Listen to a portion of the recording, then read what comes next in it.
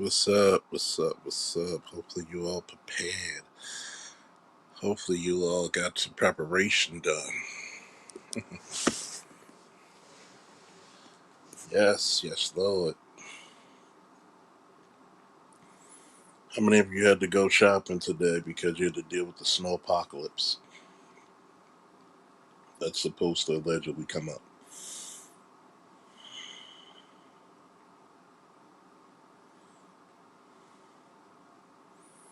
See, so got Namer, got Louie.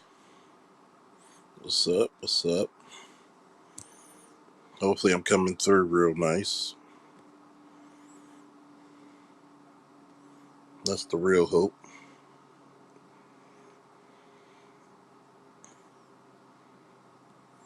How's everybody doing? How's everybody feeling?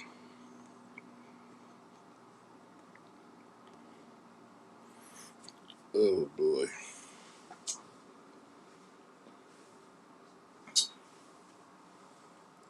What's good? Sound clear. I'm glad it sound clear. Oh yeah. Gotta get you. You know, I was talking to Louie earlier. He gave me the idea for tonight's show.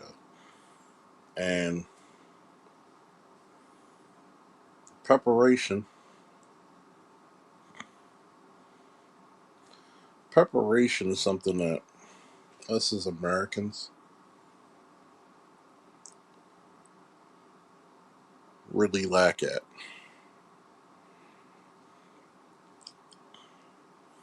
Number one, do you have any goods that are going to last you? Canned goods.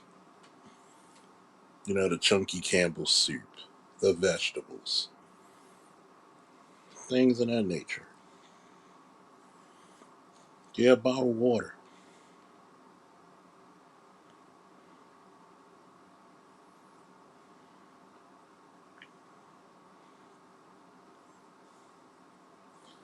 There's a lot of stuff that, us as people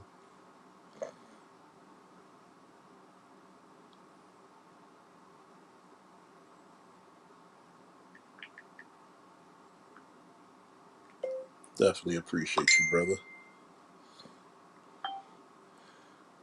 There's a lot of things that, as Americans, we take for granted.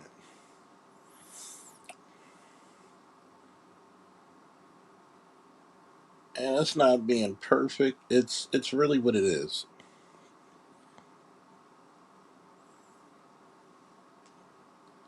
A lot of times we don't have to go through what people in the third world has to go through. Like either you do without or you suffer.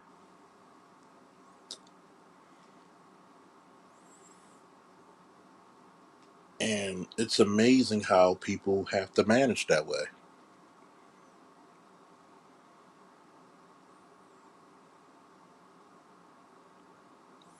Very amazing.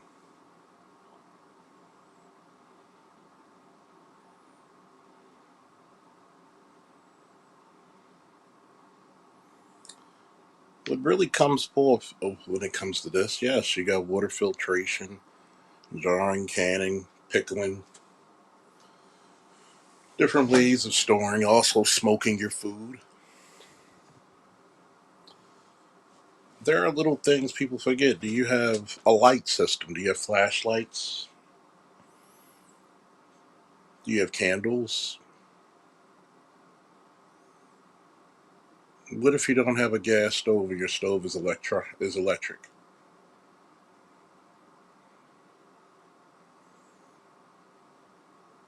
Why not act? Do you have a grill that's capable? Do you have a chimney? Do you have firewood? Do you have different ways of keeping the cold outside?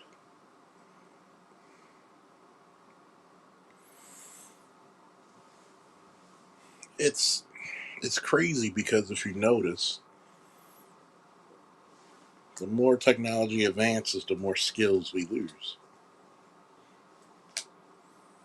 It's actually pretty fucking shameful. Pretty fucking shameful. It's a little disturbing when you think about that, because when you really look at things in this nature,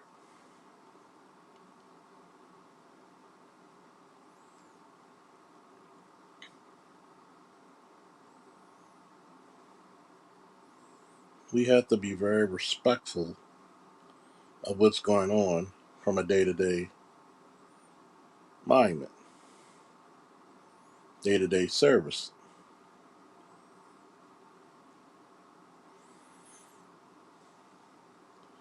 Do you have ways? Did you move a lot of your elderly people with you? Did you move with them?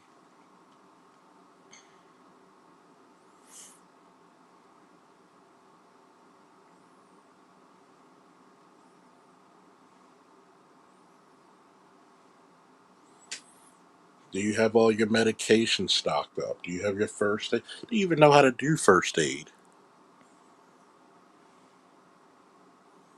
Is your vehicles tempered? Are the wheels, the tires, are they filled with air? Because if you have a small leak, that cold air is going to drain it out.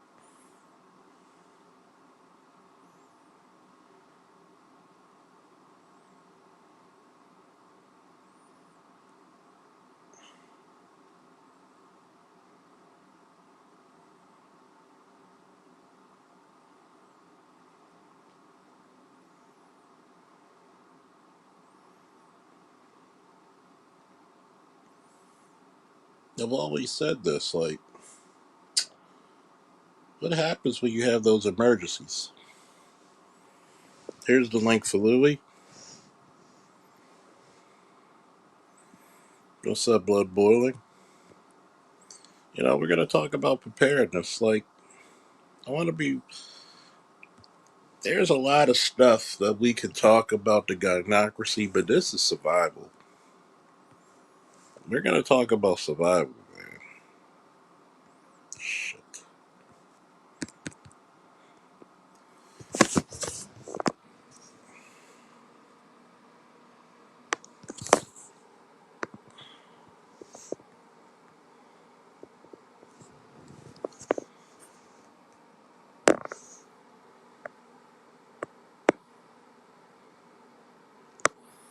Let's see if I can pull this damn thing back up.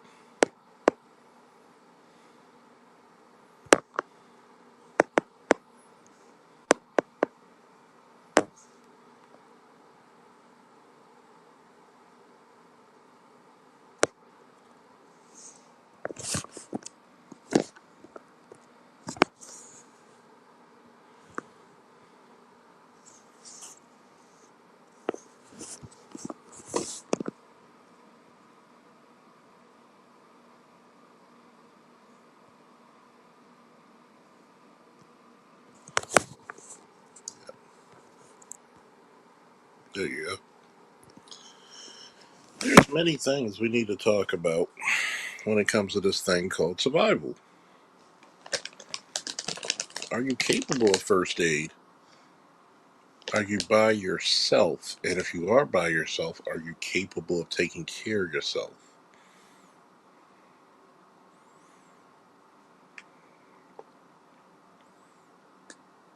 Sometimes you need to boil some water, okay?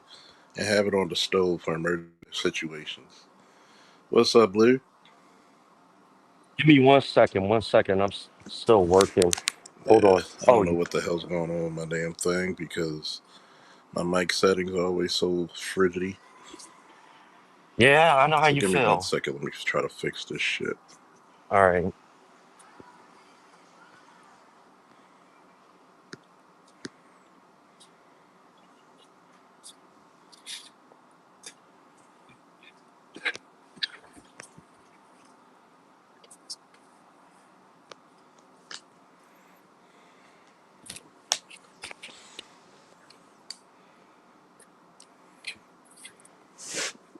Let me come back out.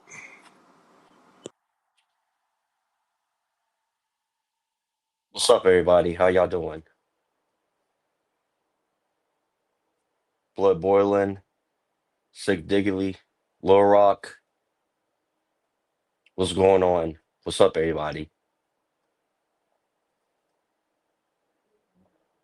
Is anybody in the Midwest or in the South by chance? Could y'all put y'all geographic location? All you gotta do is say Midwest, Southeast, Southwest, or whatever.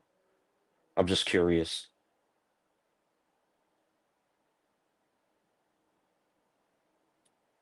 Do you have a great set of snow tires as well as regular tires, including the spare? That's a great question. If you have a vehicle, is your vehicle properly weatherized for the winter?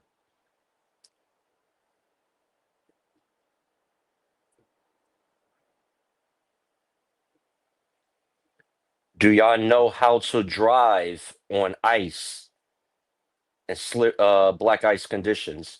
Do you know what to do if your vehicle gets out of control? Well, one, you shouldn't be on the road like that in these type of conditions. Yep, compass, remaps. Learned that in the Marine Corps, land navigation. We all used to Google Maps now on our phone.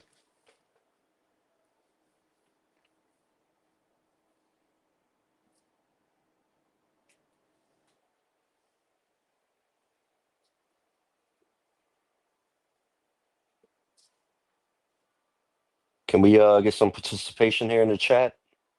Can you tell what your location is right now, if you don't mind? Because they talking about 3 inches of ice in the South and Midwest, and if that piles up, you know you're going to be out of power. If y'all remember what happened in Texas a couple years ago when they had the situation with Ted Cruz send his family down to Mexico.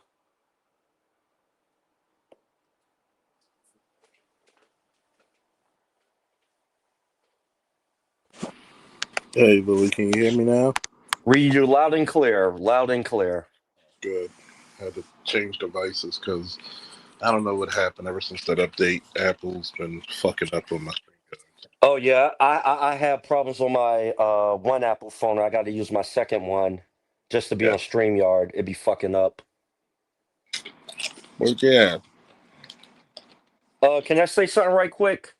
Go ahead. Look, this is the direction, in my opinion, where the Black Manosphere should go. Look, I know we love the Bango and Keisha. It's good entertainment, but there's a lot of brothers that's in this space that does not know simple life skills, which we should be imparting onto these young men. Yes, sir. And some people, unfortunately, older brothers, due Yeah. to whatever circumstances, they do not know a lot of things due to either we got pampered and spoiled by technology, but when situations like this happen, a lot of people get caught with their pants down.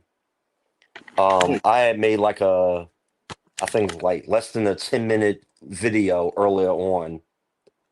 Only a few people showed up, but it is what it is. Um, this situation has the potential to be very dangerous. Monitor your news in whatever area you in. They talking about in the Midwest and the South, you're gonna get a lot of ice on these lines. If that piles up on those lines, you're gonna have power outages. mm-hmm. My Yeah. store in particular got destroyed today. I'm still here. I'm probably gonna be here a little later. Yeah. Um, make sure it's better to be prepared than not. Make sure you have shelf stable food that you don't have to heat up, like cans of tuna, peanut butter and jelly, Pop Tarts, get some bananas, apples, or whatever. And if you have a gas stove, if your power goes out, I know a lot of people, especially old school, we like to leave our oven on. Don't do that and you fall asleep. You could die of carbon monoxide. Mhm. Do not do that shit. If you're gonna do that, the least you could do is open up a window. Yeah, have some ventilation. And also, We have brothers and sisters out there. For these are the with the brothers here that's listening that are always prepared. You have family and loved ones that may not be prepared. You know who they are. Keep an eye out. If you have elderly parents and you have a good relationship with them, give them a call to see if they're okay. If they don't got it, like, look, if not, take your ass to Home Depot, get a couple of flashlights just in case the power go out. Maybe you got a loved one that does not have one. Buy one for them. This Mm, situation has the potential. They talking about in some places you might be out of power for a week. I hope it does not happen, yeah. but you got to prepare for the worst case scenario. Do you have bottled water? Do you know, Oh, like, if you leave your faucet on and the water runs where it doesn't, your pipes doesn't freeze freeze over. up and bust? Do you know how to boil? You got to get. You have a big enough pot to have boiled water ready. Do you know how to clean out, disinfect,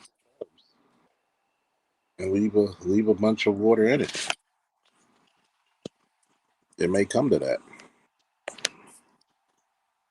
Some of you gotta. Some of you have waterproof boots.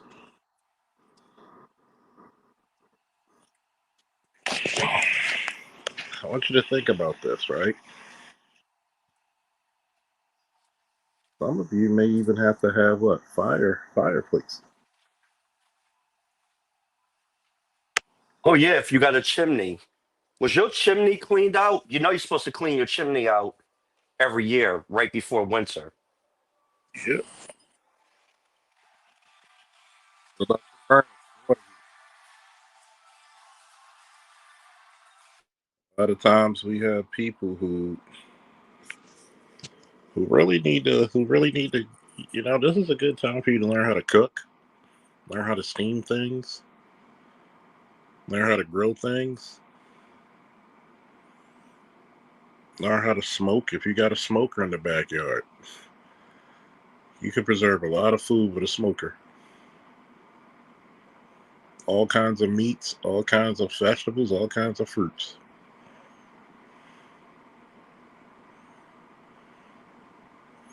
Hell, some of you need to eat your fruits and vegetables any day. Did you stock up on? And these are the things that we talk about also, where you had that break in the chain of passing down vital knowledge from your father and your mother, your grandmother, passed on child to child. These are certain life skills that for some people they were never taught. Yeah. And this is where the space should come in. Not just banging on Keisha.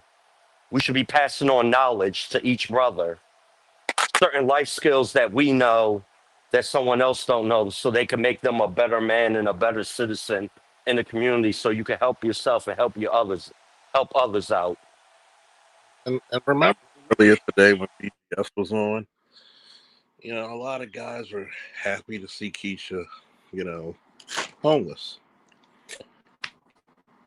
That's what, black man. That could easily be you. They're gonna help women and children first before they help you. Did you even put salt on your steps in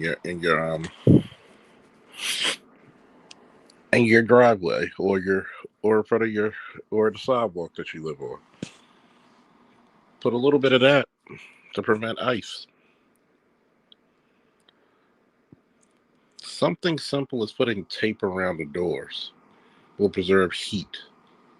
Even putting duct tape around your windows or plastic. Yeah, back in the day, we used to put plastic around over the windows and Mm, staple it to keep the heat in. So, your electric bill doesn't go up. That's yeah. one of the hacks that our parents and grandparents used to do back in the day.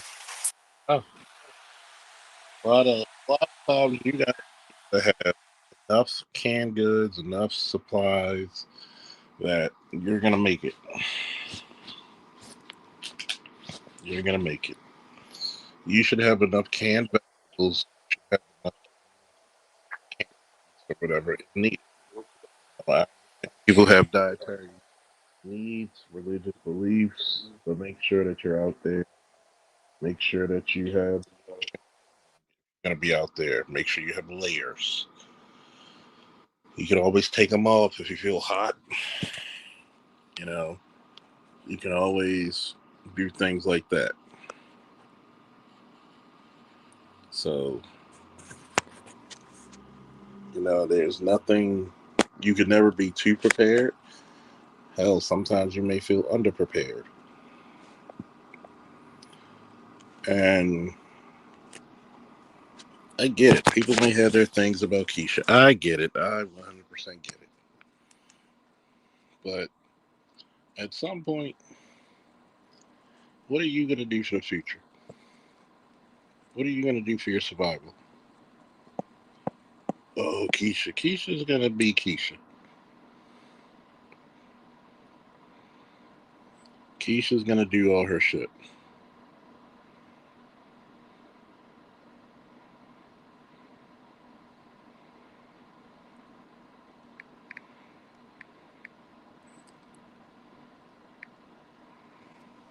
So, at that being said,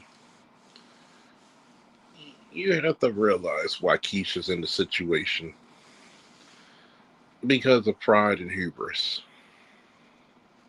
Okay? Let's just put it out there pride and hubris. Keisha thought the government was going to always supply. All I need to do is have a baby. No, any man will do. I'll tell you the reason why because of hard headedness and rebellion. Hard headedness and rebellion. Don't be like Keisha. Don't be like Keisha, man. When you rather be trapped in a car where a lot of people you gotta think. Some of you who don't even know where your kids are, that's exactly where your kids are. In the clutches of Keisha. Some of you don't even realize this, man. Some of you are really gonna be fucked up when you find out your long lost kid that you couldn't find is living inside of a goddamn car. Remember that story, um, Louis, when the chick was in the car with her mother and her two kids froze? Think about that. Yeah, that was in Detroit, I think. Yeah. Out of all the systems, out of all the things that help mothers and children, why didn't she do it? What was the problem? It's that rebellion, that pride, and fear. And I think that it rubs off on black men as well. Because when we talk about, hey, about being a better man, there's a lot of black men who don't want to be capable. When's the last time you worked out? When's the last time your goddamn blood pressure was in order? Can you go up two flights of stairs without being winded?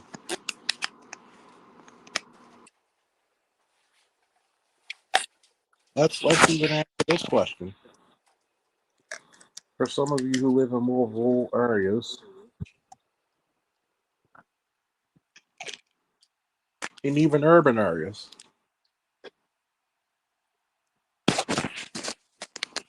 are you capable of protecting yourself and your family? And can I add something, Go ahead. Charles? Go ahead. Um, what I'm about to say, if this does not apply to you, let it fly. 2026 should be the end for you a red pill raging if you're that type. Stop worrying about these women who do not give a fuck about you. This year and going forward, should be about improving yourself as a man. And with that being said, I am speaking to myself also because I got to make myself be a better father to my son. You need to direct your energy to things that is going to help you self improve and be aware of your environment, like the situation. You'll be amazed by how many people don't even check the weather. You give somebody like, oh, it's a snowstorm day, like going to happen. They're like, for real? Instead of consuming a lot of anti-Keisha stuff, you need to be looking up videos on physical fitness, skills that you want to add to your repertoire, skills that you want to improve that you already have to make yourself a better man and a better citizen in your community.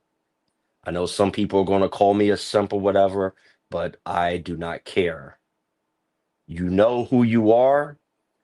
Let this red pill raging go. 2026 forward, you should be improving yourself financially, spiritually, physically, and skill wise. And once you improve, the right woman will be gravitated towards you. And honestly, when you're a better individual, these low value women will avoid you because they know they're not worthy of being with you. And I hope I didn't ramble, um, Charles, but I'm going to put my mic on mute because I got to clean up the store right now. Oh no, though you were cooking. I was in total agreement. Like to me, I think that if your goal, if you want to be in this space, you have to elevate. You have to evolve. I can't be worried about Keisha if we don't have a fucking place to live. How can you say that you're? Some of you believe that you're a high value man. How are you a high value man if you can't provide for yourself? What did Kevin say? One of the credence of being a high value man is what? Being useful to the community.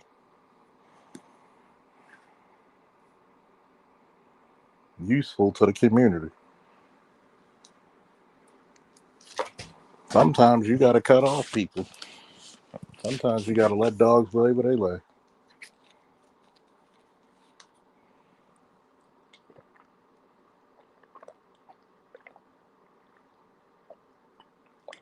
Had to take a water break. A lot of you should also get some fresh water. And if you have good enough filtration in your fucking pipes, fill up some water bottles.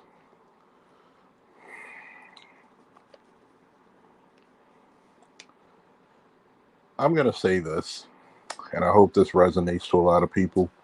Oh, hold up, Charles. Go ahead. Also, this cold weather, it could have the potential to fuck up your plumbing, like your toilet. Also, Hmm.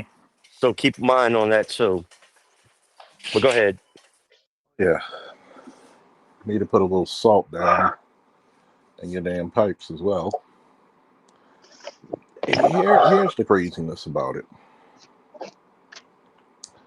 When it's truly becoming a man.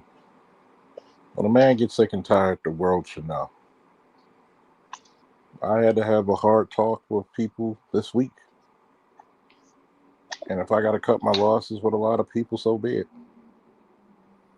My peace, my well being, my safety, my destiny should be obviously number one. I'm tired of men killing themselves and slaying themselves to make an ungrateful world happy. And you'll never do it. You'll at the die expense of before their you own make an happiness. ungrateful world happy. Okay?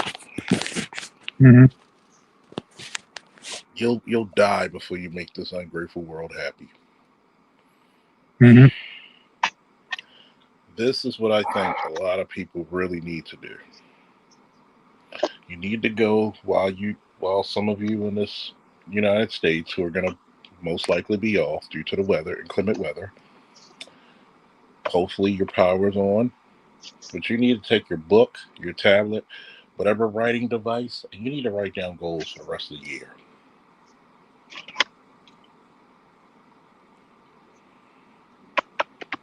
Black men should be healthy. Black men should be happy.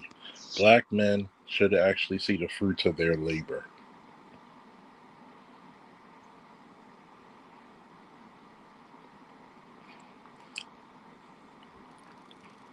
You should not be out here scrambling for someone's attention. You should not be out here trying to make a dissertation to why everybody in the world should love you. You got to be okay if the world turns their back on you.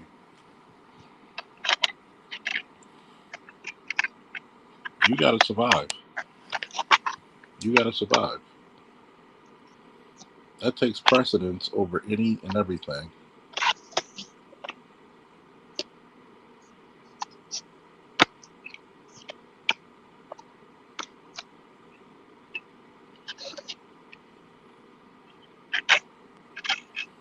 And this is the time.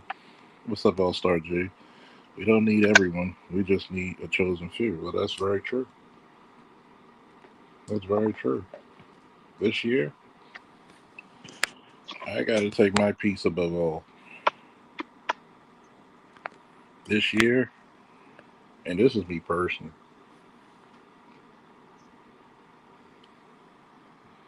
If you're not with me, you're against me.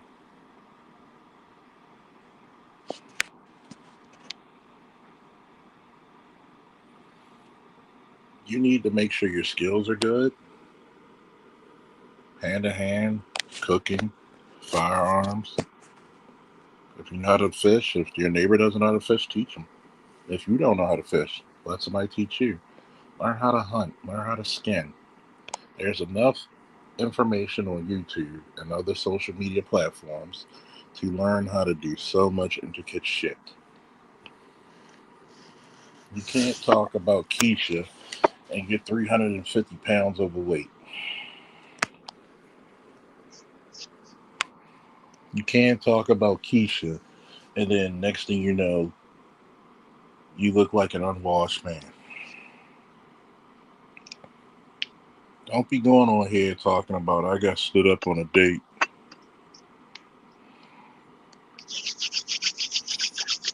It's like Louis said. When you become a better man, that becomes a bulletproof vest and a shield away from ratchets.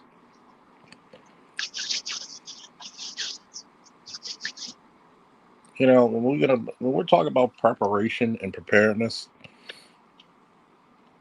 we're gonna talk about the physical, the mental, the emotional, and the spiritual.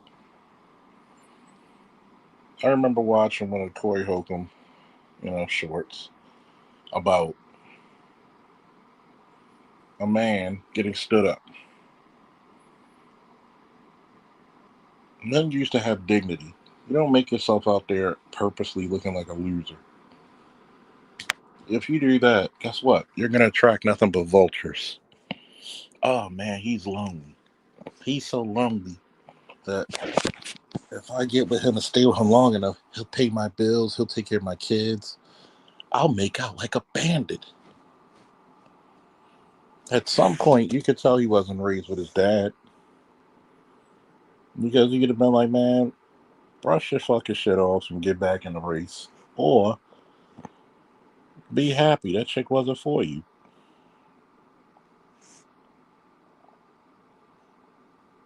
This is what you need for preparation of the emotion. Ask yourself This this, is what you Charles. need for preparation of the emotion. Yeah. You are not at a time where you got to be soft looking for love. You need to be very decisive and quick. And you should be able to talk to a woman. There's many times I talk to women online and I would be like, tell me more about yourself. And some women will reply, well, I talk over dinner and drinks. I said, no, I got to get to know you first. That's the entitlement. I don't do dinner and drinks without getting to know you. I Now gotta without find out coffee if I first. like you first. Sorry, Yeah. we don't do that. More importantly, like brothers need to, a lot of men need to learn how to be happy within themselves. Because too many people depend on other people to make them happy. I'm like, no, you need to find happiness within yourself. But instead of being prepared for difficult journeys, we still go for the softness and then wonder why we're always in this continuous panic of hurt, continuously at the beck and call of people who don't really like us. And we're not just talking about women. Some of you still got friends who don't like you. They just use you because you're an easy target. Some of your Got family rid of those just a long call you time because you're an ago. easy target to get money from. And also, if you're the one that's complaining all the Once they time think that, about Keisha, oh, do y'all hear me? I can hear you. Where y'all complain about Keisha and the ratchets, but sometimes it's your energy. You are who you sometimes you attract. need to actually have a team. It's okay to say, hey, I don't know how to do this skill. There's a lot of men who probably come to my stream and other streams that never been in a physical altercation in their life. But that is okay.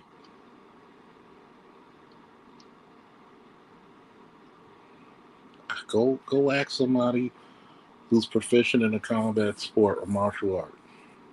They'll teach you. It's okay. Everybody had to start at one. But what happens in this world, you do the same thing like Keisha. It's the bravado. No, I'm really tough. I'm tough. I'm tough. I'm tough. And then what happens? Get into these situations that are above your pay grade, and now you're stuck.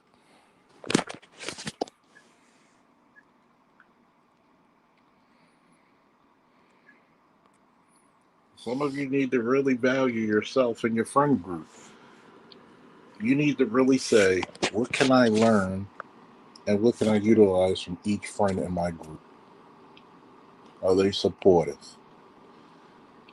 Can they lend a helping hand? Do they encourage me to be the best version of me?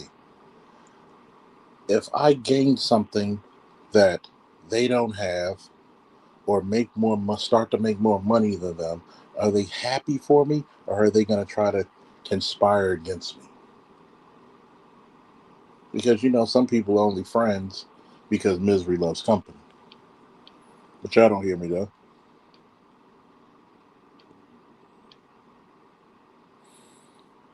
But at the same time, are you capable of reciprocity and giving them the same?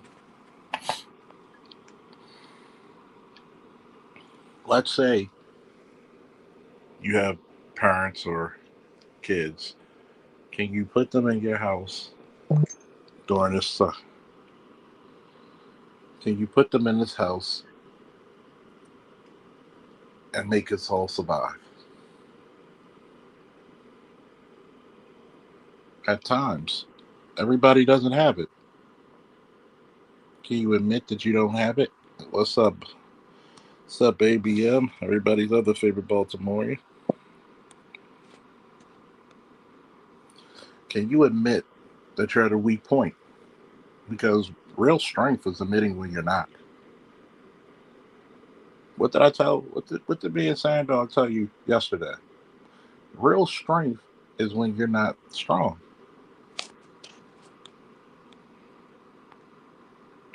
There's a lot of people suffering. There's a lot of people laid off. A lot of people got fired. A lot of people going through divorces. Once again, I tell you, the parts you really need to pay attention to the Keisha shit, you don't. Why is Keisha homeless?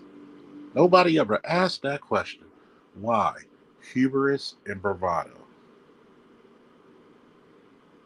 You couldn't humble yourself for that man. You didn't want to do 50-50. Hell, most men do 70-30. Most men do 60-40. Some men do 20-80. But because you have this hubris and this ego, you couldn't fucking humble yourself. You rather be living in a car with your kids. And notice, and have you noticed when B just played that video? Have you noticed two things? Some of them women, half of them women were actually very attractive. And number two, all of them women had more than one child. Hey, Charles, it's like we All of them always say, women had buddy. more than one child. Hey, what's up, Charles? And out of all those women, only one chose to keep the kids with the father. I want you to think about that. Only one chose to keep the kids with the father.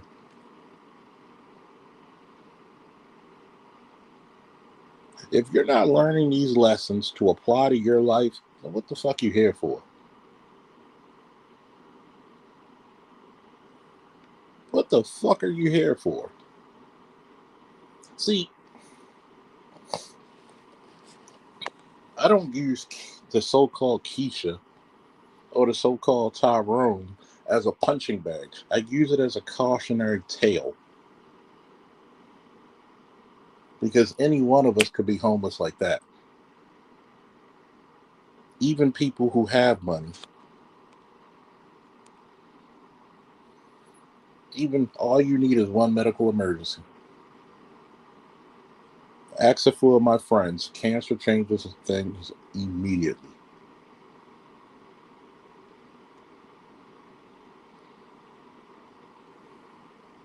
Any type of sickness can change immediately. An auto accident, even if you're safe, the car is down immediately.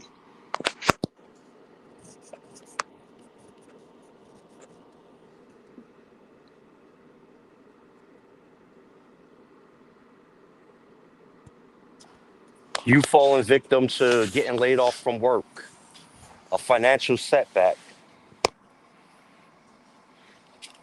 Hey, Charles, do you hear me? Hey, Charles. Yeah, Okay. Can you hear me? shit happens. See, a Do lot of you hear people don't Anybody ABM? hear Hey, me? realize that Charles. Hey, Charles, do you it's the hear stuff you got to ABM? look at for a lot of those quiches. I don't think you can hear any of us. They could have been living really well, Everybody back out and come lap back of in. luxury well. All right. They don't make, see, they don't maintain the, because guess what? This is a cautionary tale. Don't be insufferable. Don't be insufferable.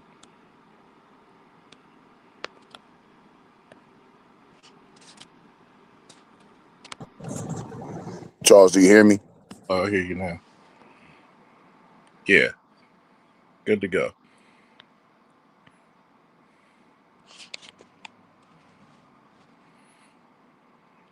You're good to go. Wanted to say something?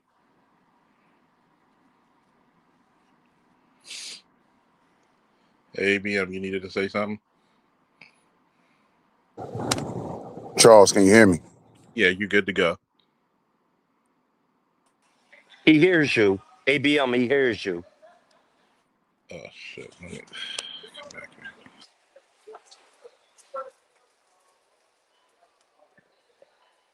here. Hey, everybody. It's me.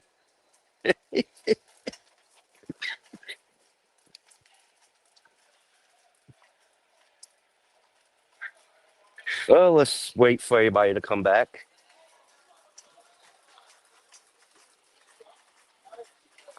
Yep, I can hear you now, Lou.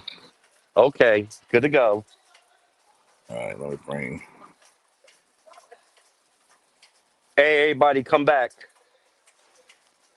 Come back up here. I can hear Hello? you. Can Yep, you hear me, Charles? Anybody? hear you now. I can hear you Okay. good.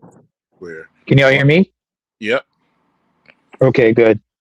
I just want to put it out there. Like, you gotta, like, and Lily is spot on. You have to elevate out this hate of Keisha and say, what are you gonna be? What destiny do you hold? Because let's really be honest. Hey, Charles, Yes, sir. can I add something? Please. You need to love yourself more than you hate Keisha. Once you get at that point, it's nothing but moving forward and improving. Once you get at that point in life where you love yourself more than your red pill raging Akeisha, nothing but prosperity will come your way. Mm,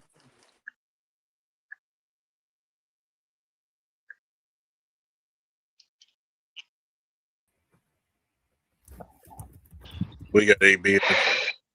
Agreed. Sub AB. Hey, what's going on? Yeah. hey, It has to be because you gotta realize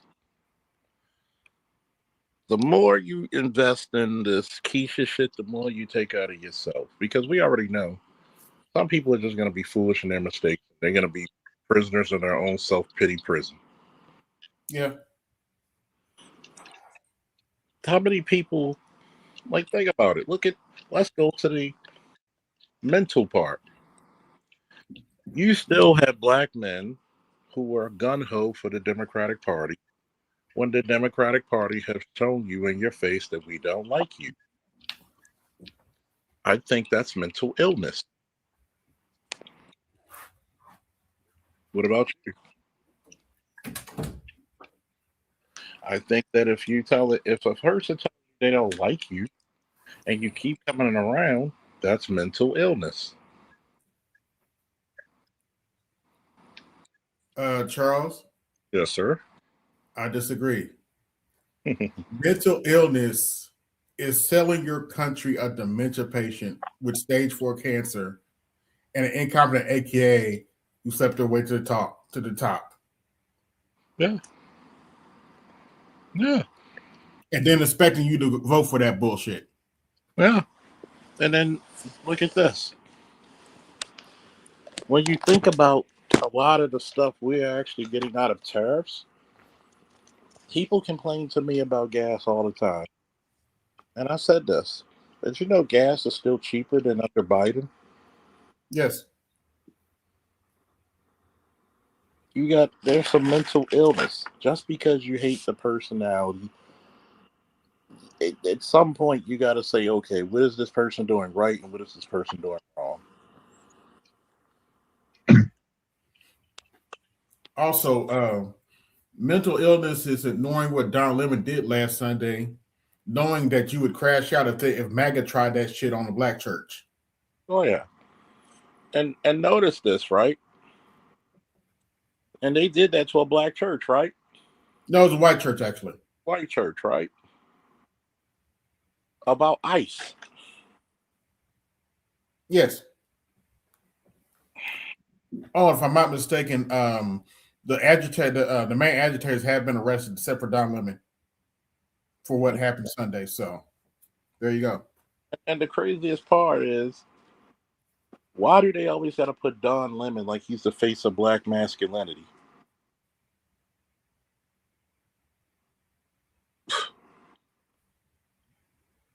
If you motherfuckers are mad about ICE, but none of these motherfuckers gave a fuck about you in the 80s and 90s and 70s and the 60s, notice not one of these illegal immigrants bring up Selma. Did you notice that?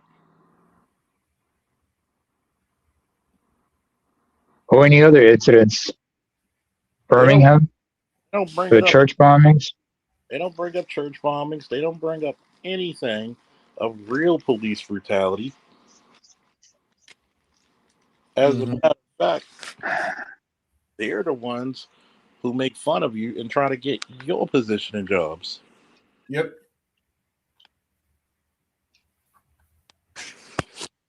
If you're here illegally, if I came to your damn country, it takes me what 5, 10 years to become a citizen of Mexico. But we're supposed to just let any motherfucker come here, get benefits they were not born to have, when you can't even get all your goddamn shit that the government owes you. How about them fucking apples?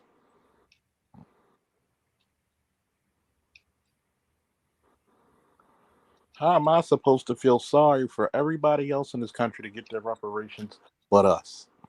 Mm-hmm. That's mental illness.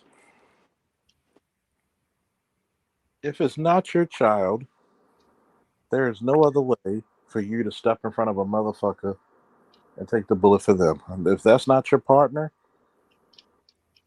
in the department or in the military, you're not gonna go out there and do some dangerous shit for them because they're not gonna do it for you. Yep.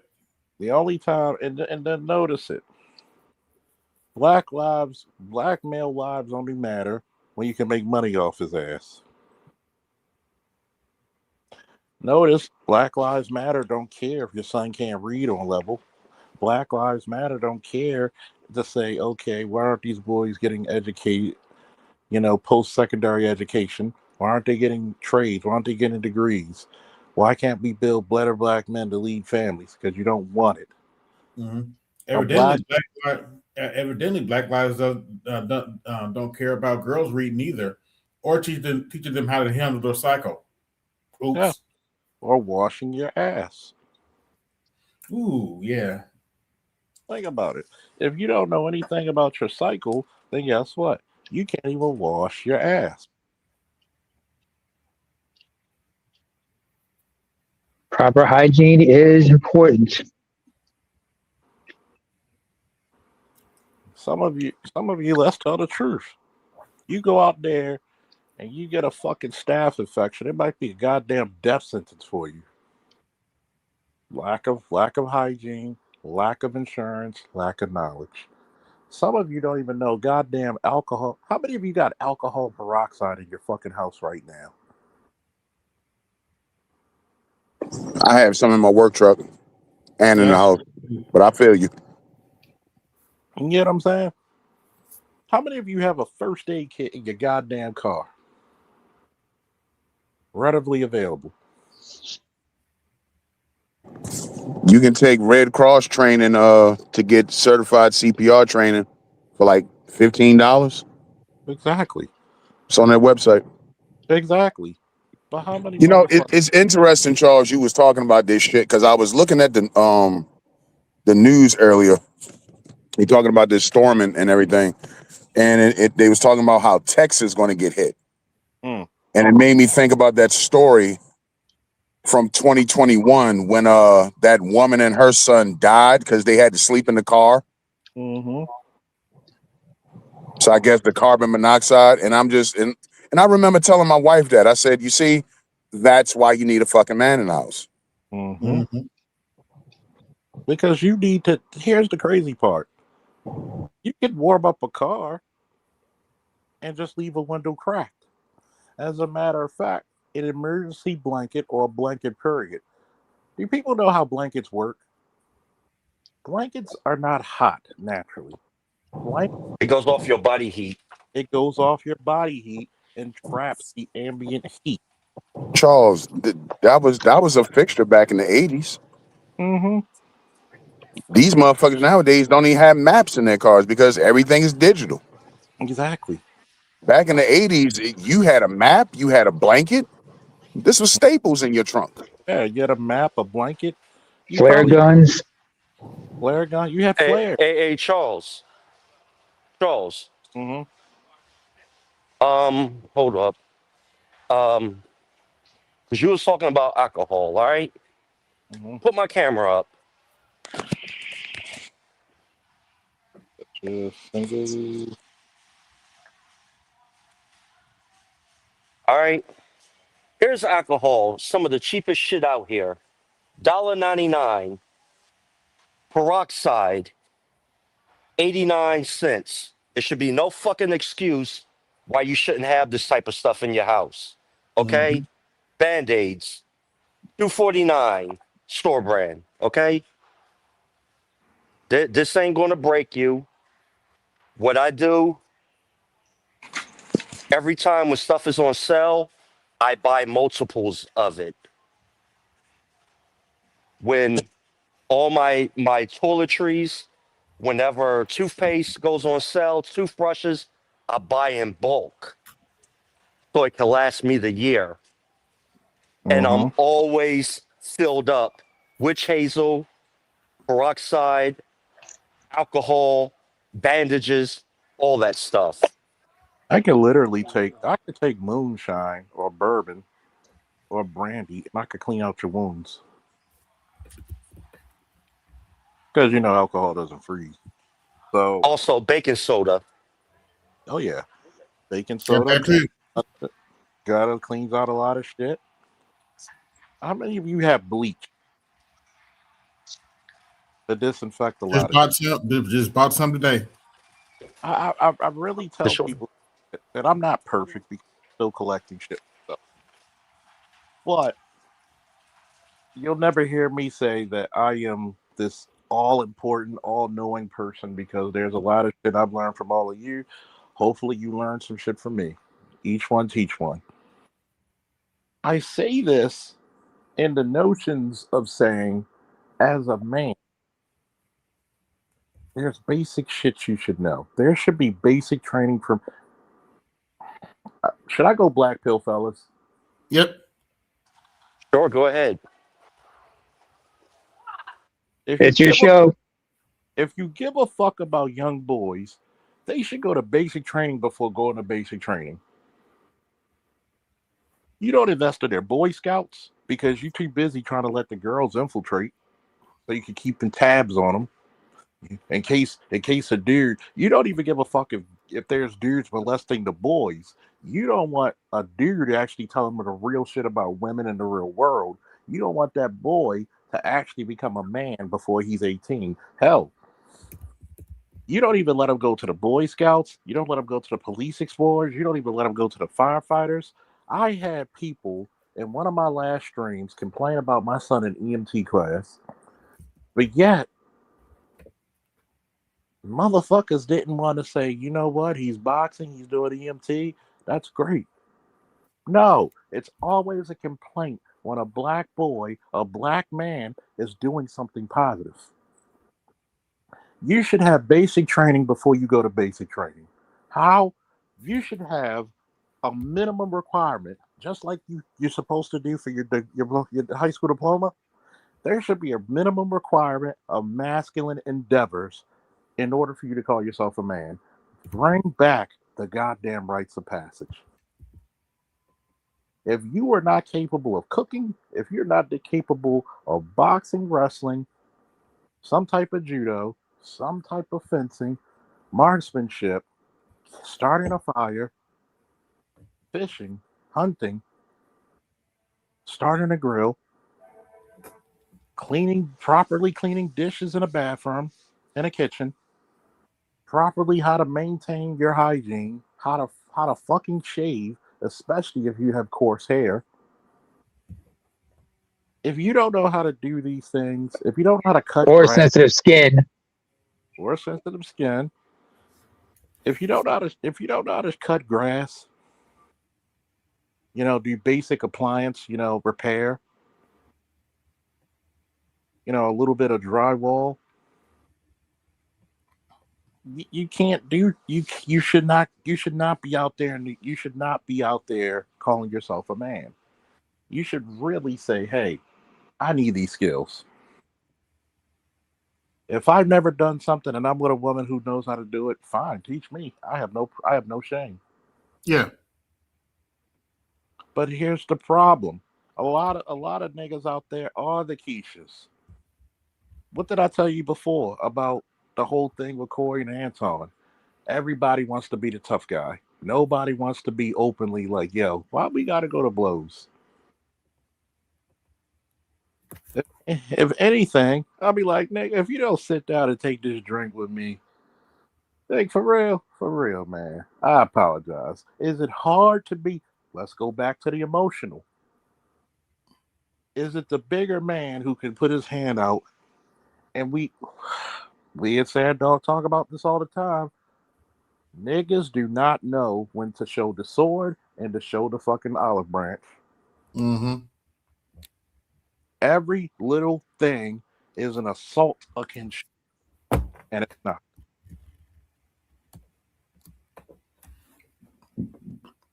Everything is not. Why can you not? Here's the greatest emotional trick. Y'all ready for this? Here's the greatest emotional trick for everybody. And this is brother Charles to some of you who I'm older than significantly, Uncle Charles. You know, Kevin's the Godfather. I'm the drunk uncle. Sorry, just joking, but not that drunk. I'm the guy who came up there with the war jacket, telling you back at Nam and shit. I'm gonna give you this one thing. Every man needs to take time to laugh at themselves. Does that make sense, fellas? Yep. Every man needs to take time to laugh at themselves. Don't Every we all need a good laugh? we do. Every time you should not be. Think about it. How many times have you heard me and Art of Itmore play fucking Street Fighter, play Madden, which some of those shows y'all enjoyed? They talk fast shit to each other. Talk big shit. We talk work. Did you notice on them shows we talk bigger shit than Corey and Anton? Big Yes. funny as And, hell. and, and, and you knew you guys were just fucking with each other. It wasn't disrespectful like that. You were just messing with each other, playing the dozens, going back and forth Mm-hmm. like two best friends. You But, know, but what did you learn from that interaction that me and Art and myself displayed? you guys had humor. Learn how to just, you guys learned how to have a wit and have a thicker skin and everything, and understand the camaraderie that y'all have for one another. I mean, there were times where he got you good. There were times where you got him good. Yeah, you got it. You win Just some. like when you guys were playing. Yeah, you win some, you lose some. Nobody got upset. Nobody got disrespected. And y'all know y'all was just fucking with each other. And there were times like, but you guys also have to understand, y'all understand there's like, y'all understand each other's like, you guys have that camaraderie. Like there's a Certain limit. cats, you can't play that joke with that. I You know where never. the lines are. If you knew where, here's a limit. I never hit Art of Itmore with.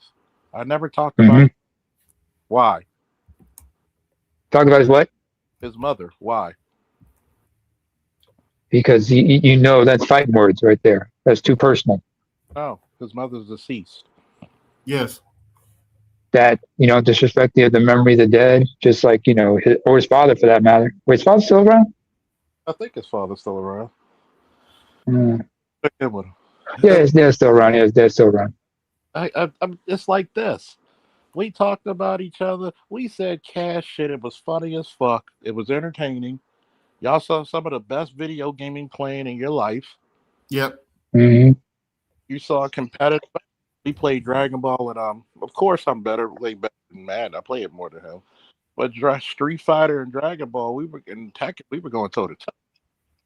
So why is it that we could joke? There's times I'm like, yo, that's funny as shit. People catch me with shit. That's funny as shit. I ain't gonna lie. That's how you knew you won the dozens is when you got mad or you made the other guy laugh. Mm-hmm. This is part of growing up. Ask ABM. That's part of growing up Baltimorean. Hell, I'm pretty sure that's part of growing up black. You have to be in emotional control. You gotta laugh at yourself.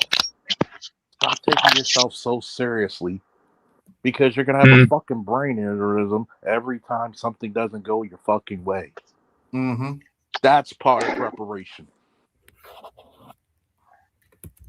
I had to learn that the That's the hard way. preparation niggas need to talk about. Think about.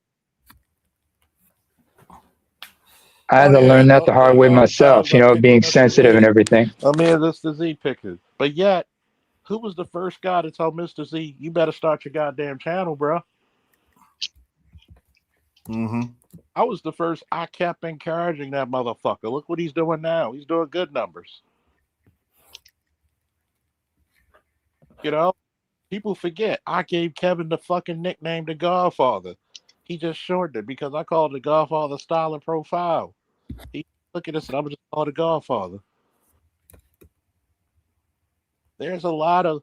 I'm not bragging about my shit in the space, but there's a lot of monumental shit that I put a coin on in some way in a fashion.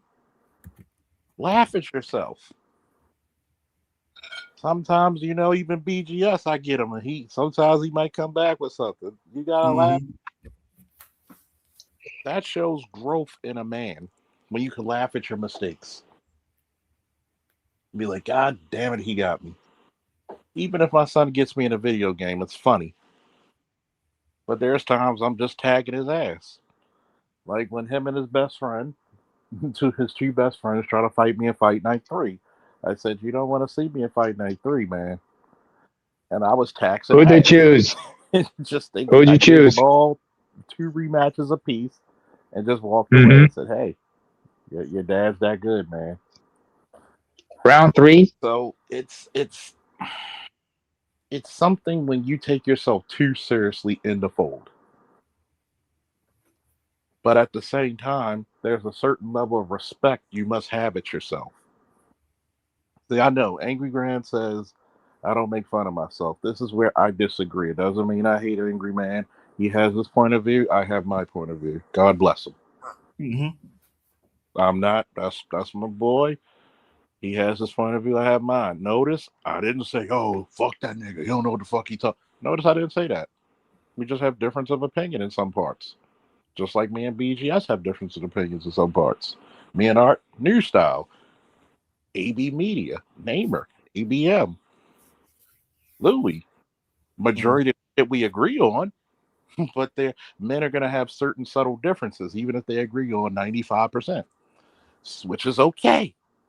So I believe you should have make fun of yourself. You know why? Because you teach yourself to slow down and think. You teach yourself to say, "Hey, it's not that fucking bad."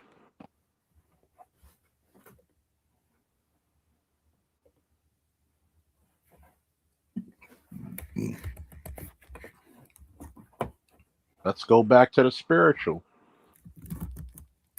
I'm not telling anybody what religious institution they should believe in. That's between you and your God or your ancestors, whatever universe you believe in. But I will say this: men need to prepare their souls because guess what? If you have a terrible soul, that's going to affect the other three aspects. Just like Mm-hmm. the aspect affects the other. If you have a bad physical body, it's going to affect your mind. It's going to affect your emotions, and your emotions are going to affect your soul. If your emotions are fucked up, it's going to affect your body. It's going to affect your soul. It's going to affect your mentals. They're all interconnected. Time to meditate. Take time because usually when you're stressed out, when your brain is all discombobulated, that affects you in so many ways. What is stress to a black man?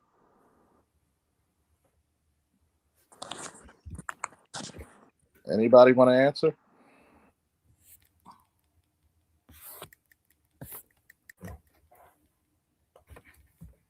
Stress to a black man is kryptonite. Did you Most realize? definitely. Go ahead. Most definitely. Have you ever noticed why a lot of people's grandfathers and fathers, a lot of them never made it past 40?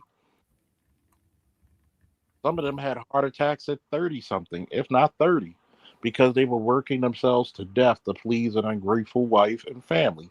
Sometimes they had to deal with cold, old school racism on the job, then racism coming from the job. Then they had to deal with somebody. nagging and yelling at them in the house.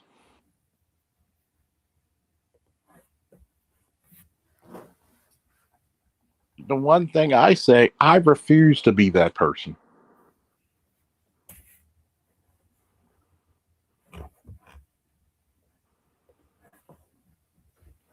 I refuse to be that. Sorry.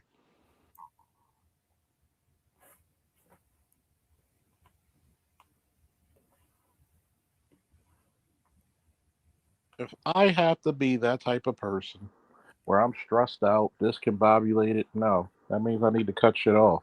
I need to cut people off. I need to meditate. I need to have a one on one talk with whatever my creator's name is.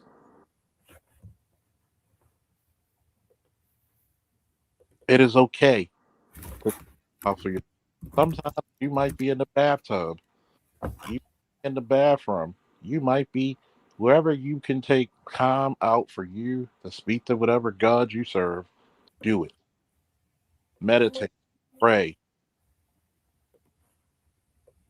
do whatever you do because there's too many men, especially black men, getting early deaths. Yep, for early deaths out there because of stress. See, y'all thought we were just gonna do some prepping shit, huh? Y'all Mm-hmm. thought, go ahead. Y'all thought we would talk about some prepping shit. When we talk about preparedness and preparation, we talk about the whole complete human being. There's a lot of men who are hurting outside. Okay? There's a lot of men who haven't seen their children.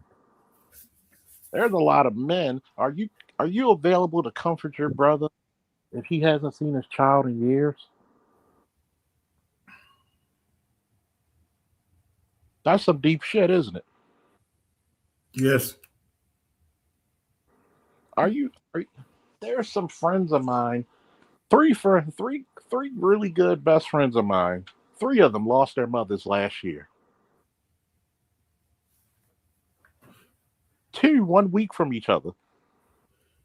I can tell you there's nothing can prepare you for looking at a parent in the casket. And the only thing sadder than that, AB, do you know what it is? What is it? A child in the casket. Thank you. Yes. Yes. Thank you. I unfortunately I had to deal with that last year. A kid that I babysit, I look at him in the casket. Damn condolences. See, a lot of people, we're going back to that preparation again. Where's our safe havens to talk about this shit? I've said this to myself many times ago. If this space was not around, the suicide rate for black men would probably be off the hook.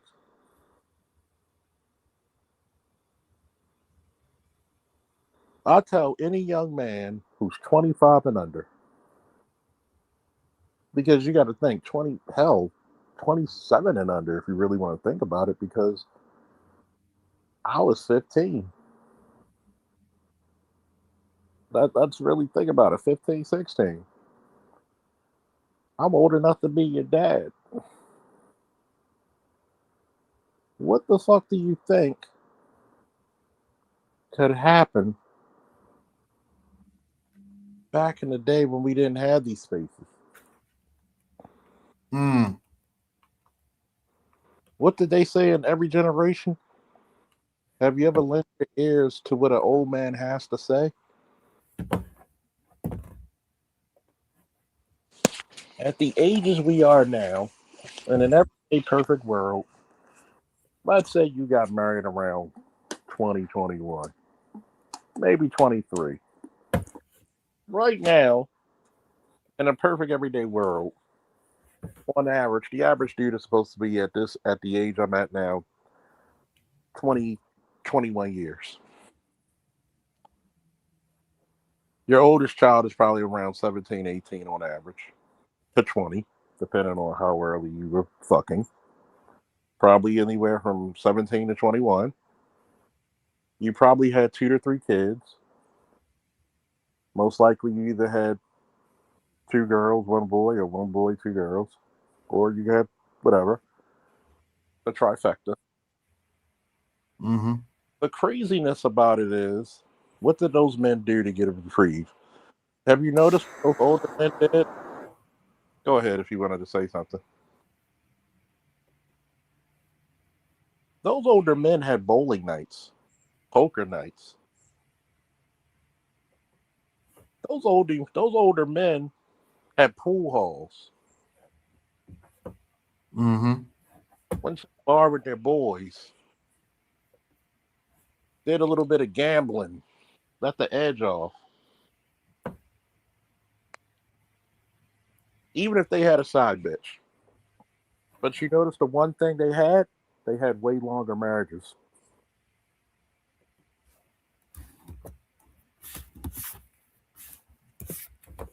When they were off the weekends on average, what did they do? They shined their car, they cut their grass.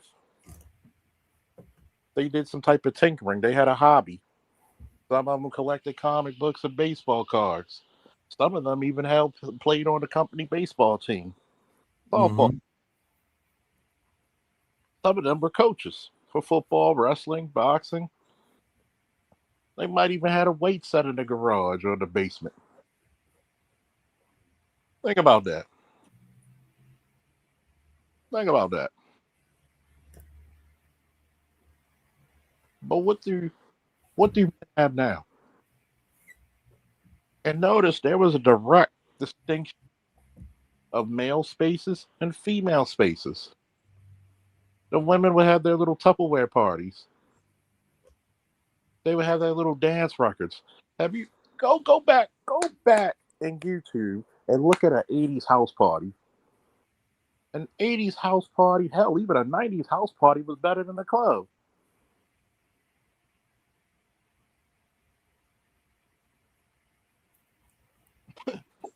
Go look at it. Now they only hook up when it's raunchy shit, like a dildo get together or some shit. Exactly. Mm-hmm. What was that little shit ABM that they had like the when they were swallowing fucking bananas and fucking cucumbers. Yeah. And the Damn. dude is standing over top of you, pouring the syrup down your fucking mouth and all that shit, the chocolate syrup and all that. Yeah. Raunchy shit. Think about it. Women, That's all they do nowadays. Look at the Usher shows.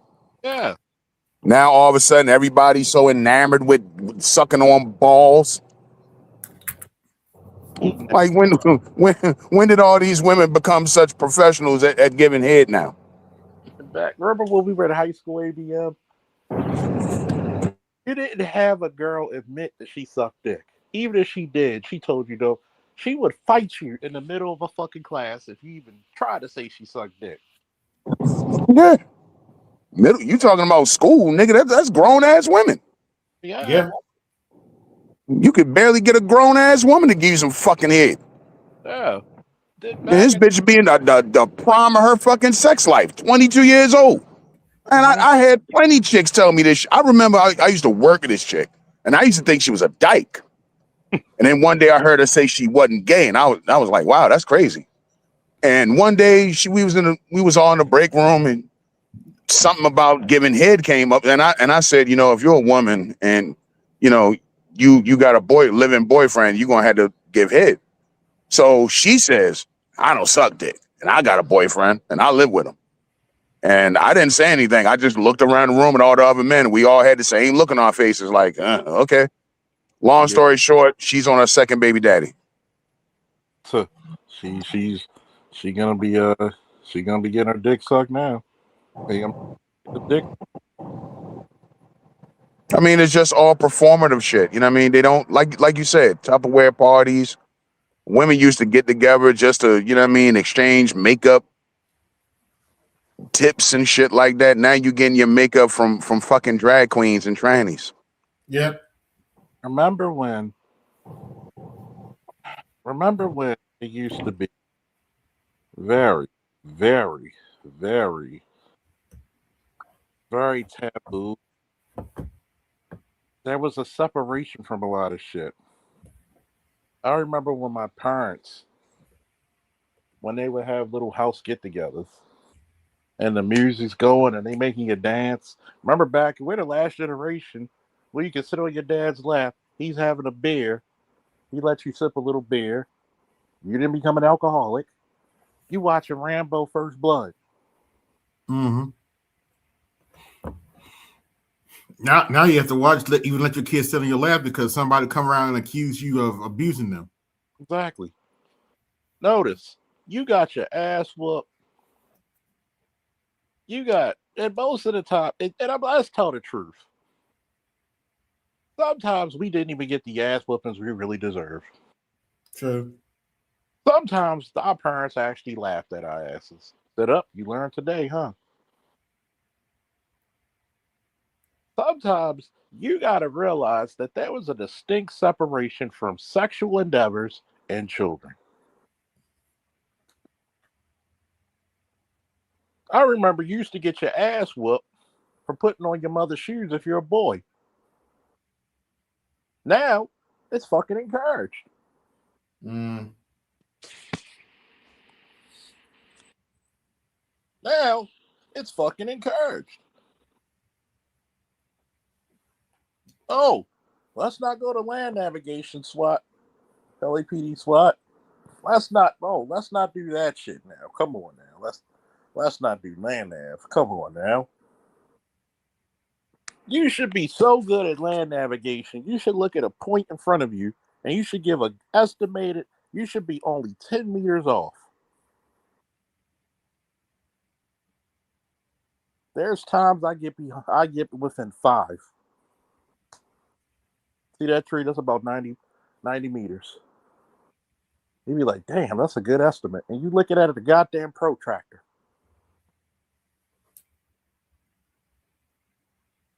Remember when your father and your uncles took you around the goddamn garage or whatever mechanics, and they sitting down working on the car, and the only reason they working on the car is to get the fuck away from the women folk? Mm-hmm. You learned how to change a tire. If you had a father in your life, you learned how to do shit early. Yeah. Guess how old I took my son shooting? He was about 9, 10 years old. Took him to the ring, let him shoot a little 22. And he said, wow, this is real different than the video game. Yeah. Hey, Charles, Yep. hey, Charles, you hear me? Oh, yeah. Clear. What's the best way for a man to show love to another man? Well, To pass on knowledge. one of the best ways is one, we insult each other because that's how we two to Oh, you're actually doing the dozens? yeah, and two to actually sit down and listen. Mm-hmm. To sit down and listen and take in heed. But when there's a certain way another man will touch your patch on your shoulder and be like, "Yeah, I got to talk to you about something." And see, we got to get away from the no dick and the no homo shit because it is cool for men to tell them I love you. We know the difference between erotic love and brotherly love. Okay, familiar. So Every time, hey, Charles, every time I speak with my former comrades in the Corps, and when the conversation ends, we tell each other, I love you. When I talk to my brothers, my two brothers, when I finish talking to them, I tell them, I love you. When I talk to my best friend, when we end our conversation, peace, I love you. Because you never know whenever you never going to meet each other again. Time is too short.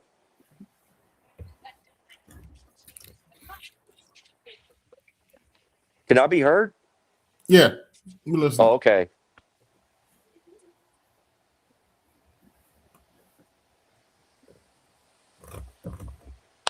Say what you were saying, because I got cut off. Oh, yeah. And actually, with this podcast, we're doing this because we love each other. Yeah, Mm-hmm. yeah. If we didn't love, if we didn't have love for black people and black men in particular, I wouldn't have done. I would not do this. Trust me, folks. I am not getting rich because of this shit. Okay. If I didn't have love for my people, yes. Do I have love for black women? Yes, yes, I do. So here's the thing. Oh, how can you talk about black women the way you do? I'm gonna tell So you you the love same thing. I'm gonna tell you the same thing I told my ex. Nothing I protect is above my critique. exactly. Hey, Charles, you know what I just did right now? What's that? I closed the store down. I bought a bunch of fucking groceries, a bunch of canned goods. I had to get candles and some batteries for, for the flashlight. And Mm-hmm. when I get home, I gotta sit down with my son's mother and tell, like, look, this is what's going on. Most likely, I am not going to be here Saturday and Sunday. They're going to be putting me up in a hotel. Mm-hmm. When I get home tonight, I got to pack a bag. Mm-hmm. In case, worst case scenario, you do this, this, and that. Mm-hmm. And If we see, did this severe weather, I would not be able to reach you. yeah, you got it. This is the But this is reason my why. sister's number. This is my sister's number. Call her because I had spoke to my sister. And this is the reason why. And I'm gonna ask this question. Louis has a son. I have a son. ABM has a son. What's some of the best lessons you told your son? I got Go. 3 sons. Three sons. Ooh, boy. Yeah, three sons and one daughter. Correct. Ooh, God bless you. You deserve a war medal for that, man. What's some of the best lessons you bestowed upon your sons? Take my advice and be better than me. That's lesson number one. Go. I need you to go in about that. First thing I tell my little cousins, I did this wrong. Do better than me. Exactly. I have no problem telling my kids what I do wrong or what I've done wrong. Listen There's, to your father and do not make that same mistake. there's no shame. There's no shame. I've been a father to many damn kids for the last 25 years. There are some guys who wouldn't be in the positions they were today without me. And I told them the greatest lesson is one, you got two ears, one mouth. Guess what's more important to do? Get out your fucking ego. Mm-hmm. Everybody who might cuss you out, but that same person cussing you out, make sure he's also pulling you to the side, teaching you more than he's cussing you out. The reason why he's cussing you out is because you're disappointing him. A lot of you hate your fathers only because you hear one side of the story. Mm-hmm. You know what I taught my son? What's that? Well, one, likewise, be better than me. But I also got him into boxing. Mm-hmm. And lessons I say, your greatest victories will come from your defeats. Mm-hmm. Mm-hmm. Because you learn from your mistakes and you know what your deficiencies are so you can improve on them. Oh yeah. Passport OG in the building. Bring your ass up here, OG. Like Come on, always Passport. learn, what's up, passport? Always learn from your adversities. Yes. Life is a classroom that never ends until you die. When you die, that's when the fucking bell rings. Yep. If you're not learning from setbacks, you're doing something wrong. Yep. Yeah, one of the greatest lessons one of my late pastors taught me is you learn something new every day. You never stop learning. This dude was in his 90s saying that. Yeah. And guess what? Like I said, your failures has the potential to be your greatest victories. Yes. You could have more defeats than victory, like in the classic words of Chris Benoit in the documentary, where he said, I had victory and defeats, and I had defeats and victory. Oh yeah. Oh yeah. There's Oh, times, you know, hallowed be his name, the great late Mr. Brown always told me, there are good losses. When you yes. tried to jam this and you fought with all your heart and it just came down to one point. He said, I will never disrespect.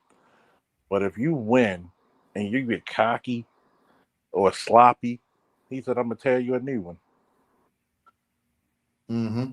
A lot of people don't understand the measuring stick of masculinity anymore because masculinity has never been looked at as such a natural thing. Because for the longest time, we gave it a lot of vaunted shit.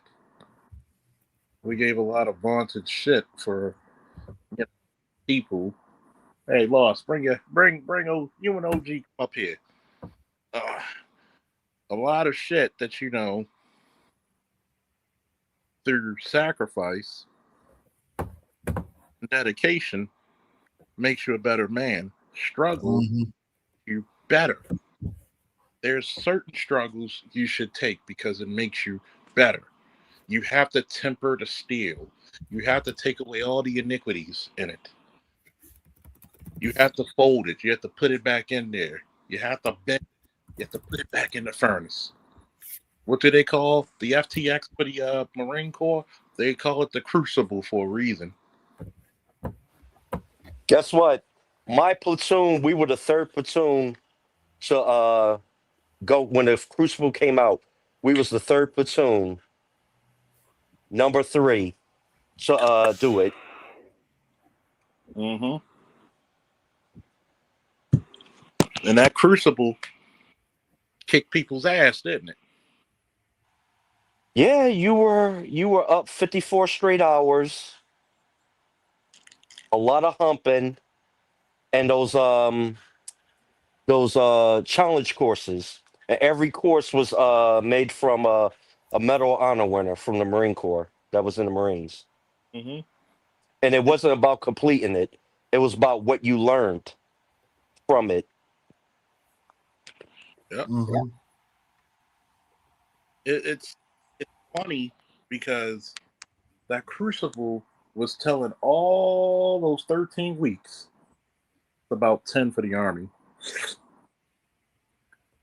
all those weeks you put into your work, and now let's see it fold. Let's see what you learned. People think you don't sleep during that FTX or that crucible, do you, Louis? No. Fuck no. I remember we went to eat lunch. Them motherfucking drill sergeants, they threw fucking CS at. We threw Well, up with the Crucible, we only had 2 MREs we had to use for the whole 52 hours. exactly. You didn't have a set lunchtime. You had to eat when you can. You had to use your own brain. They threw the fucking CS canisters when we were eating. And you know what he told us after that? He says, "You think the enemy's gonna wait till you fucking eat?" Mm. Real shit. That's why. That's why I always tell you, pontificating doesn't mean shit. You got every time, pretty much almost every time I'm on this motherfucker, ABM's working. Am I lying, ABM?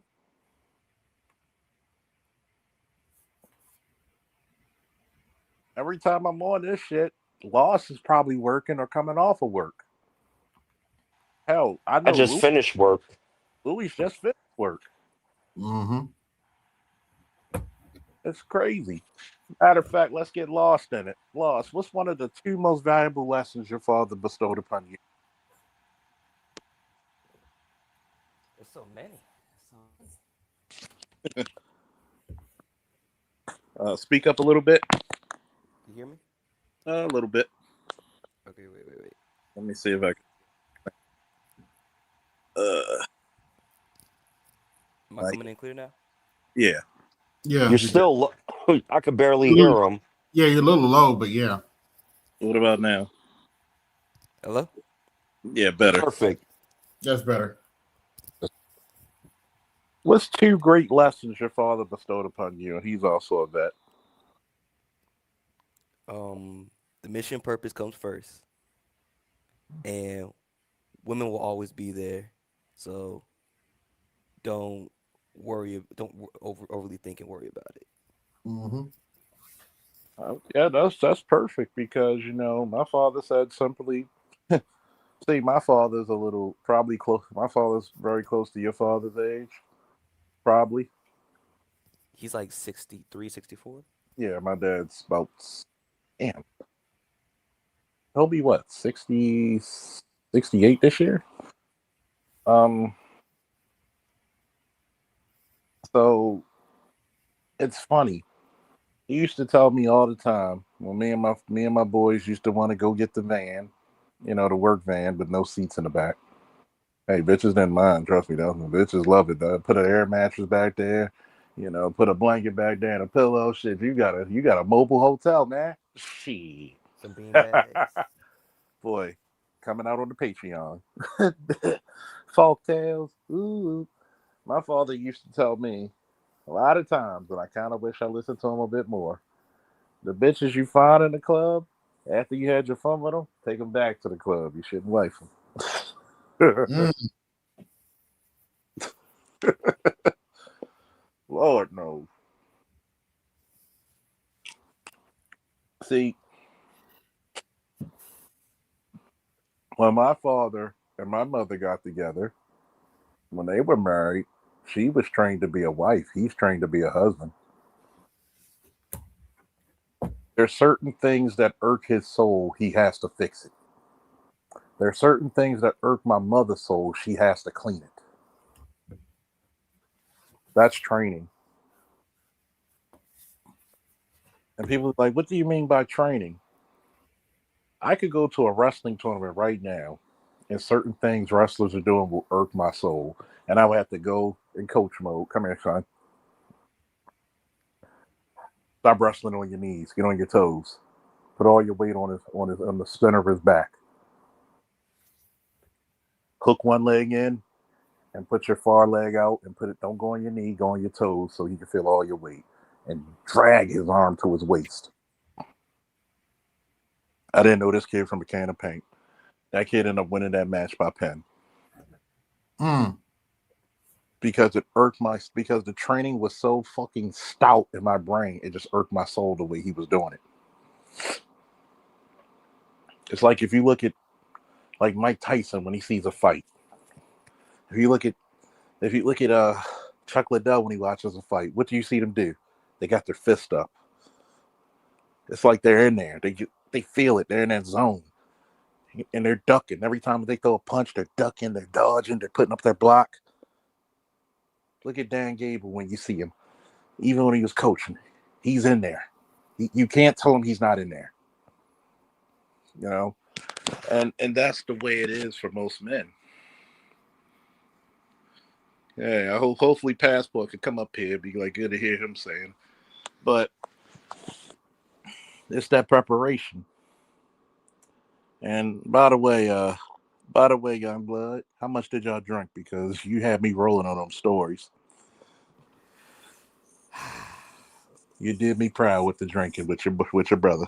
Yeah, like I woke when I Oh my woke god, up when I woke up I had like that shit had me rolling. I think it's because I was slightly dehydrated. Am I still coming in clear? Are you coming through clear? Uh, I can't hear anybody. That means we gotta go in and go back out. Oh, Can you hear me? Hear you now. Am I You coming know, through? something about this goddamn Apple devices, man. They had a new update, and you know they just fucked up the whole plans with StreamYards. But you know, this is the preparation that I think men need to take. Like when Louis opened it up about, it's not about this Keisha bashing shit anymore. Once in a while we could talk about it, but the like Lost just said, the mission takes priority. If your mission in life is not priority, what the fuck you doing it for?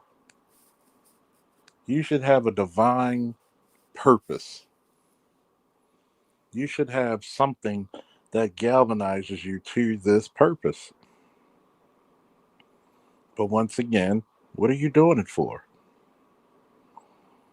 Well, you know, this is going to be something else.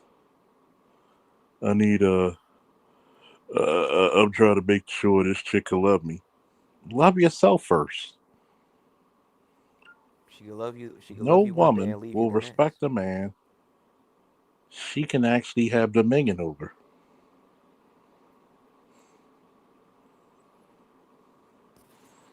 Hey Charles, am Sometimes I coming you got through? to be the arrogant son of a bitch and show people that you don't need that woman because God has a very sick sense of humor.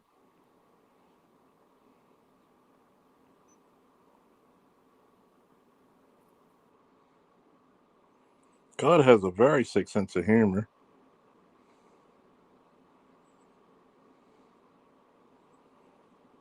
He will show you how much you don't need other motherfuckers. You should have a goal by the time April comes here for all you guys. April 1st, my birthday. Y'all should have a goal of making yourself better, either monetarily, physically, mentally, spiritually, emotionally, or all of the above.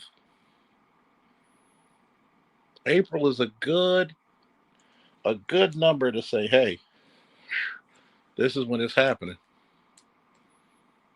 This is when it's working.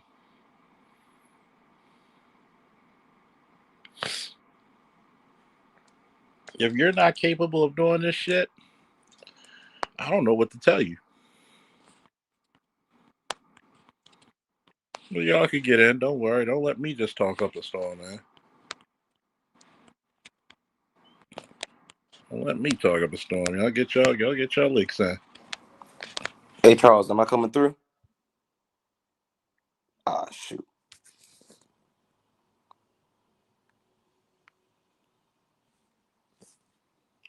Hey ABM, Naima, ABM. Can y'all hear me?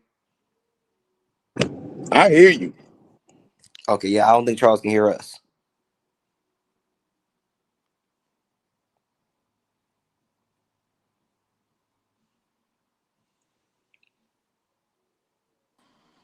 Hey, don't be shy now, niggas.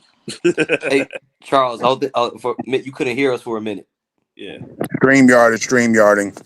StreamYard is StreamYard, and good God Almighty. Go ahead. What were y'all saying? Because this, I had to go back in and out sometimes on this motherfucker. But yeah, like the drinking, it was a minute. It's been a minute since I drank a lot, so didn't I should have drunk a lot more water because the next morning I was dehydrated. I Oh, was like, I could tell. I was like, this boy is about to catch it. I couldn't speak because my throat was sore and I just had to. Once I got I had to glug down a big bottle of water and I was like, oh shoot, I didn't drink any water last night. It was funny because y'all boys looked like y'all had a good ass time. I was like, God Yeah. damn. We was like the first night we was club hopping, we was drinking, we ordered some pizza, and me and my cousins, we just chopping up with some shorties, and then a couple of them got the numbers. It was just a good energy, good time. It was all the way in Ohio, so I was like, I ain't trying to do the long distance stuff. So I was like, hey, I'm just here for the good energy and the good vibes. So Good vibes. Like Jesus Christ. I mean, Boy, y'all had 1 tequila, 2 tequila, 3 tequila floor. God damn. And then the next day, 7 drinks, had a lot more water and food with me, so it didn't hit me as hard. Mm. Yeah. Cause you saw that food I had, and that dessert I had a pecan pie with a scoop of ice cream. We shared like 3 to 4 appetizers, and then we had like a full plate like brisket, pulled pork, cornbread, greens, Jesus. So, smoked sausage. so that's what they call big, big butt black girls now. Yeah. Eating and drinking good, I tell you that damn much. Yeah, it was a fun time, and now, uh, my brother's wedding's in March, so gotta go to. He just sent me the code, so I gotta get my suit and everything. He already got me a date and everything too. So yeah, little cute snow bunny from the job. So I was like, okay. Hey. Let it snow, let it snow, let it snow. Is she a hoe? Is she a hoe? Is she a hoe? Well, the good news is that we'll be snowed in Sunday. That's the championship games. Oh, yeah. So you got no reason not to watch. Yeah, I gotta get some canned goods. Cause Atlanta, these gonna close down the city if it hits. Oh yeah. You know, I'm gonna tell you, go get about 20, 30 chunky fucking Campbell soups. Oh yeah, that's the plan. Like me and my roommate, we were gonna go shopping for groceries anyway. Because we got a whole bunch of meat in the freezer that we trying to get rid of, but we had no seasonings. So we was like, hey, on top of what we got to do, on the top list things we gotta get like Trust 10 to 15 canned goods on top of the ones we already got. me, get about 20 good ones and get a big ass pot. You got that big ass pot, like one of those pots you cook fucking. God damn, that bitch fine. On my fucking Facebook too, multitasking. Um, dang, you are. I tell you, man, that's shit. No wonder you bitches coming back to men. Fine motherfucker. These having options, but Unless yeah. that ass is mostly modified with a Spanx Oh yeah. or body shapers, you understand how many women got body shapers and whatnot. But here's something I think y'all forgot about also to mention since y'all got to prepare for the winter and the cold everything. How many brothers have these little sprays called de-icers? De-icers. Mm, De-icers. This is a little spray. This little can you can use to like spray to de-ice like the lock on your car door mm-hmm. or for your front door, or something like that. I never heard of it. Yeah, I never heard of it. Mm-hmm. And Oh, lighten we them. got that up here. Well, that's because you're in the goddamn frozen. You're the most frozen of the. Yeah, I was like, yeah. frozen locks. Mm-hmm. You got to know because in winter sometimes locks sometimes get frozen, and whatnot. Not to mention here, uh, November you're supposed to switch your tires from regular tires to November. By November 15th, it's got to be switched to snow tires, Yeah, we and then got. you take them off by March and everything. So yeah, I get. But things like if you're like further up north, like even in Canada, they have these things like de-icers or these like little sprays used to make sure that you don't get no ice buildup on your car windscreen and whatnot. Yeah, We we don't don't. have those. Yeah, we Yeah. don't have those. Yeah, I But yeah, get it. one chick from the job, she's from Ukraine. She be telling me Mm-hmm. like about the long cold winters in Europe. I was like, she said, yeah. You said, yeah, like winter lasts Yeah, from this to this. I was like, wait, what? She in said, but her this, case, Ace lost. The thing is, like, Ukraine is mostly flatland, right? So winters over there is like the winters in the Midwest, in the prairies and whatnot. Yeah. So it's pretty harsh like that. Yeah, winter is here is not just a phrase. There's that phrase exists for a reason. and you got all Yeah, this. You right now. now you got all this homelessness Yeah. with all But this cold. as far as the weekend goes, it's my birthday weekend, so Oh, happy I'm birthday. Happy birthday, I'm AB. yeah Happy, I'm happy gonna birthday. make a pot of gumbo. Ooh, what you gonna put in it? chicken, shrimp, smoked sausage, okra, All right. All uh, right. green and red pepper. We all love that okra. Mm-hmm. Hey, make sure that roux come out good. Yeah. That's the only All thing. about That's the that only roux. thing I'm worried about is the roux. I can handle everything else. Yeah, that was one of the crazy things I found about gumbo. The biggest, most important, and hardest thing you got to deal with the gumbo is making that roux. Mm-hmm. Especially you gotta season every goddamn little part of it. Mm-hmm. Well, And you you got to watch it. Yeah, you gotta. You gotta stand on that stove. gotta Wait slow till it browns, and you have to constantly stir it to keep it from sticking and shit. it from sticking and keep it from burning. Mm-hmm. You stir that motherfucker up. That's how, if you ever marinated chicken for 2 days, mm, Mm. Mm. man, I marinated chicken and lemon peppers, black pepper, um, Italian seasoning, Thai, and Worcestershire sauce. That shit was Mm.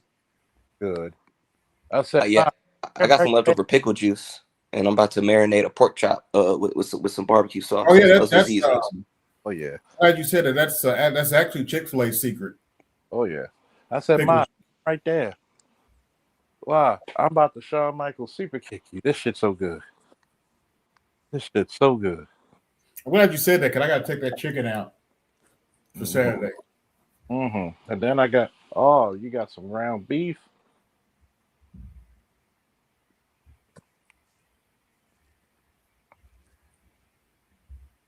Got ground beef. Oh no, don't make some whiskey. I do one time want to make this is a box grocery store that where they take the stuff that they don't put on the shelves, and you get it Mm-hmm. for less. It's called Misfits Market, and they got like a wagyu that's like what you can get for the low. I was thinking, ooh, if I could get like some make me some homemade butter and make my own compound recipe, that Oh would yeah. be good to like melt upon with some time. Mm. Sounds delicious. Oh yeah. That's another thing we talked about. If niggas cook. Oh yeah, because these heifers ain't learned how to cook. Half of them can't boil water. Shoot, I remember Cook, bake, whatever. I'm gonna send you I'm gonna send you a pic of it, Charles. But it was the first time I ever made spaghetti, and I made it al dente style, like meatballs, sauce, and you know, just follow the recipe. Say it First time right. making You it. must say it right. It's a pasta di al dente. Oh, Pasta al dente. oh Che yeah. cosa? Che cosa? Shit was And so it came out Not, great. not that hard to learn how to cook. All you have to do is go on YouTube and follow the recipe. Yeah, and that's why Mm-hmm. I was like, how are y'all Or read the burning instructions on the stuff? box. How are y'all burning stuff? It's not that hard. Lack of discipline. Wait, yeah. Hold on a second. Y'all got the food. They got the goddamn Food Network. You got several channels that you can learn how to cook this and a third. This and a third. We don't even Sit need your ass down. Watch with a pen and pad. you don't even need the food decker. You need an internet connection. There are plenty of tutorials on how to cook on YouTube. That too. That's how I learned to do stuff. That's how I learned to make stuff for my crock pot. Just look at you look at a couple YouTube recipes, then mix and match what you want.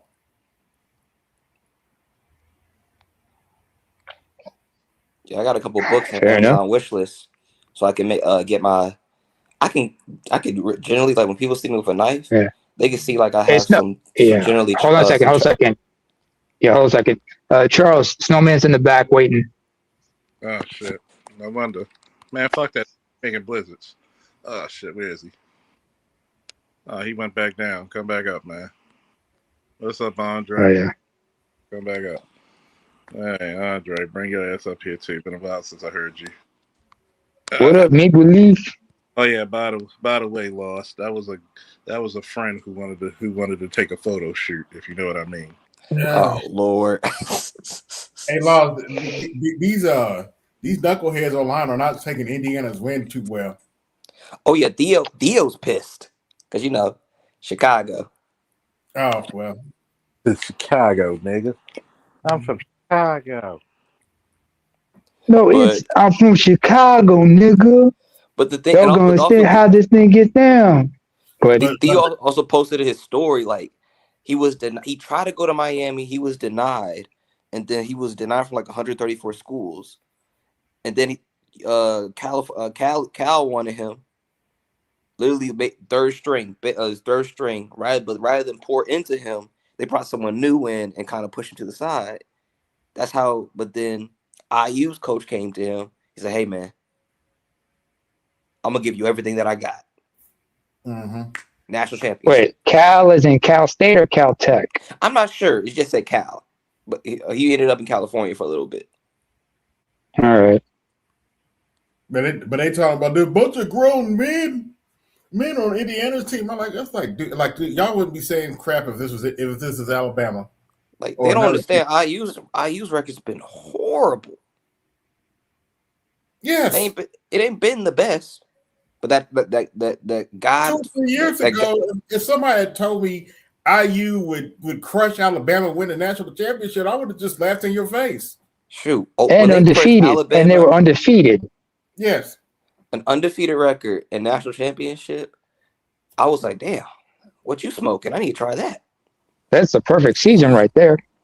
And by all the Talk about the stats, perfect Miami should have won that game, but Indiana pulled it off. Yeah, Mhm. it was one for the ages. Oh, Charles, check your IG. I sent the pic of the spaghetti. Oh yeah. I sent my pick of spaghetti too. Giggity. Mhm. Damn. I looked at that shit. I was like, damn, that was me. Oh, that looks nice. God damn, look like somebody's fat Italian grandmother made that shit. Yeah, Lost, I'm sure Linefield, that YouTube channel, those two Italians will probably look at this and go like, approved. yeah, I saw If you're like familiar with literally that channel. when I Yeah. was boiling and heating the water up, I salted the water. Um, Very good. Very good. got the noodles. Didn't break them. Nice. Smart. And Exactly. Stay. Remember the rules. Do not break the pasta. Did it look like the Mario Brothers made it?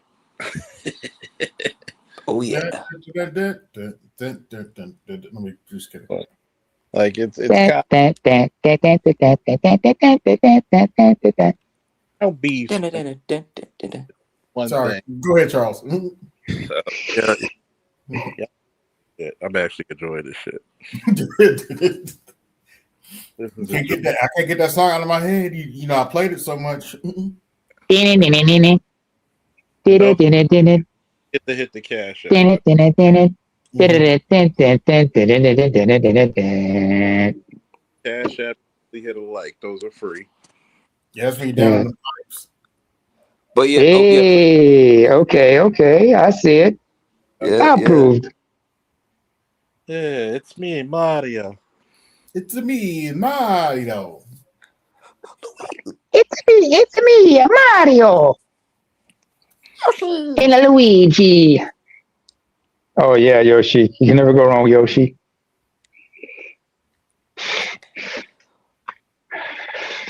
I just tell people like, look, only type of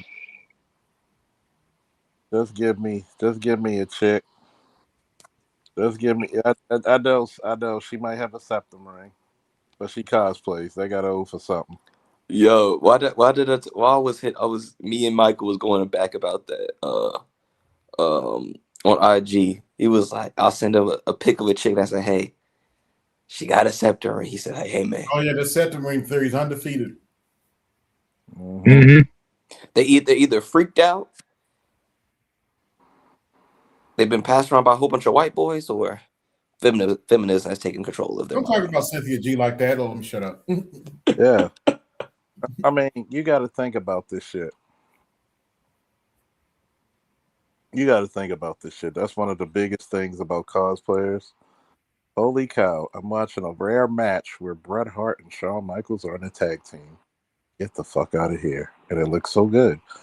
Um, it's funny because that's the problem with black female cosplayers is that y'all chicks will get with niggas, will get with white boys who are goofy to the motherfucker. Goofy to the motherfucker. Hmm. Hey Charles, And did you hear about that young lady that committed suicide a couple months ago? It was a Because of cosplay. cyberbullying. Yeah. Cyberbullying. Oh yeah, that was a big talk about in the blurred space. oh yeah, I talked about that, but I'll go in deep if y'all want me to go in deeper about that. Let's do it.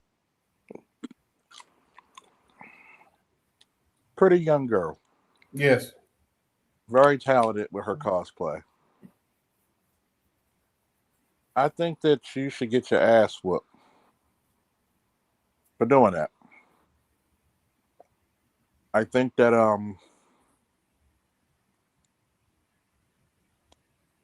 I think that you never know what type because cosplay and shout out to cosplay X twerk because when I was diagnosed with depression and PTSD and I actually talked to her on her IG, she actually helped me through it. I remember, Mm. oh shit, black woman helping a black man through a mental crisis. Ooh, Ain't nothing because wrong with that.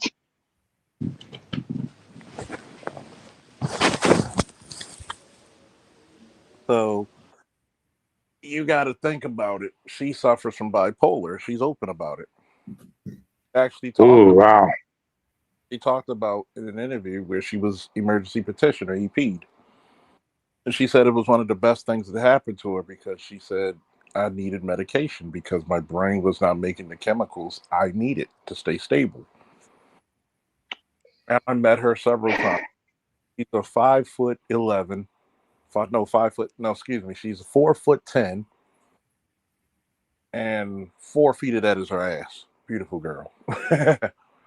But she actually helped me through that mental space, and I I thanked her for that because I didn't, me being the service guy, police officer all around, want to be superhero. Nothing hurts me. And she was like, it's okay. People call me a beautiful girl, but I feel ugly inside. When I was AP'd, I needed help. It's okay to ask. Why do you think I say it's okay to ask for help? Hey, Mm-hmm. excuse me Because for we a all second, need. Charles. Hey, Snowman said he waiting in the back. Mm. Are you still waiting in the Or am I back? All late? right. Oh, he's not back there anymore because Oh, he's not back there. I mentioned that earlier, ABM. yeah, because I seen All him right, and he sorry must about have that. flipped. That's That's cool. cool. Um, and when I looked at a lot of the chicks who are in there, and hopefully I can do some more interviews when I go to BlurCon this year. You gotta come. Don't worry, I'll make sure I get lost up in that motherfucker. Giggity, giggity, pun intended. Where's BlurCon again? The location? Arlington, Virginia. Okay, yeah, I got a little. I take a little trip. Yeah, it's in March. Just look up blurcon.org or just put in BlurCon. Great time. You'll find me there. Uh, Okay, I'll because I probably, know at the top of probably March I got my brother's wedding, so just got to plan that out. just hit me up on it. Just call me and we'll plan something. And Gotcha. it's funny because you got to understand something for a lot of people. Nerdy endeavors in the white community is one thing. Endeavors is almost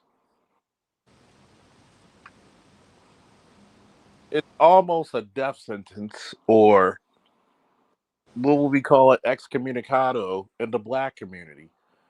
And the black community put a forever curse. As much as I love the show Family Matters, you cursed intelligent black boys and girls with Steve Urkel. And I Granted, love Steve Urkel. we love him, but you cursed to put that stereotype on the intelligent black. To be fair, or Carlton Banks. To be fair, that was a white people show, not necessarily a black show. That's true. Unlike the Fresh Prince of Bel Air, which was produced by Quincy Jones. But I'm just saying. I'm just saying. And think about it. Did you notice in the Fresh Prince how cool Carlton really was? Yeah, He was like you more. forget how he can condone how he handled a couple of situations. Prime example was when they both pledged to a black fraternity, or when Carlton stood up to this one chick that Jazz tried to fix Will to, then that Will fixed him to, and how he was able to put her in check. You talking about Unlike, Vivica? Will. Yeah, Vivica. And Carlton was like, "Hey, man, just because I'm a little privileged, because I'm a little preppy, don't mean I'm not black. Why should I have to apologize for me being privileged?" Oh, And that brother ended up getting reprimanded by the rest of the fraternity for for his conduct. mm-hmm. A black man should not apologize for being dark skinned, brown skinned, light skinned, green eyes, brown eyes, blue eyes, Successful, successful, tall, tall, short. short. Working class, corporate. No, you should not Hmm. apologize. Blue collar, white collar, I don't care how light that black motherfucker is. I don't care how southern, northern, southern, northern, west middle, coast, East, east coast, West. midwest, yeah. Or if you were born overseas, if you were born and raised overseas hmm, and multicultural, just you come over to this country, are you going to be treated like a nigga? yeah. I don't care what nobody says. I don't play that colorism shit. We may joke about it because that's how black men are. We joke. But if somebody's sensitive about it, I'm not going to do it. But if you You got it, grow up in America, my nigga, you gonna get joked on. you're going to get joked on. So Pure get and over. simple. You're going to get Hmm. joked. Like everybody know my high school, Lake Clifton. And it's good. It develops character. Exactly. And resilience. Learn how to laugh at yourself, like Charles was talking about earlier. Exactly. How not to Like take yourself so fucking seriously. That's one of the reasons why a lot of niggas get so many fights, heart attacks, so much shit. Laugh at And I that's the was reason why you got so many chicks nowadays, these millennials, with all their fucking complaints. It's pretty girl privilege. It's light skin privilege. Oh, I'm dark skinned and I don't get treated fair. No, you bitches just take yourselves too seriously. Mm-hmm. That too. Oh, some little boy made fun of my hair when I was in 5th grade. Yeah, bitch, we all got made fun of in the 5th grade. Grow up. Because we all look funny and awkward in the 5th grade. Yeah, I was chubby in the 5th grade. Duh. You know, I had teeth missing. Okay. Everybody's not going to be on a GQ cover. Oh, That's okay. I didn't put on muscle till 14, 15. Yeah, I didn't put on muscle. And going back to the show, that was an important conversation to have back then because that pro black shit was really a thing in the like early 90s. Yeah, the early. Yeah. Like the Boondocks even touched on that with one episode. Like, you know what I mean? It's like, Oh, oh when they nigga, went to Chicago. you're not When they wearing a went to Chicago, dashiki. remember? You're not pro black. Yeah. Like, motherfucker. And that dude was, instead of saying assalamu alaikum, he was like a salami and bacon. That dude was that little brother was faking the Salami funk. bacon, yeah. It's like, dude, being proud to be black is not a costume. Oh, Mm-hmm. you should be proud because guess what? We're the only motherfucking group, with the exception of Haiti. Shout out to my Haitians. Even though I joke Mr. Z to death all the time because he's my boy. To come as slaves and equal and sometimes surpass the ruling class. That's why they keep burnt that. That's why they kept burning down our towns and kept surpassing them. Think That's about why they lynched us. Yeah. Think about this. The untouchables in India, the unmentionables in India, for The thousands, Dalits. the Dalits, that's basically what it means. Yeah. Untouchables. They have yet to overcome or equal the ruling class. Yeah. Even though technically the caste system has by law been outlawed, but they still adhere to it They still adhere to it. socially.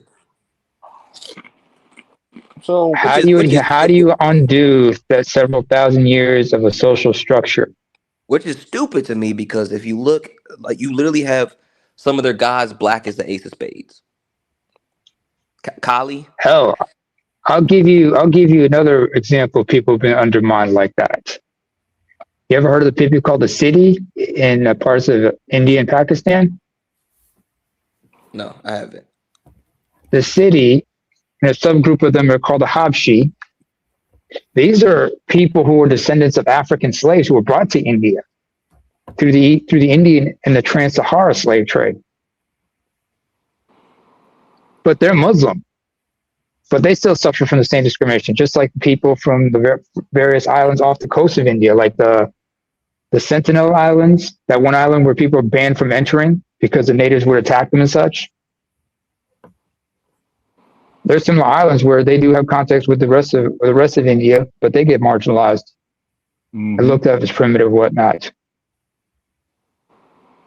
There are other groups of India who are dark skinned, who are of African descent, whose forebears migrated to Africa from centuries prior. yeah, you got to think about this, man. Mm-hmm.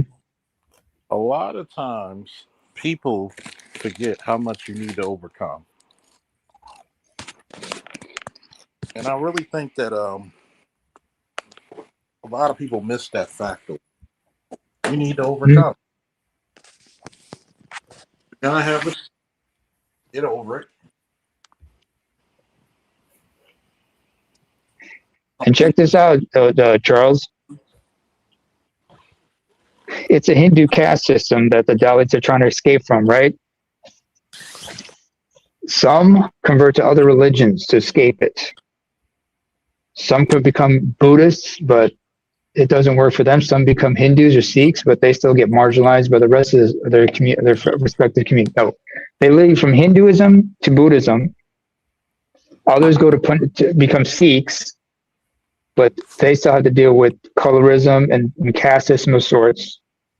And the caste system has its own variations among the Muslim communities in India, in Pakistan, Bangladesh, and the rest of and as well as Afghanistan.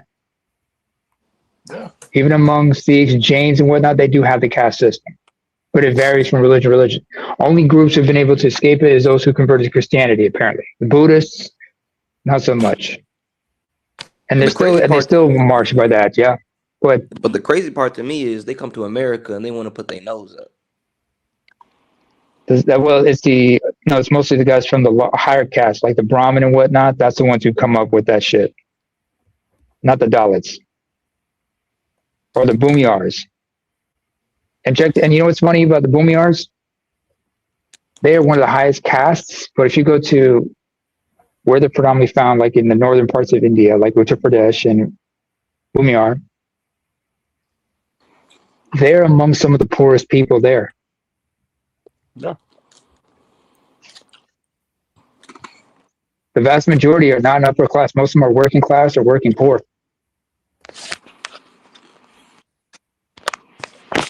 But they're proud but they say, at least we're not untouchables. At least, yeah, we're still a higher caste. And I remember, I forgot his name, but he's in the United Arabs, black, but he says like if you talk to a Bangladesh or just any like other South Asians in like around the area of India in the different countries, they don't like Indians either. Oh, they all have their rivalries. Yeah, like those, like he says, like literally they're friendly. They're generally friendly to black people, but like if you ask them about an Indian, they're kind of like you'll say the word and then they'll spit on the ground when they hear it. Indians hate each other. Hell, here, you check this out. Lost. Bangladeshis hate Pakistanis even more so, because up until 1970s, they were one country. The Bangladeshis had to fight for their independence from Pakistani rule, and India helped them out. But even then, they still have their issues with each other, you know? because you're talking about two different cultures and whatnot, mostly. Yeah. And Sri Lankans have the same issue. Maldives, Nepal, Bhutan to a lesser extent, Tibet, Afghanistan. They all like. I'm literally when he said that, I was like, it's like, yo, they may not like each other like that, but they all agree to one thing: fucking hate India. Too big and too obnoxious. Yeah. And too smelly too. Hell, Indians hate each other. Hell, Indians hate each other too, based on what region they're from and whatnot. Hell, we start. Where's a prime example of that shit? The Republican primary debates. And I mentioned this as before. Oh, If you saw and, Haley and Ramaswamy, yeah, because remember, his family's from the Punjab, and Ramaswamy's family's from the South, and not to mention, to further complicate it, his family are Tamils, who are Hindus of the Brahmin caste. Her family are Punjabi Sikhs. And if you thought that was just as bad, imagine if it was her and Bobby Jindal, Hindus and Sikhs from that same part of the region, from the Punjab. Yep, and they're both Christian converts. Nimrata Nikki Randvana. That's her actual birth name. Nikki, which is actually means Nikki is not short for Nicole. It's actually a Sikh name, a Sanskrit name. But she's not a baptized Sikh, because if she was, she would have had the maiden name Kaur, which means princess. If I didn't know her background of being Indian, I would just say she was a regular looking white woman. Shit.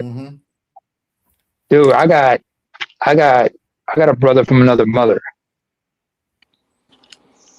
Pakistani American, he was born in Pittsburgh, grew up with me in KSA. Got two older sisters. One, if you looked at her, you could have sworn she was like Eurasian or something like that, because of her eyes and whatnot.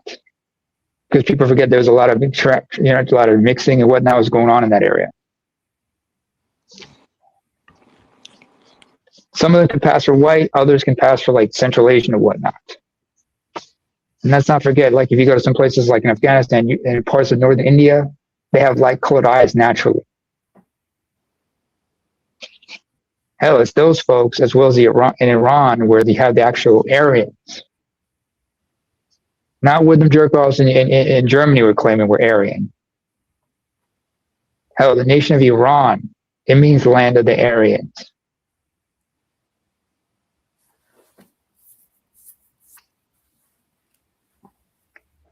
A lot of people didn't know that, huh?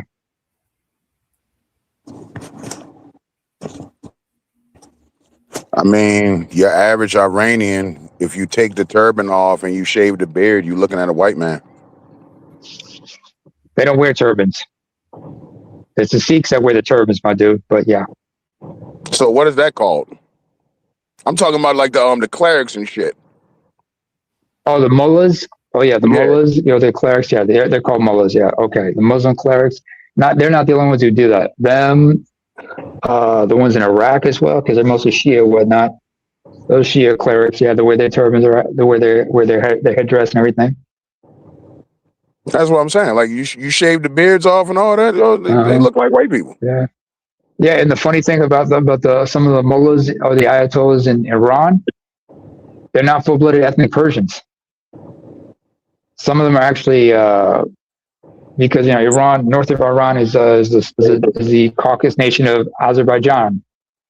You have more ethnic Azeris or Azerbaijanis in Iran than in Azerbaijan itself. And they're Shias, but they're Turkic. They're ethnically related to the people in Central Asia. And there's a different rivalry right there. And these people are cousins to the Turks. Their languages are similar to Turkish and all the languages in Central Asia, so there's that ethnic rivalry. So yeah, they can pass for a lot of things. People in the Caucasus, some of them are Caucasian, some are Iranic folks, Turkic folks. A lot of them could pass for white easily. especially if you shave their beards and everything. Armenians. Look at the Kardashians.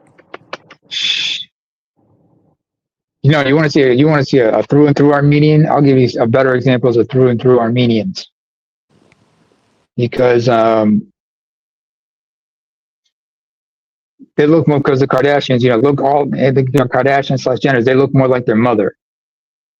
So they're more Houtons than Jenner Armenian or Kardashian. So if you want to see a good example of like through and through Armenians, you should look at people like what's his name? Those MMA fighters like Arman Tsarukyan, Georgi Karakhanian, Karo Parisian. I remember the Heat. Gegard Mousasi, ethnic Armenian. Those are better examples of Armenian, or the group System of a Down. Hell, I could think of how we got pure, straight up Armenians back in Ethiopia.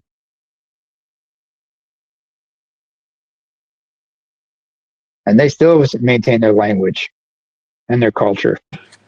Yeah, after all these empires collapsed and fell on each other, all these people spread around. Yeah. You'd be surprised how many Greeks are in East Africa. Greeks, Armenians. Well, well, the Greeks and the Romans would come to Africa to join the secret schools for trading. and and whatnot. In Egypt, they went to Egypt mostly. Then they went south to Ethiopia because Christianity and whatnot. And being that Cleopatra was she was of the blood, then it makes Ptolemy sense. Greek. Yeah, so it makes sense why that doesn't surprise me. Mm-hmm. Well, she was from the Ptolemaic dynasty, and Ptolemy was one of Alexander the Great's 4 generals who split his empire after he died. Yeah, they split into in the 3. city of Alexandria in Egypt. Yeah, no, 4. In the city of Alexandria in Egypt, that's not the only city that was called Alexandria. You have several cities in Afghanistan and other parts of Central Asia, and even in Iran, called Alexandria. Some of them are mostly lost. Shoot, if I could find out one thing in the mysteries of this world, I want to find out what happened with the library. Oh, it got burned to the ground. Yeah. You know, the one in Alexandria? Yeah. But it's rumored that someone got out with a good amount of the gets knowledge. involved with empires.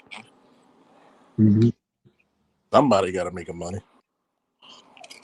Somebody got to make that money. I mean, look at the Carthaginians. They were mostly known for their commerce. Similar to the ancient Persians, the Achaemenid Persians, not the Sassanid Persians. Yeah, but name it like I would like because it's rumored that a good portion of the knowledge funny, got right? Some of that could have mined its way in the archives of the Vatican. Yeah, that's from what rumor has. Yeah, that was like I've heard rumors that the leftover pieces of the library is in the Vatican. God knows. Did you ever watch Angels and Demons or the Da Vinci Code? Yeah, I watched the Da Vinci Code. Really. What about Angels and Demons, which is a prequel to it? No.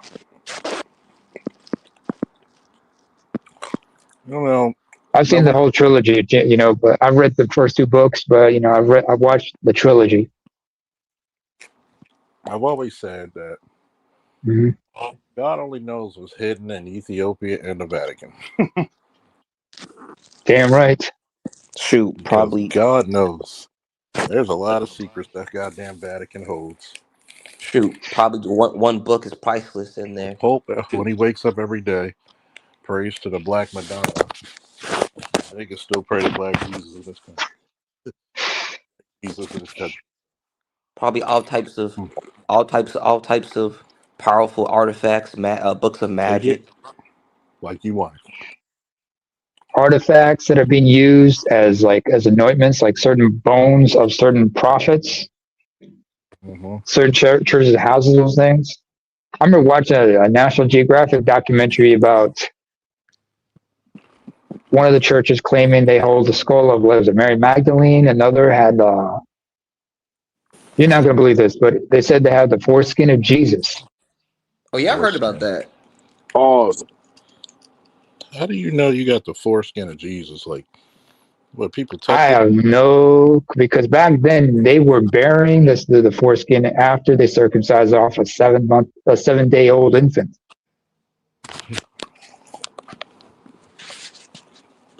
Do you know how?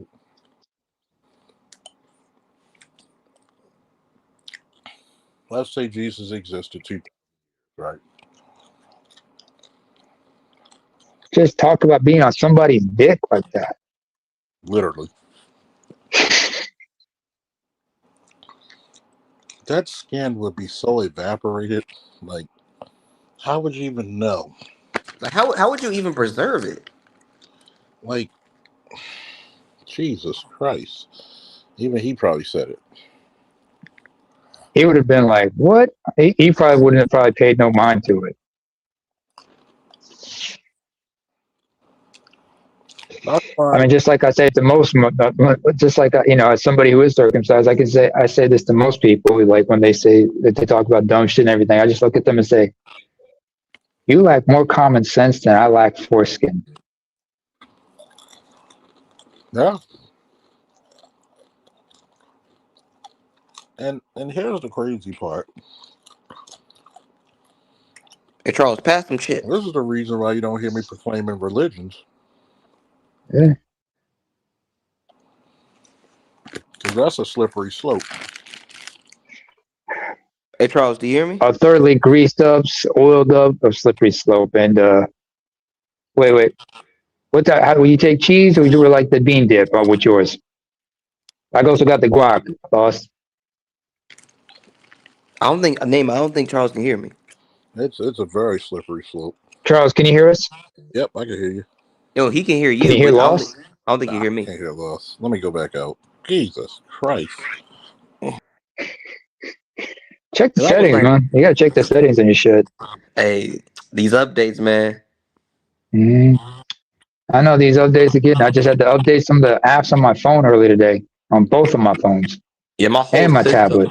my whole system updated on my iPhone, and now like Mm. I'm kind of have to relearn how to navigate it because the interface has been like the same for like 4 or 5 years. Nah, Yeah, one of the websites I got access to, one of the services here, they updated the interface and everything, so I had to get used to it. Thankfully, they reorientated. Yeah, Charles, can you hear me now? I can hear you now. Okay, I was like, yeah, Okay, good. pass some chips. I know, right? Yeah. Also, Charles, I just looked at BlurCon. Literally, it's the weekend of my brother's wedding. Oh, shit. Yeah, I was like, Oh, sorry. Can somebody get that Florida Evans clip? Damn, damn, damn. hey, there's always next year. Oh, yeah. Trust me, there's many. Yeah. It's always Yeah, the same, too. Shit. but hey, Charles. Who knows? You might see Orlando Jones come over, make a Yeah, cameo appearance like a few years back. Damn, damn, damn. but hey, Charles, it gives me to save some more money. So I was like, hey, I gotta come up. I gotta come up. We gotta go see that He-Man movie. Oh, yeah. I'm definitely Oh coming. yeah, June 5th. I'll definitely come through the summer. You think you drank at your boys? Shit. Wait till I take you to the harbor. Get some, Uh, get The some good. Hob. The harbor. uh, I know it's pronounced harbor. I know it's pronounced harbor. yeah. The harbor. You might as well show them Fort McHenry while you're at it. Right around the corner. Hmm. Right around the corner from where I sit. All Oh, right. get some good catfish, some wings, 5 wings and fries, a half and half. Get some catfish, some goddamn crab cakes, goddamn speaker. There'll be some big butt shits out there. Fall. Hmm. You the biggest goot. If you hear somebody say Doug, they mean dog. I'll let you know. Like, who the fuck's Doug? Like, nigga, run, it's a dog. But nah, it's always good. People be like, "Dang, that jazz be hitting on that motherfucker." I didn't know it was people who remember me from last year or the year prior. They were like, "Yo, Uh-huh. you be rocking out that motherfucker." said, I try. I try. I haven't watched that trailer all the way yet for He-Man. I gotta sit Oh, down it's and watch good. it. Yeah, I They got. they It was they good. It cha- was good. I saw it. they changed up the storyline, but I was kind of like when they went like, okay, so one part he's in like an office, like a corporate office, and they got the he Hmm. him pronouns and everything. I was like, please don't mess this up, please don't mess this up, please don't mess this up. But I'm hoping for the best. Does this motherfucker right here? Does he look like he uses pronouns? By the power of Grayskull.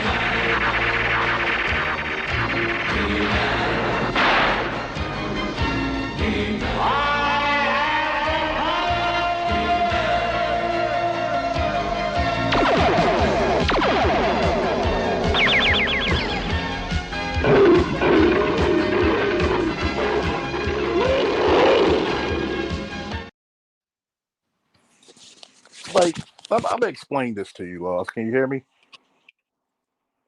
I can hear you. Okay.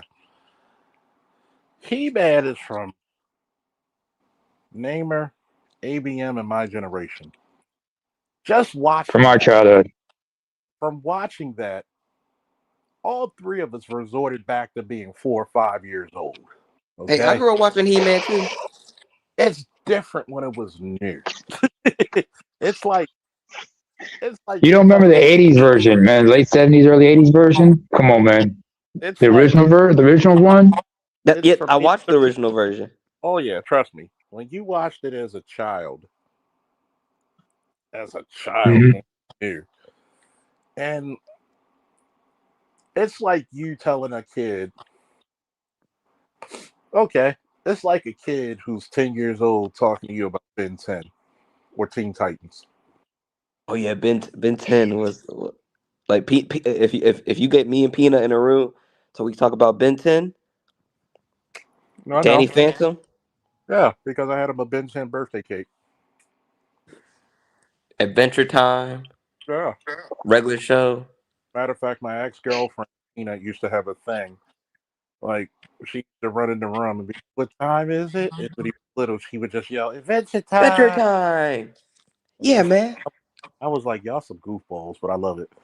And it was like that's like you telling us about heat. It's different when we were young. That was the shit. It's like it's like watching this shit here.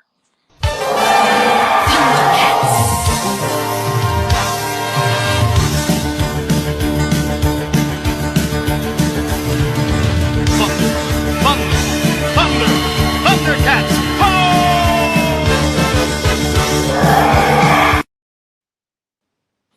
It's you had to be there on how it's like. I'll give you a clue. It's like trying to explain to you how big Hulkamania was. It's like me explaining to my future grandchildren how big Kobe was. Yeah, the closest thing to Or our Jordan. generation talking about Jordan. Oh yeah, like Snowman, and being that Snowman was there, like he was actually No, in there on the case, floor. yeah, no, Snowman. We even go further by telling you talking about Joe Montana back in the '80s with the Niners. It's like it's like me and ABM telling you about Ed Reed and Ray Lewis.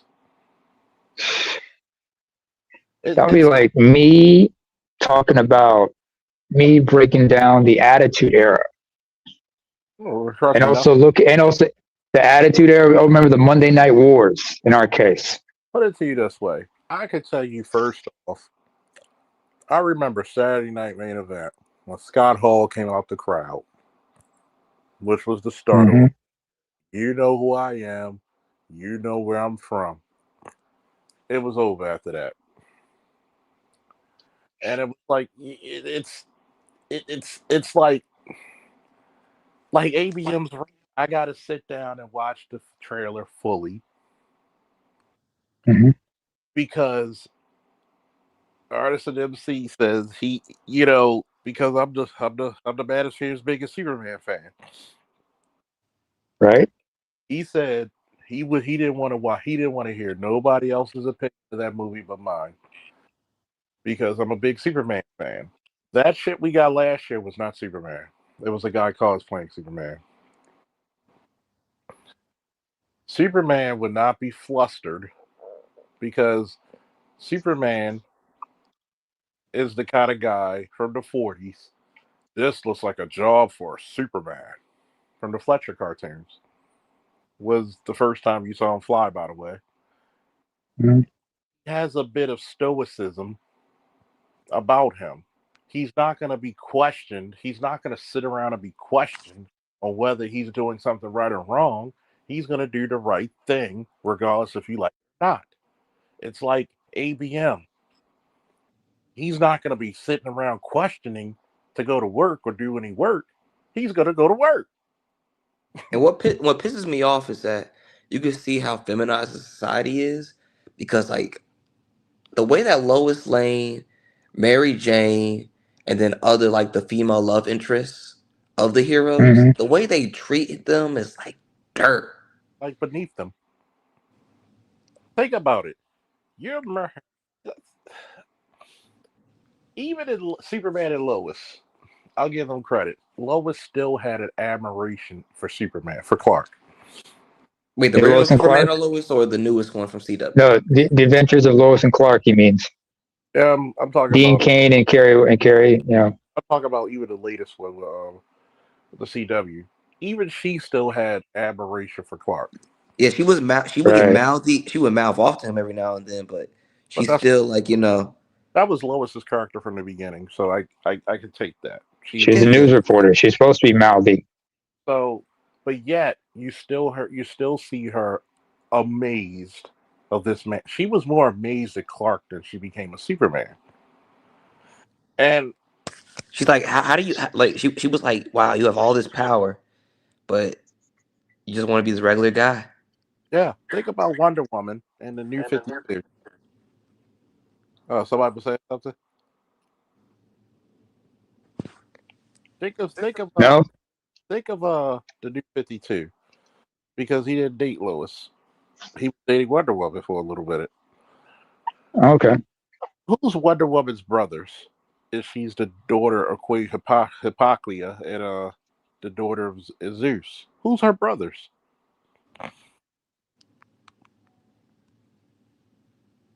Her brothers are literally Ares, the god of war, and Hercules, the god of strife. So she's literally on one side of the family, Amazon. The other side of the family, she's related to the Olympian gods, and she see this motherfucker who's is powerful in some ways compared to some gods, even more powerful, and he's a normal guy. That's how he sees himself. Hint, hint. Notice my story, Lost. Mm-hmm. Did you read the? I know you didn't read the latest shit I sent you. Yeah, not yet. I'm in the process. I'm in the process. It's getting good. You, you're gonna be you're gonna have moments like you son of a bitch. You did it again. I'm waiting But for that part. it's kind of like even in like kind of like just hook it in reality, being that the community that we come from, and just being somewhat intelligent, and then especially if you take it to another level, being highly intelligent. It's like You're not it's like appreciating. damn, it's like damn, like when you look at comic books, you're like, I wish you're supposed to show you something better, not like damn, like this feels a little too close to home. Yeah, and that's the part about being a black man with intellect. You're not supposed to be that. You're always supposed to be the guy we take from. Like in the last decade of the Spider-Man comic books, like Mary Jane's been just a bitch. Hmm. I was like, he's Spider-Man. She always complain about, oh, you always late, or you always got to dip and leave. And then now, currently, and right now, they're broken up. But she coming to him, ask for help, and she's like, Peter, I really need you. I was like, chick, if you don't get the out my face. I remember I broke up with her, and she asked me to do something. I was like, "Go ask the nigga you with." Don't ask me. You chose that nigga over me. I'm be glad with it. And then when I seen her about 2 years later, I gave her a ride to her car. She says, "I was telling my girl about you, how we never argued. Now I'm with such and such, and we argue all the time." I said, "You picked your struggle, didn't you, shorty? Mm-hmm. Live with it. Live with it."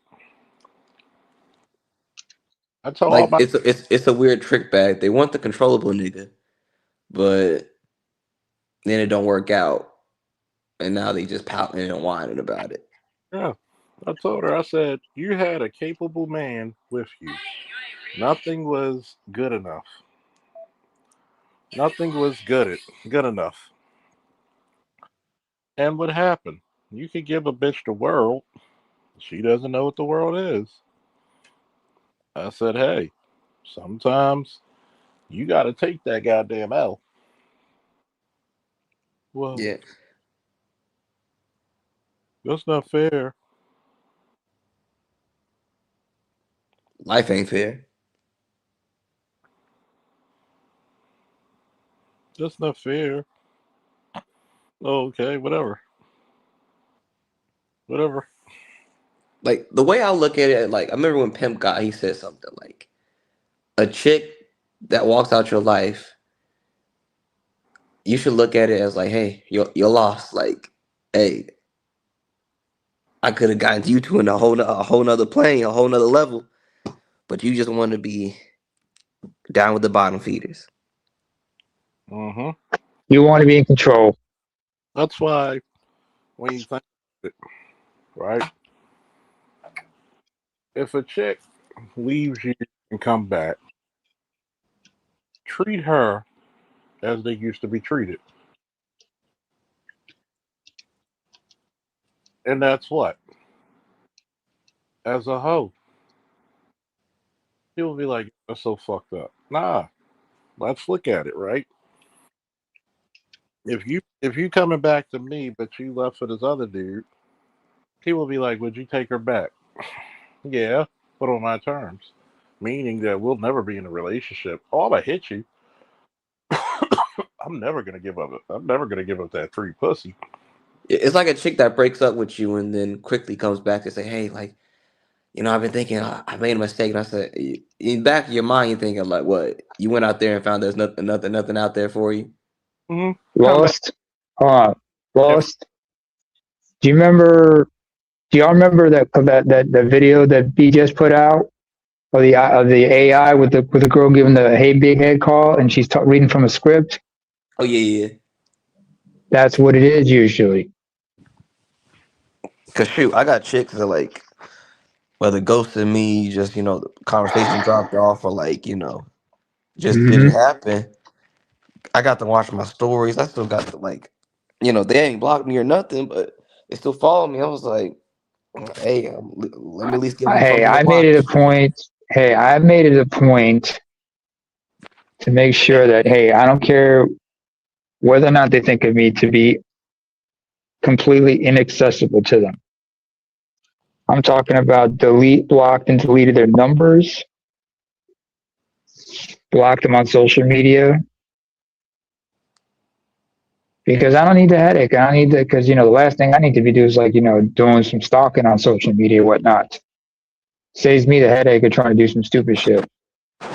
As well as got to make sure they're not trying to follow me. So if I make myself inaccessible, the only thing you can do is to protect yourself at all times. Yeah, and That's it's not why I that tell I brothers want to look at the it's security, not the me trying safety to, settings on their social media apps and whatnot. and it's not me trying to access them. It's just I just be on social, just be a fly by moment. I was like, oh girl, just like something or peep. I was like, this ain't nothing that I'm actually like trying to pursue, but it's just like, it's just a fly by moment that I notice. Nothing Mm. crazy. It's like the situation with Shorty. it didn't end bad, but it didn't end all the way well. And I was thinking about like Charles. I want to get your opinion. I was thinking about like haven't heard from her in a minute. Text her, but I was like, do I really want to allow possible chaos back into my life? And I was like, but already got got out of a possible situation that could have happened.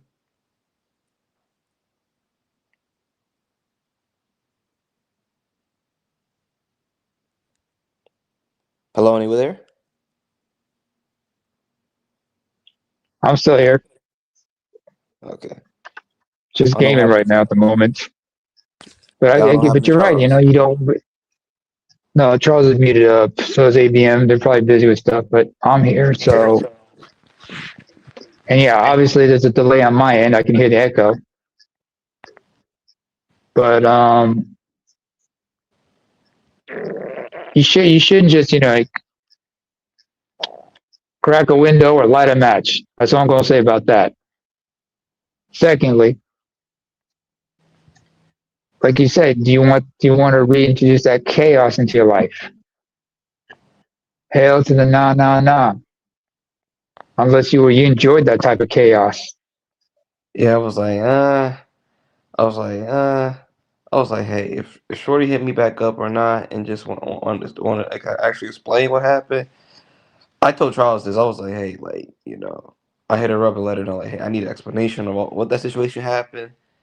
I need at least I'm owed that at the least, and then like if something happened, if something happened, but I'm not gonna press the issue and pursue see if anything happens with that. I was like, hey, maybe it's just a close call to where like I just I ride into the sunset. Hmm. I mean, there's still other people to talk to. I mean, there's a whole crop. I mean, you're in Georgia, so there's crop of women you can find anyway, Yeah, but from within and those coming from out of state. like as you know, it's gynocracy central. So it's Well, that's Hotlanta. yeah, coming here was like yeah, it's not it's when people say Atlanta's not a real place, it's not a real place, like for real. It's That's real. one way to look at it. It's different.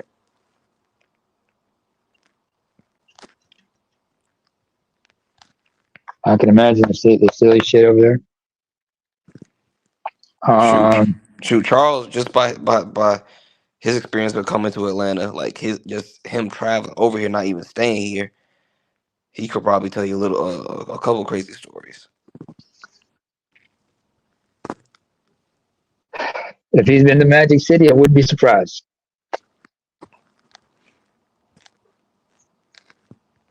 That's all I'm gonna say about that. What? The fact that I mentioned Magic City? Yeah, I'll just say when you said that's all I'm gonna say about that. I was like, That's all I'm gonna say yeah, about that. That's all I'm gonna say about that. I don't know much about it. I'm just gonna keep my mouth shut about it. yeah. I've heard a little stories all across the city. It gets crazy here. Not to mention back in the day, that was Freaknik Central. Man, they could tell you some story. I mean, some of the older heads, like the Gen Xers, they would tell you who were in college. They went down there for summer for spring break and the Freaknik and all that. Shit,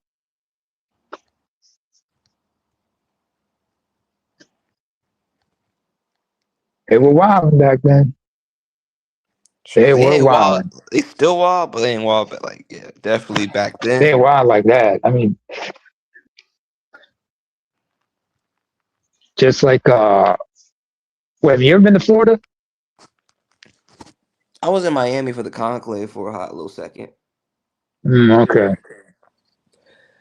but I yeah, got a cousin, and one of his boys, he's from this one place in Florida. It's called Panama City, That's where most of the white folks go for, like, summer break and whatnot, for spring break, excuse me. And hell, South Florida, a lot of people just like act a fool over there. Yeah, Z talks about South Florida all the time. Well, he is from Dade County, so yeah. There's Panama City. There's also, I got Yeah, cousins who went to college in Tampa. ain't Trick Daddy and Trina from South Florida? Yeah, they're all from Miami, in and around Miami, inside Miami-Dade, Dade County. Some cats are like, from up north in like neighboring Broward County or whatnot. But if you go from the other side, there's Orlando, there's Tampa. Some people like to go to like this one place that I heard. And the only reason I know about these places, this other place, is because also is this place called San Padre Island. This is off the coast of Texas, because those were like popular hotspots for spring break and whatnot. And I remember WCW, they would sometimes, they'd be like, having house shows in these places. They would have a Monday night show in San Padre Beach, San Padre Island, or Panama City during spring break.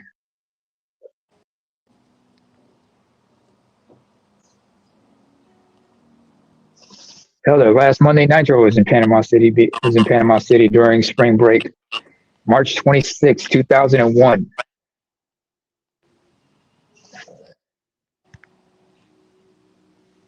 And hell, some of us might remember, like, there used to be a few DVD series called "Girls Gone Wild."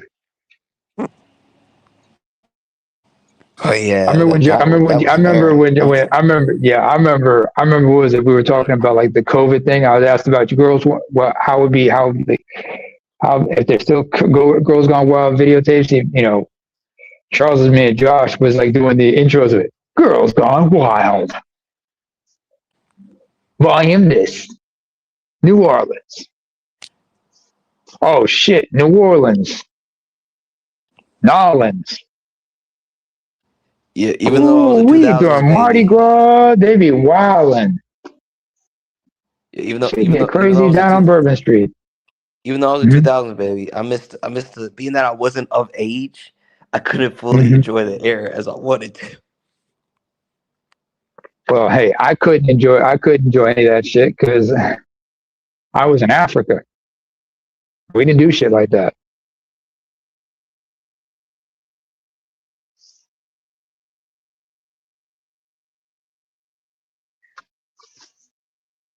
It was a Like, different thing. isn't porn a Now, big that no was no your in Africa question. What too? was you trying to get? Oh Oh, the yeah, free birds. Oh, we love the free birds. Versus the Von Erichs. Oh yeah. Now, what were you asking for my opinion on, boss? Bass Street, USA, Atlanta, Georgia.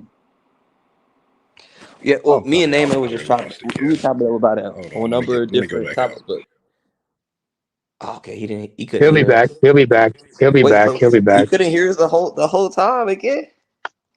Yeah, something's going wrong. I think he has to check the settings on it. He has to check the audio settings every time before I come in. I always check the settings. I always make sure to turn off my camera, switch to the avatar, go into the audio settings to make sure my shit's either on Bluetooth or white headset, if not loudspeaker.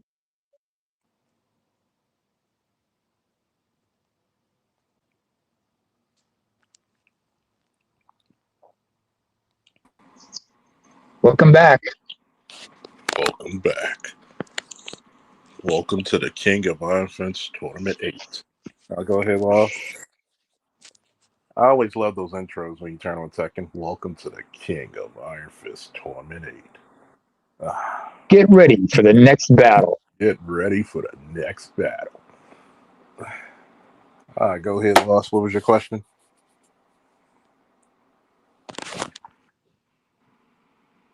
Boss? Yeah, Oh, what was your question? Yeah, is he back? Yep, I'm he's back. back. I'm Can you back hear in him? stride again.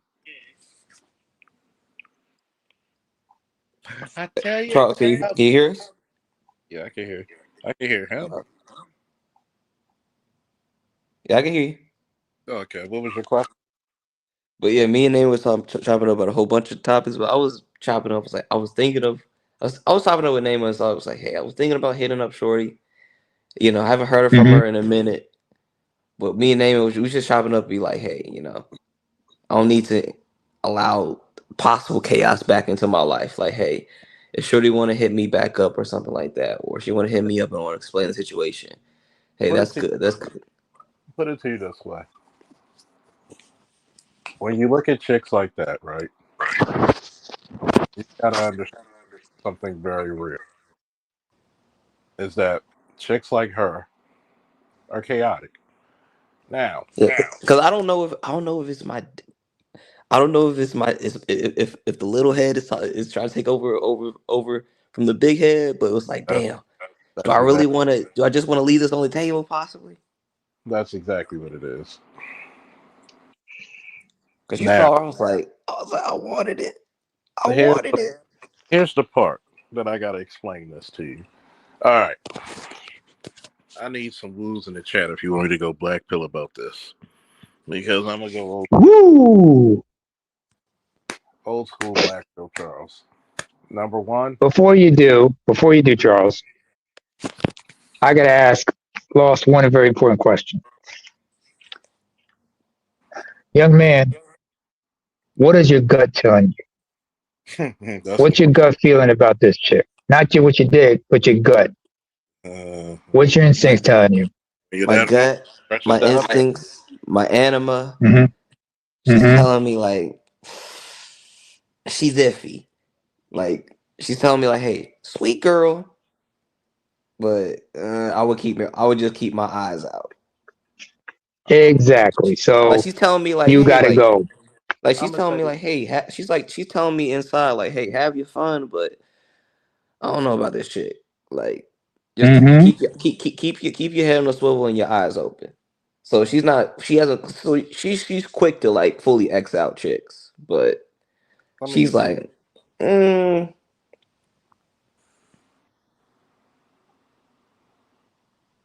what you saying, Charles? let me put it to you this way: when it comes to certain behavior, this is what I have to tell guys. Not every chick is gonna be wifey material. Some Oh yeah, chicks I didn't want to keep her. I just wanted to will hit it and experience. bit it. Now, this is what men have to realize, right? Men have to realize that number one, if you hit a girl like this, are you able to keep it without feeling? Hey Charles, you broke up. All you got to do is, and you detach from your feelings. And I think that's one of the biggest issues is the detachment of feelings. Because first of all, if I looked at Shorty and I seen the way she's acting and the way she's moving, oh, I just want to hit it. There ain't nothing serious gonna come about this. I just want to hit it, split it, did it. And at a time, even now, it would have been just hit it and quit it. No real feelings. Because one, you have to remember that this chick has alter egos. And unfortunately, this is what happens when she plays certain games, which she's a master of. Meaning, she wants to play certain shit in certain records. Meaning, she's just a fun girl, and you got to keep it in your mind. There ain't no going to no relationships. There ain't no going into anything. But if you feel as though she's going to be too much trouble, leave her the fuck alone. If you feel as though you can't overcome her, leave her alone. because what happens with Shorty is that she tries her best and her damnedest to use her sexuality to get an advantage. Am I making sense? Yeah, Absolutely. See, I'm taking mental notes. because to me, if you contact her, you already have to have your own. You have to have your own plan, and know that it's not going to go any further than what it is, and that's about it. Yeah, because I was like, with, like, what would you do? What would you do, Charles? Like, if a situation like that happened, would you hit her up, or would you be like, hey, if Shorty gonna hit me up, it's what it is. What it is. I'm do what I do, and or would you just like fully lead, would would you wait for her to hit you up, like pretty much make contact? If I really wanted to, because I live a little bit on the danger side, I would hit her up, but I would also have a agenda. I would have an agenda on my side, Mm. because if it's just for sexual conquest, it's just for sexual conquest, and nothing more, nothing less. Because I'm not trying to work with her than what it is,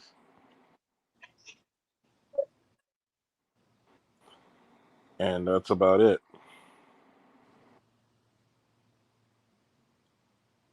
Because that's the whole thing about it. It's like, yo, there ain't no fucking way in hell you gonna be able to take me on a fucking bride when I already know what your fucking shit is about.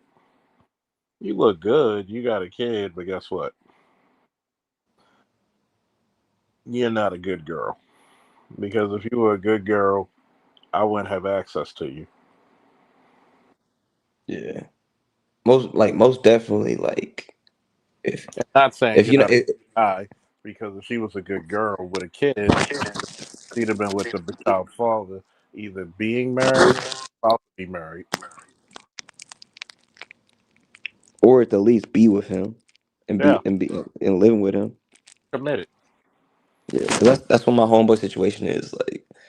Like my childhood homeboy, like they ain't married, but they got two kids. They living together and they do what they need to do. Hmm. Yeah, The but difference.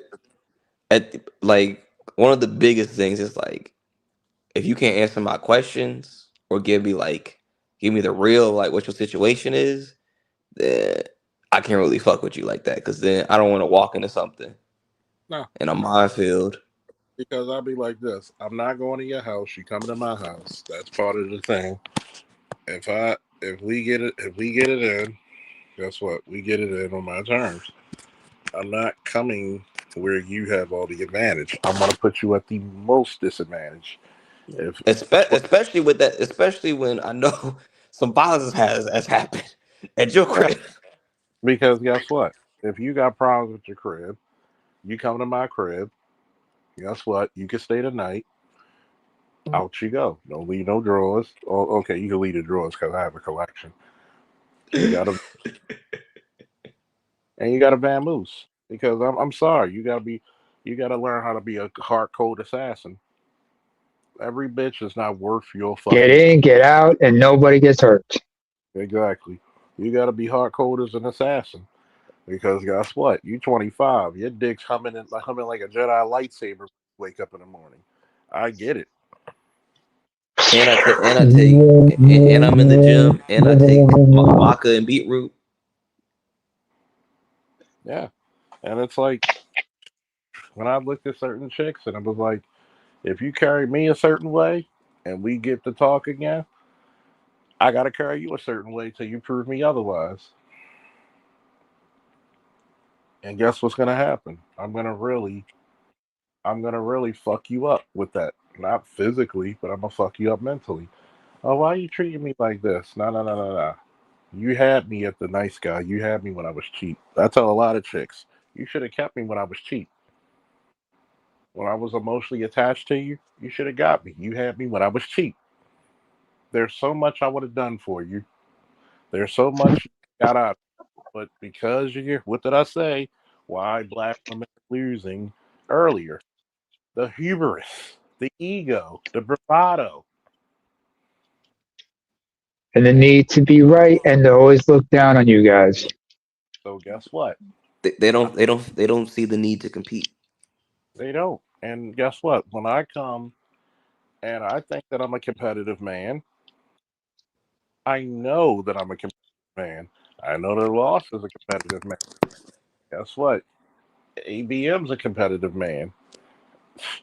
I'm pretty sure if he goes out there in public, his wife like, nah, bring your ass out here. Bitches looking. Like Namers. whatever girl or girls that I end up with, like one thing they know on top of my personality is that I'm very flirtatious and I'm very like friendly. So Yeah, that's how young men should be. I think I'm cute. Dan. I know I'm sexy. Dan. Yeah, it should be. Why? Because let's talk about the ground rules of bitches. Bitches love niggas who can get bitches. If another bitch ain't looking at you with your bitch,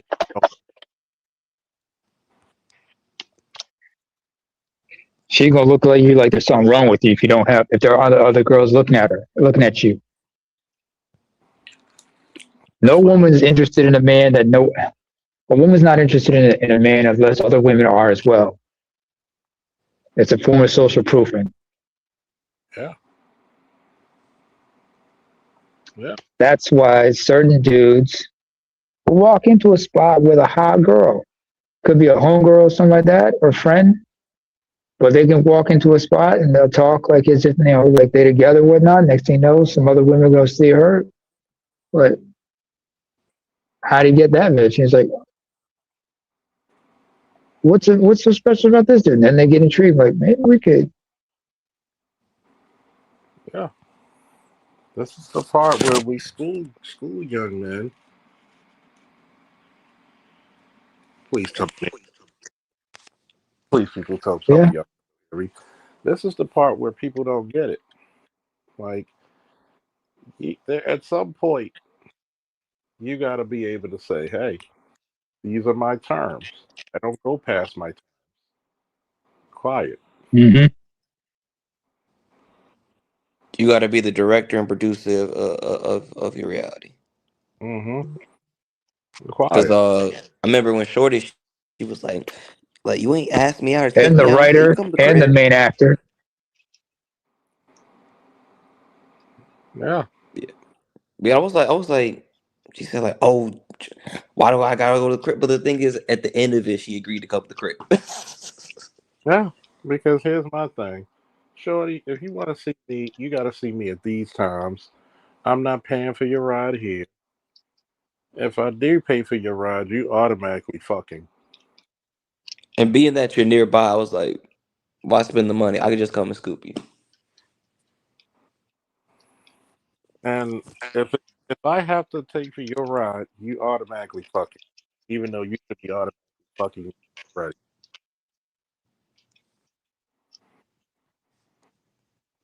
Then on top of that, you are already suspect.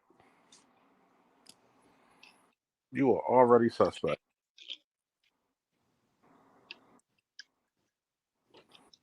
Then you got to realize is this: you need to come with a bottle. If you smoke, you better come with a bag. If you drink, she got to come with a bottle. And we ain't talking about them little bottles you can fit in your fucking pocket. Nope. Why? Because a bitch got to come out of pocket. Because the crazy thing is, like, you and ABM, we was shopping up. I was trying to be a good host. I was gonna get some food, gonna get the bottle and everything. I was like, but Then shit got messy. I was like, yeah, definitely. fucked it up. So now it's fuck all that. You gotta What we talking uh, exactly? Say the bottle. What are we talking here at Lost?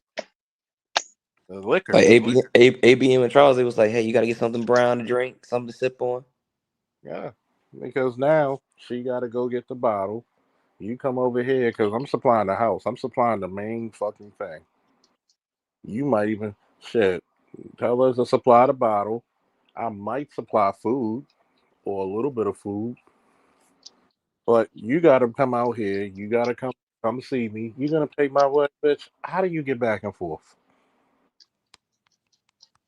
when you want to go over? When you want to go over West Bumfuck, how you gonna come over? So when you when you don't put a lot of shit in there, you got to think about this. A lot of these chicks get away with fucking with a lot of murder already. Hmm. They get away with a lot of shit. So what happens? You got to make them pay out of their pocket. When you think about something, you have to realize that this person owes you. You don't owe them because at some point when a bitch acts up, you always have a bitch on standby. If the quarterback, if the fucking if QB1's fucking up, you better have a backup already on the way. That's why I don't understand when dudes said, "Man, I had to get rid of my whole team," and I was like, wait. What if Shorty go bad? Like you ain't gonna have nothing at the wings. You know why? You know why? You know why dudes do that and chicks tell you got to get rid of all your chicks. Notice you Because they never. don't want to compete. Get rid of competition. You don't want to. Yep. Hmm. Don't want to compete. Don't want to have competition. But you never hear a bitch saying she got rid of all her dudes. You never hear of a bitch say, "I got rid of all my dudes for this man." You never hear a chick say, "I got rid of my social media for this dude." Mhm. Because she's always gonna have an emergency dick in a glass. When my ex was acting stupid, I took her clothes out the washing machine, put them in a bag, told her get the fuck out of my house. You want to be disrespectful? Get out of my house.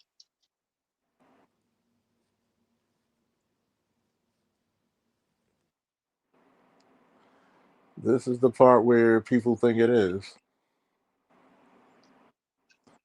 Don't think that, oh, it's gonna be fucking good. Don't think shit's greasy. Here's my thing. I called another chick and she was there in 15 minutes. Never, ever, ever make a female think she's the only option. They stop respecting you when they know that. They That's get too comfortable. that's the secret. When a female knows she's the only option, too comfortable.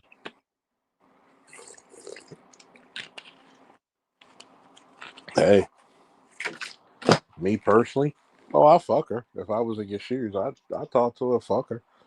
But I can't take you seriously. You just a fun girl. There's nothing you can do to remove yourself out of that part.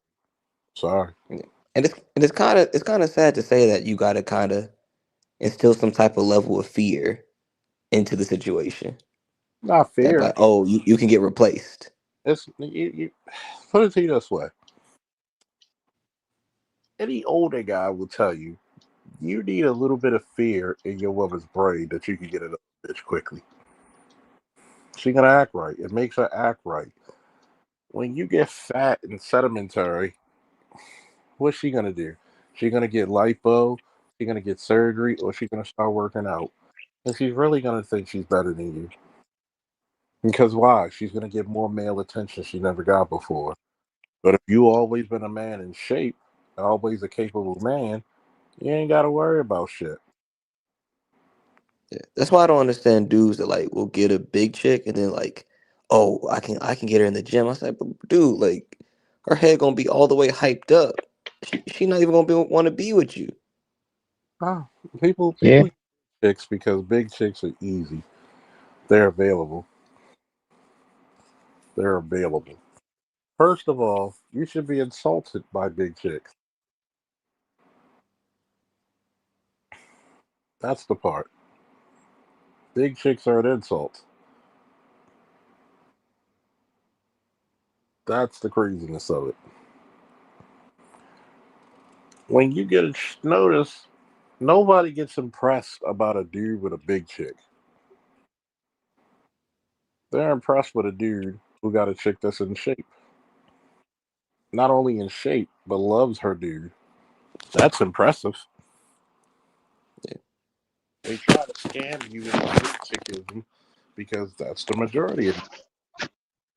Like I've had some chances with some, there's been some big chicks, sweet as pie, good personality and everything, but it's just that, You're not physically appealing. yeah. And on top of that, like I actually like you as a person, so I don't even want to go down that path to where like I'm gonna just use you. So it's like you got one aspect right, but what turns me off is that you can't have all the aspects.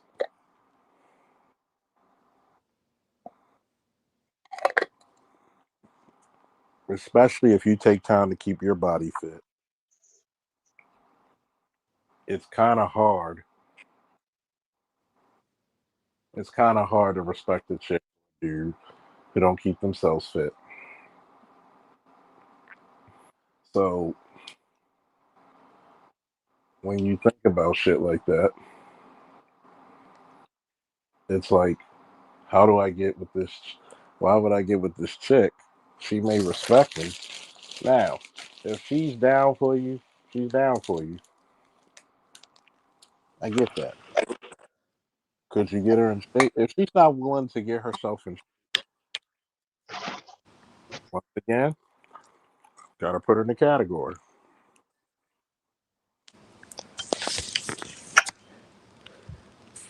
If she's not willing to go on that fitness journey, no.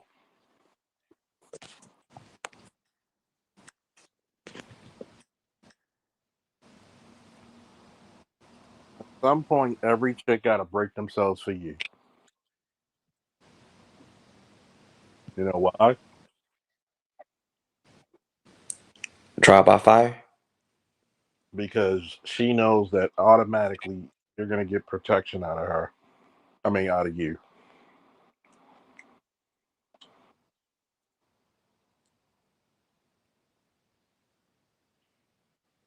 There's gonna at least be protection from you.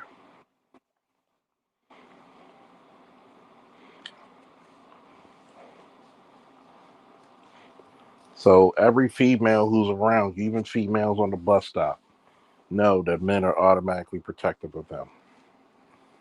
What should we automatically be getting from them? Compliance, obedience. Exactly.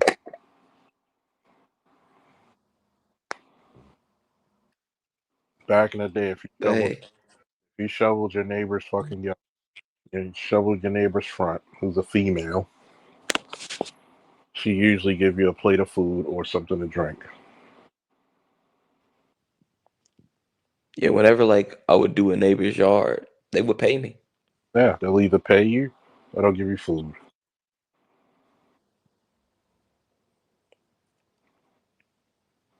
Shoot, these new chicks nowadays, they just expect to do for them.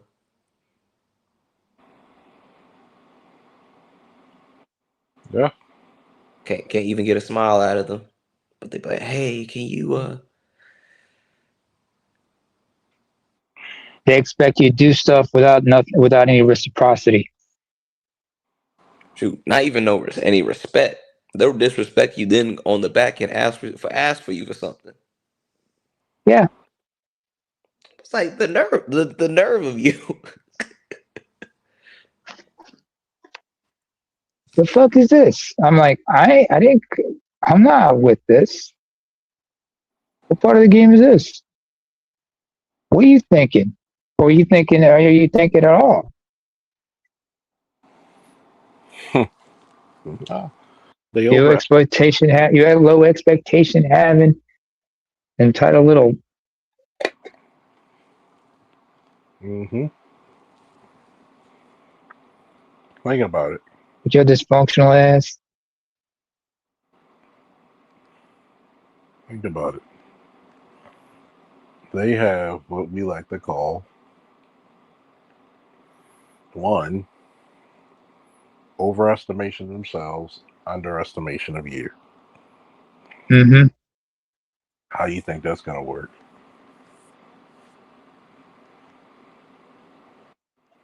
It's not. Not gonna work very well. Not gonna bode well for anybody. I mean, shoot, we saw BGS's live stream today. Yeah. Look how it's going in their lives. And think about it. Half those chicks were attractive. And the thing is, like when he was talking about the news broadcast, I was like, yo, being that I live in Atlanta, I was like, yo, I see it. You see, go right now to the malls and the parking lot. I've literally picked up people from the extended stays while I've been Ubering. Like, Hmm. Go up there and see. You go to a mall right now and see them.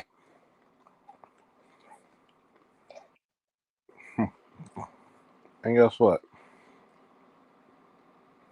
They love it.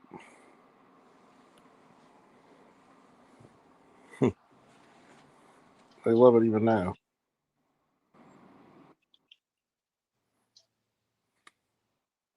Oh man, I'm sorry. I'm about to lose it. Rewatching my Vox Machina. If you ever watch Vox Machina, it's one of those things where you see some of them attractive females. Mm-hmm.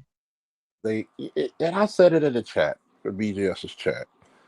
If you're an attractive woman, you're homeless, you suck. You're a loser. You just showed the world how much we should not fucking fuck with you. you got a vagina and you on the streets?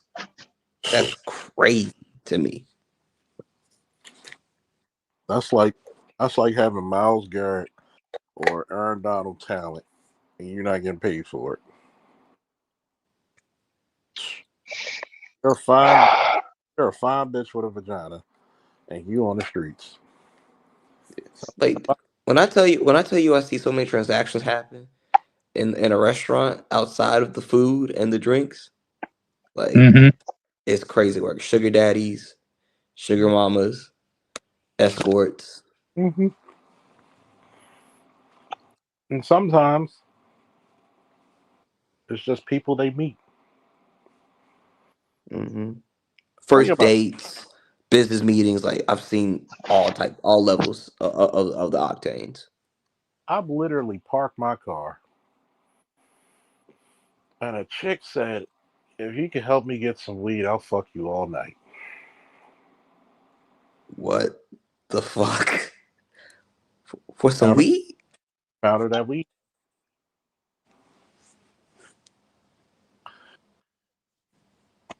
I'm telling you, And it's just shoot, you tapped in with the dope boy, so you could probably get it just off the strength. it. It's funny because I told this lets you know that motherfuckers really don't want sex; they want love. You know how long? How? Because that's all these niggas. Because if they really wanted sex, these niggas could have had it. Yeah. For me, I have no problem with it. It's just that, like, being I'm in Atlanta, still the price is still somewhat high over here, and I'm kind of bougie with it. High, high if you allow it to be. Wait, say it again. High if you allow it to be. Wait, I It's didn't I didn't hear that first part. no, I said it's only as high as you allow it to be. Yeah, I don't want to get just like I be on like the east side, like on Edgewood, and I see some of the type of level chicks. I was like, I can say, I'm very bougie with my taste on if I would do decide to go down that path. So I was like, I can't afford Paid to what go I on, what, you paid to go on a date. You paid for pussy. yeah. I I was told people like, yeah. if you already paid for pussy, you just cut off the middleman. Less headache. Exactly. Less headache and straight to the point. She names her price. You pay. Do the damn thing. You pull your pants up. All right. See you next time. That's it. That's all. People see people put a morality to it. That's how I know a lot of niggas are not black pill. If, if sex is my goal, sex is what I'm going to get. Mm-hmm. 90% of the 98% of the time, it's off my charm and good looks. If I really wanted it, guess what? Well, I just want this. Here you go. And if she's doing anything other than just naming her price and doing the deed, she's not a prostitute.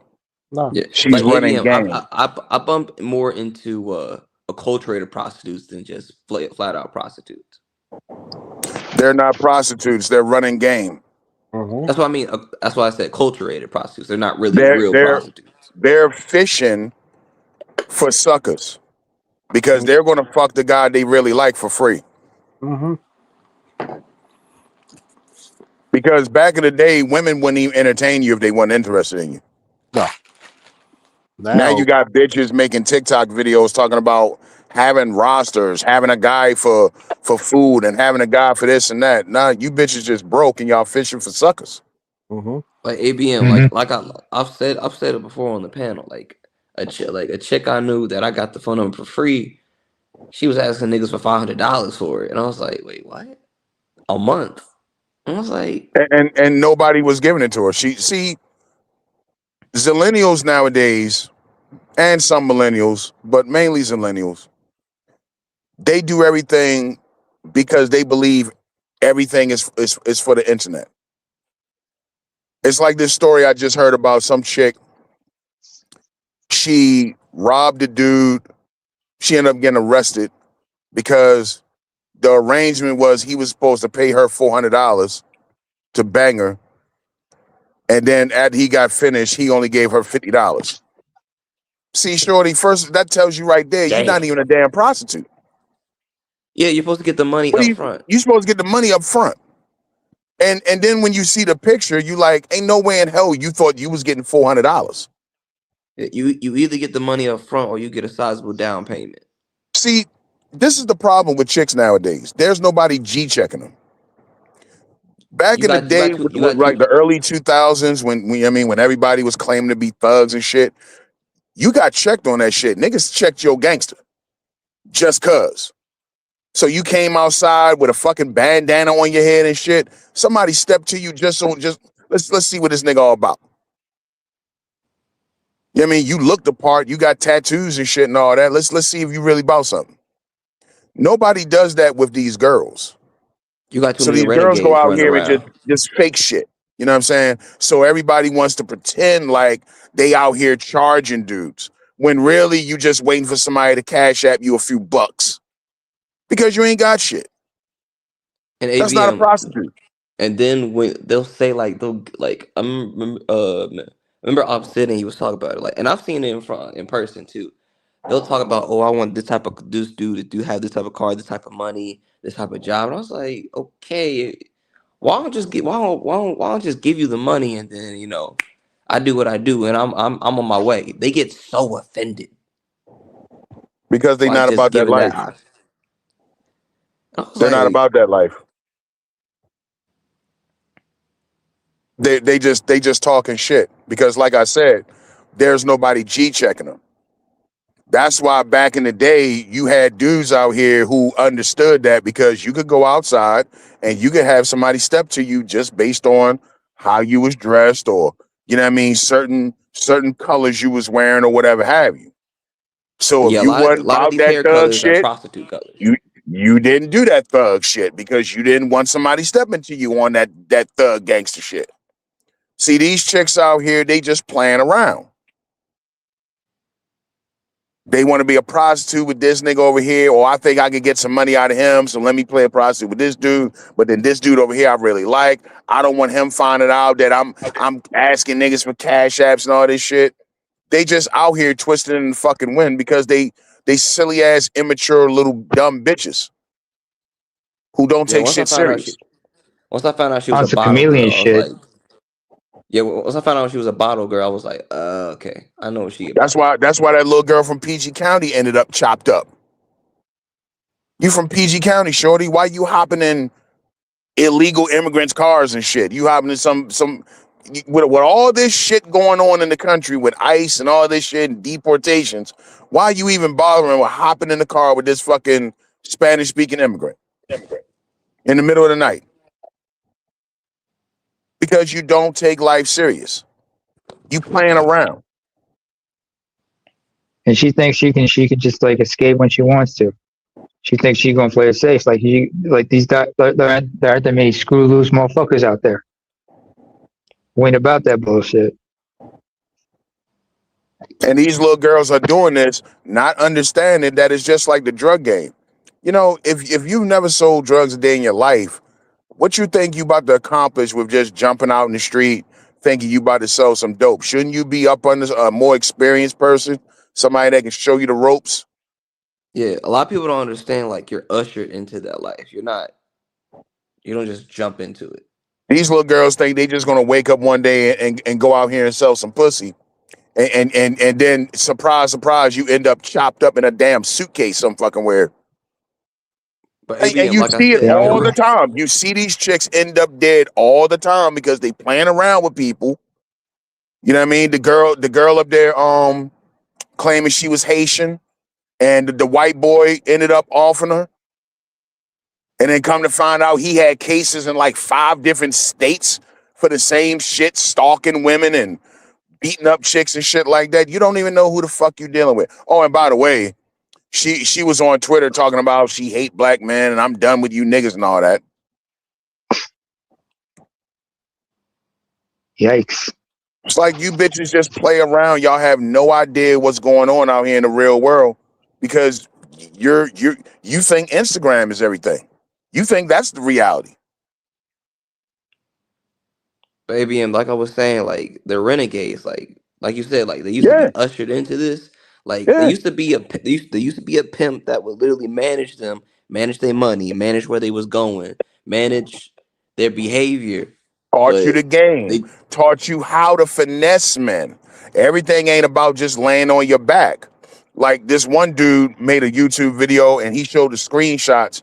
The chick just hit his phone one day, like, "Hey, can I get X amount of dollars for my nails?" And he was like, "Yeah, good morning to you too."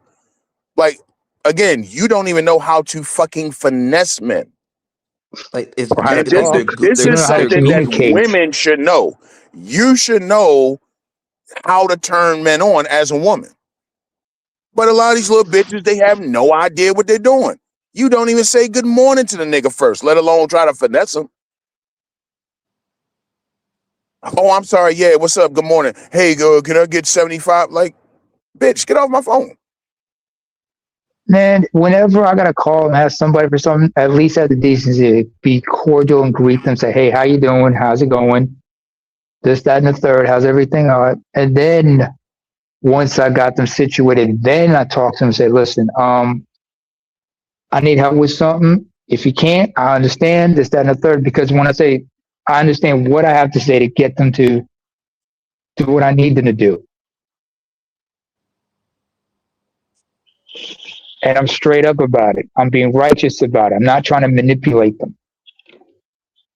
Like Patrice O'Neill would say, like, women don't know how to be righteous.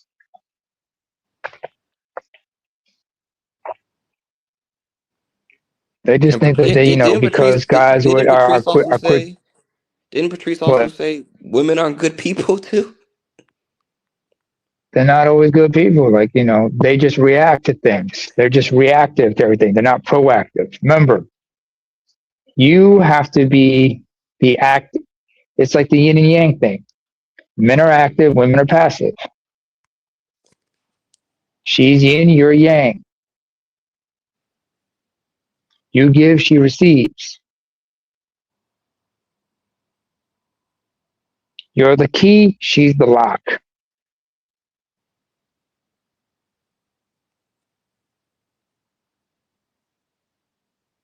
So with that being said, my thing is like, just women don't know how to. I mean, even Patrice even said women don't know how to get a man. They don't know how to flirt or approach a man. That's why they're so afraid Exactly. of. That's Don't why even they're know how to so. flirt no more. That's why they're so Yeah, afraid they don't know how to flirt, how to be talking. That's why they're so afraid to approach because they don't know how to talk to men. Like They I've they literally don't they don't they're afraid to approach because they think that everybody is like them because most women, that's the type of shit they like to be on. They like to get approached just so they can shit on a dude and then laugh at him. Ha ha ha! Did you see how I curved that nigga? like I They told like I think told you're going to do them the It ain't same funny way when with you men are when the it's you. exact Hey, opposite. Puto. I told my pops, I was like, hey man, what's going on? I was like, hey pops, like they just ain't hitting on anything for real, for real. Like they can't keep up a conversation. They can't really keep up with you intellectually in anything. Like literally, like when you talk, their eyes start to glaze over a little bit, and I was like, yeah, this ain't it. I mean, Because they're most boring. women don't know how to communicate. Most of them are boring. They don't know how to. They can't tell a good story. This is why Patrice said, like, say your girls. I remember this joke he had. He said, let's say your girls had some kind of injury and now her cooch don't work no more, so you can't have sex with her. Now, to the ladies, how do you keep a man if you can't, if your vajayjay is all destroyed? What do you do? Then he's like, listen to the crowd. I said, ladies, they can talk. Some women said like blowjobs, okay, head. Some said oral sex, okay. And then he's like, he said the whole time I was just bashing y'all and everything. But when I ask you simple questions where I can give you the opportunity to show you're bigger than your JJs, all you did was resort yourselves to a bunch of holes. Nobody said learn how to play Xbox, tell better jokes, bring a girl whose cooch is working. These women cannot think outside the box. I remember one episode of one of my favorite episodes of Black Phillip. They were talking about the whole two girls, one cup phenomenon. Don't worry, we're not going to talk about that. But he explained the significance of it from a misogynist or woman hater's perspective. Because he's like, you realize guys would look at this and realize I gotta do all this, make sure my haircut, my shave game is on point. My clothes are clean. My shoes are great. My pinky rings are shining. My hat is everything. Just making sure I smell nice. I'm clean.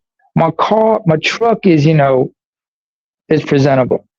Just to find out you would just do this kind of mess and there's nothing good about you. Hell, even Dante had a story about like when he talked to one of his nephews, right? Took a girl out. As soon as they got in the car, he went to pick this chick up. As soon as they got in the car, her pussy stank just stunk up the whole. He could smell her pussy stank. Girl was looking fly as fuck, but her pussy stank. Some chicks will purposely let their pussy stank just to let this motherfucker know you ain't getting none tonight. I'm just here for the food excursion. And he's like, we ain't having it. He immediately had to kick her out the car and say, look, we're gonna cancel this. Fuck that.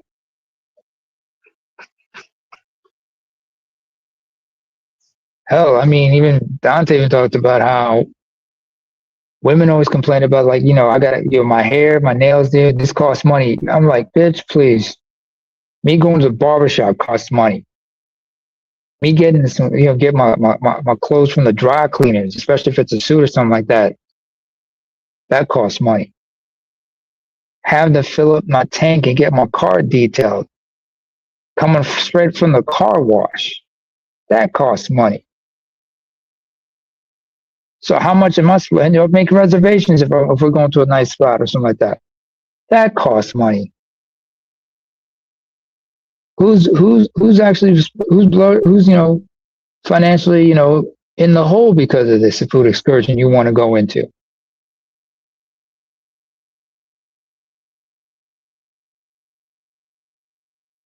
You know, I remember I went out with a friend once. No, with a friend, with next. First time we met, first time we went out, we just went out for coffee.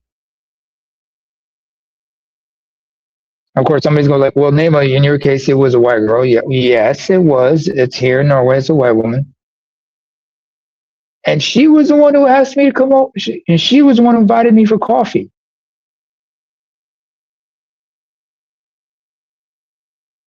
Second day was a lunch date, and we both paid our half of the bill.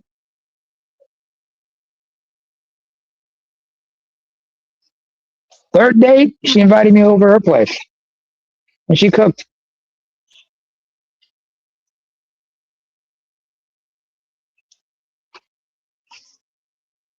Unfortunately for me, I already had gotten tested by then.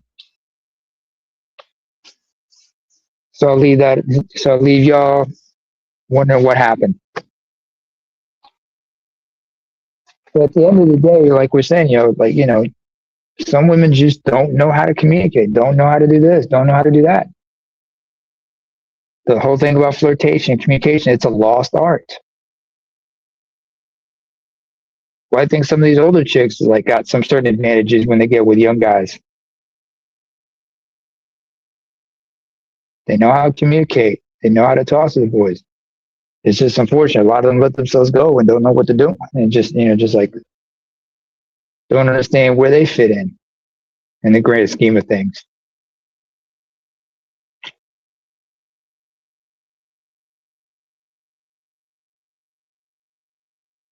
Oh yeah, thank you LAPD SWAT for the Cash App. He says, do you think G Davis is going to prison? Arrest warrant out for him by his baby mama. Who is G Davis? What are you talking about? I don't know who G Davis is.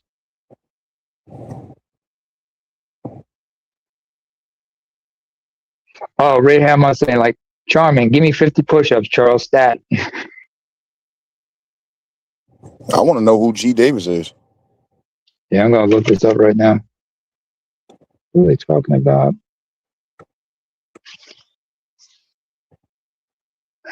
G Davis arrest warrant.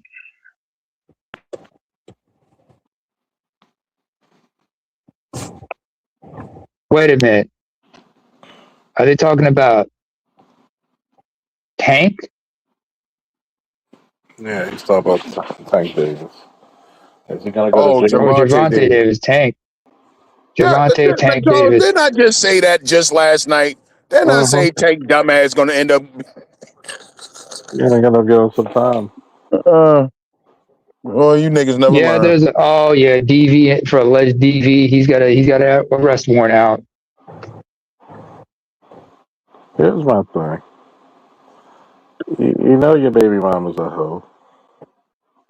Yeah, isn't she the same one that was like threw his toothbrushes in the toilet and put feces all over and everything like that? What the hell? I mean, you're dealing with ghetto ass bitches.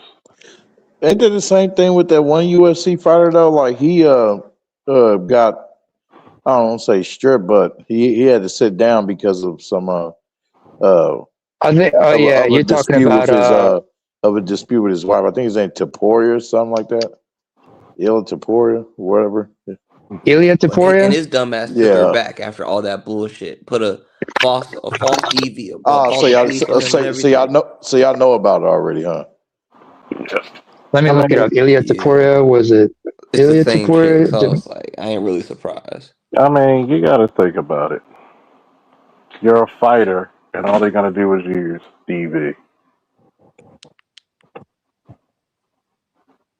This is the first thing. First thing Hey, they're Charles, gonna we can't do. hear anything. Can you hear me? I hear you. Yeah, I can hear Hey, Charles. Can you hear me, Loss? Say, Hey, Ray, you can hear him? Laws, drop down and come back.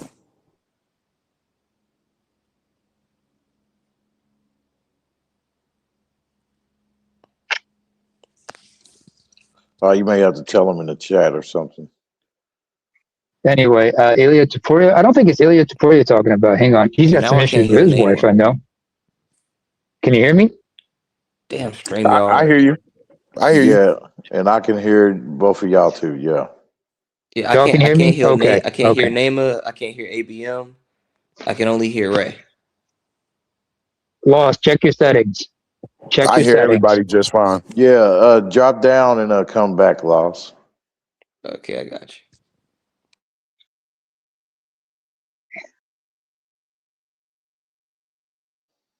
Yeah, dude. Shut up.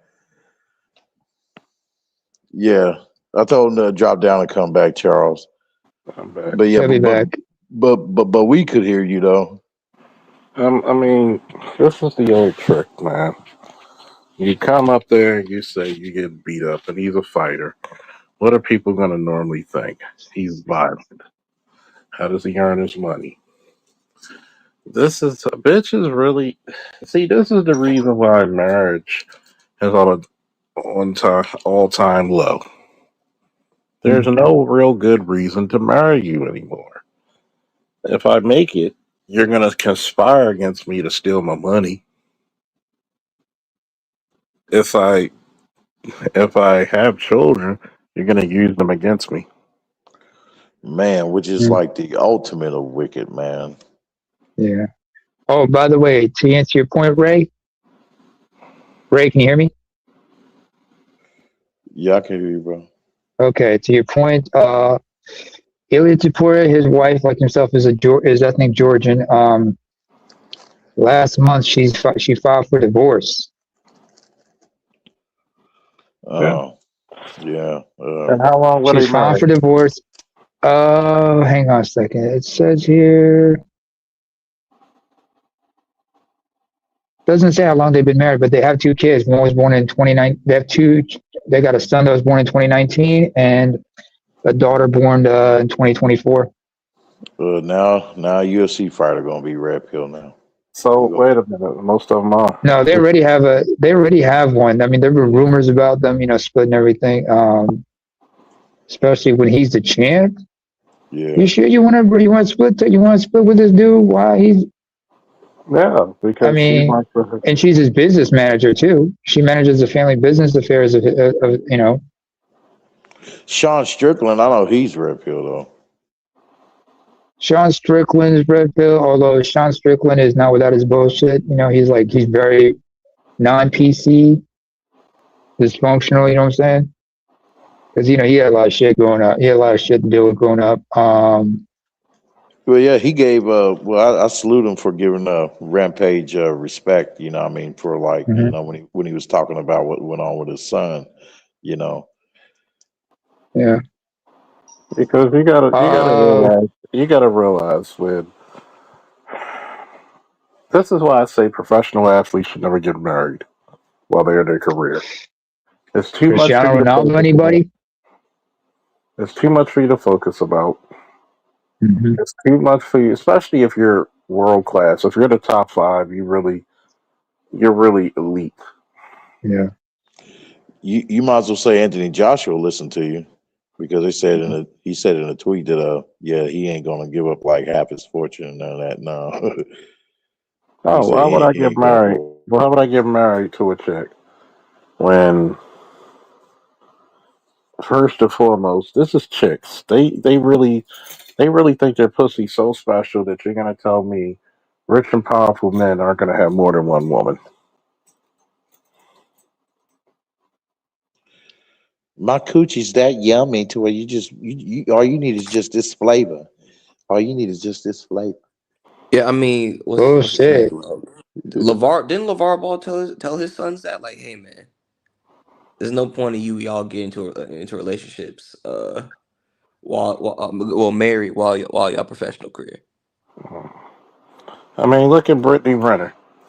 She thought she could get somebody to marry her, and all she getting is what 5 to 6 thousand a month in child support, and she's From a complaining. baby that was, and the fucked up part about that was she was going to go to jail either way when she took that flight to Russia, because remember, Not Brittany She was getting Griner. paid. Talk about Brittany Renner. Renner, Oh, not Brittany Renner. Griner. Sorry. Sorry. Got it mixed up. You got to think Thanks about it. for catching me on that one. That's still an episode of Hubris. Um, you Yeah. got to think about it. Brittany Renner, if she gave a fuck about her fucking kid, why shouldn't the kid be with you? Because you're only using him. Mhm. You tried to use this young man, and he didn't marry you. He PJ was just Washington. he tried to give you. You went from $25,000 a month allowance to $5,000 in child support. And Only Charles, this. the craziest thing is she tried to dictate the relationship. She was like, "Oh, you got to be monogamous." I was like, he's an athlete. He's in the NBA. What do you think was gonna happen? Monogamous. To whom? Just to her? To you, and he does, and he can't expect you to be faithful to her, to him. No. This is a She one was she was saying that they were gonna both be monogamous, but I was like, you're trying to dictate monogamy to an all to a to a 19-year world old. to an NBA player. You gotta understand. It's like what was it Patrice said? Like women have to have to earn earn their keep. That's why he said keep a roster. Like it's kind of like something that Big Brother or one of his other reality shows. Nigga Roshi, they The want to control reason, you after yeah, the relationship is over with, when they're done with. yeah, And well, hell, yeah. Oh, by the way, or are you done with them? Either way, mhm, they still want to control the relationship, no matter if you ended it or yeah, she ended it. yeah. By the Roshi, way, before you continue, to Ray's point earlier when he was mentioning Ilya Taporia, I just looked it up. It says here like in November he announced that he would not be competing in the first quarter of 2026 due to personal issues. And so we find out like in December, the rumors were true about his divorce. you should not be a fucking world class fighter married. I'm sorry. You're in one of Unless the you got to most. ride or die. How many chances are you gonna get that? Very few, if at all. Think about it. Steph Namer, Curry. Go ahead. excuse me, Charles. Namer, I don't know if you heard last night. We was talking about this very subject. Okay. I didn't Boxing is a actually, but lonely tell me. boxing is a lonely sport. Mm-hmm. And just like I said to Charles last night, you name me all of the great boxers that you know that have successful marriages. None. Name None. them. Where they at? You're Ain't right. ain't the None. ain't the divorce rate for NBA players after they retire, like after 5 years, it's in like 60 to 80%? Yeah. Yeah, because they can't maintain that lifestyle afterwards. Damn, you can't even have a fuck buddy. Well, Shit. that's because most of these NFL, NBA dudes are broke about 5 years after they retire. Yeah. All you You gotta do heard is watch that documentary Broke from you ESPN. you heard that. Think about this. ABM and myself agree boxing's a lonely sport. MMA is even lonelier.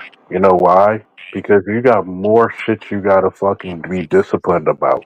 You don't have to just worry about hands. You gotta worry about hands, wrestling, grappling on the ground. That takes a lot Knees. out of you. Knees, elbows. You gotta worry Not to about mention the rate of it. The pay is not like in boxing. Also, you got to worry in combat sports. You got to also worry about things like here's CTE in the long here's term, the Boy, here's the concussion. fun you here's the definitely fun coming back to your wife, nigga, on a Bernie Mac shit, nigga, saying, "Bitch, I got 3 minutes." yeah. And you gotta think Three about it, right? minutes. You gotta That's all they think give me. about it. That's all the fuck I got. You gotta think Sorry. about it, right? When it comes Mm-hmm. to MMA. When you go to the pros, there are MMA pros when they starting making more than boxers. Because boxing, Mm-hmm. the upper echelon makes the millions. Here's the crazy part. Well, PFL seems to say, they're setting a precedent to where they're paying out more than the Oh UFC. yeah, they paying out more. UFC's like Johns Hopkins. You don't get paid at Johns Hopkins, it's the notoriety. They get you paid for other places, other hospitals. Oh, okay. And unless you the upper echelon. Meaning Of course, DC, Couture, GSP, John Jones, Anderson Silva, Mighty Mouse were getting paid millions. They were the top draw. So here's the And problem. the motherfuckers got YouTube channels too. Yeah. So here's the part. Yeah, Mighty Mouse is hilarious. He's very hilarious. Short, small, but dangerous motherfucker. And And I'm One, subscribed to my dude too, Short Man Game alumni. Damn yeah, it. mhm. and it's crazy because when you look at it in boxing, yeah, they'll make more of the bigger names because boxing's still controlled by the mob. Now it's controlled by the mob and the Arabs, and they got stupid money. Here's my thing: if boxing was so great, why is fucking Crawford retiring now? And that's the biggest payday in his life. He's the marquee guy now. Why is he retiring? The money ain't there. The money ain't Exactly. there, and the contract terms and everything. Exactly. Because the money ain't Just there. like And because first just of all, like how much did he Francis Ngannou leaving the UFC. hold on? How much did he make from Sorry. about what, 50 million? You people try to talk about Tank when Wait a minute. Oh, who made 50 million? Crawford. Oh yeah, Crawford did. Yeah. I said, but Canelo still made like what 100. Think about it. People looked at Anthony So Joshua. he was guaranteed 10 million through some sources suggesting a higher final figure, potentially reaching 50 million with Yeah, pay-per-view Mhm. shares, while Canelo earns significantly more, around 100 to 150 million. yeah. So you got to think about this, right? This is how you know Tank's a dumbass, and I love Tank. You know, Tank would have got 90 mil fighting fucking Jake Paul.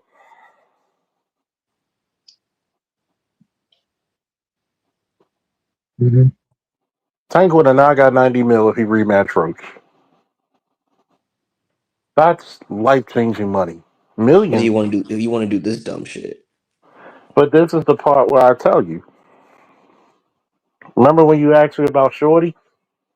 mm-hmm. This is what I Mhm. told you. You gotta know. I don't know if you heard what my father said about a club bitch. When you You take find it, them in the club, you return her. you have your fun with her, you return it to the club. He wasn't Mhm. smart enough to know and return it to the club. See, the grisly part about this is that bitches, especially ghetto bitches, y'all need to go back to BGS. Y'all need to go back to when BGS had, when his Black Gnostic speaks, when he talks about the 85. Oh, I've 85, watched all the Octanes. 85s, notoriously, because I've dealt with all of the social economic ladder of women. Okay? Number one,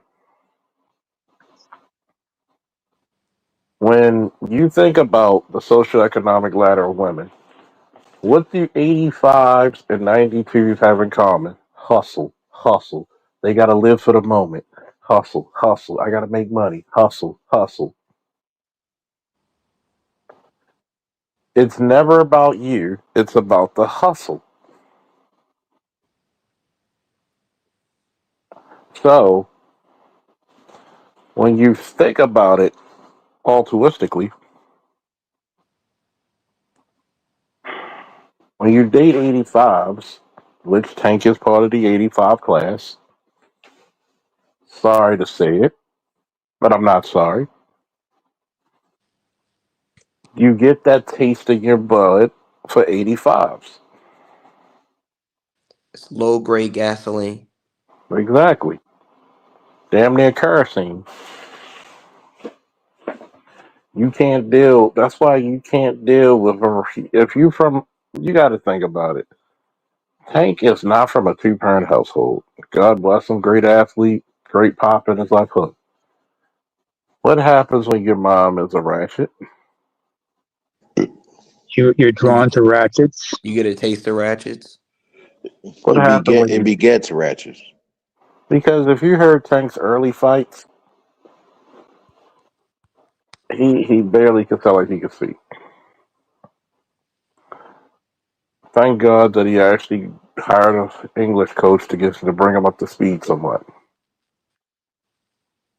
Uh-oh. Hmm. So Hey, what Charles, happened? did we lose you? Can you hear me? I can Hello. hear you. I'm gonna come back. I'm gonna come back. All right. Yeah.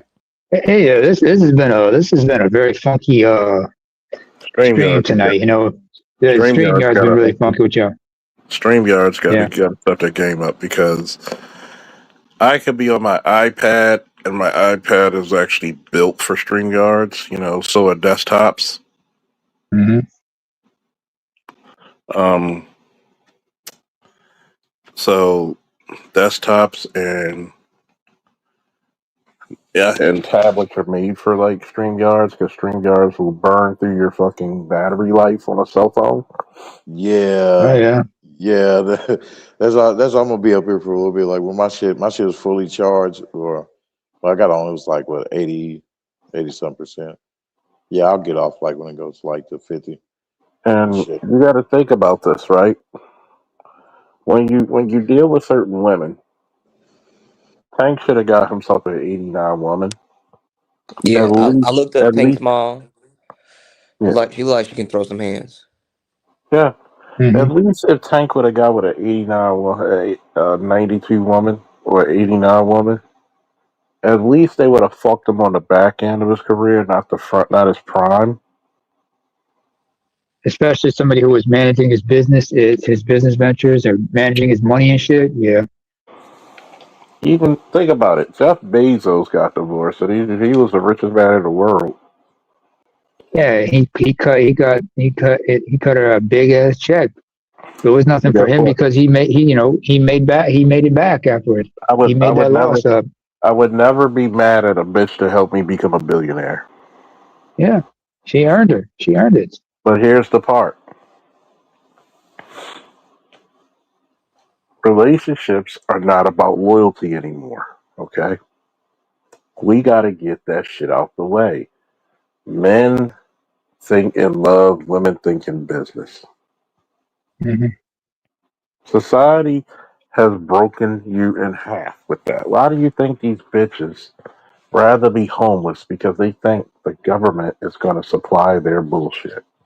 Now, what happens when you either A, get with a dude who ain't got shit, or B, get with a dude who's smarter than you?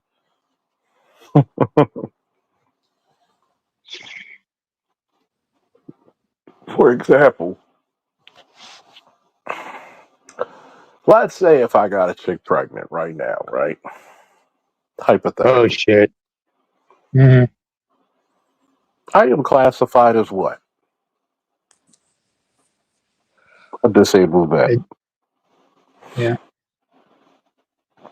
How much money could she really get from me for child support? 10,000 a month. No. No, she can't. She can't touch. She can't touch his disabled his veteran benefits and shit. She has no access to that. And if they do, the most she'll get is like 150 a month. 150. Okay. Yeah. If that. Either she can't touch it or that's the most she can get. Hmm. Because So what do you no. have to so I could do Uber. I don't have to really report Uber unless I make over $12,500. Yeah. Well, too bad I Yeah. ain't joined the army. So Too think old. about Mhm. Too it. old now, dude. I would make her give the child to me because you ain't getting shit out of it. Here's the fucked up part. A lot of these chicks, you can literally say, "Hey, you're not going to get much out of it." Yeah. Then let's look at this shit, right? If child support was a good indicator,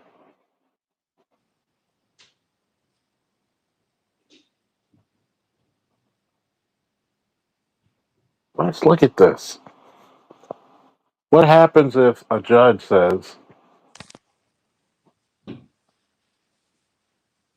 we're gonna see how much you spend this money on this child. Oh, you're buying all this bullshit?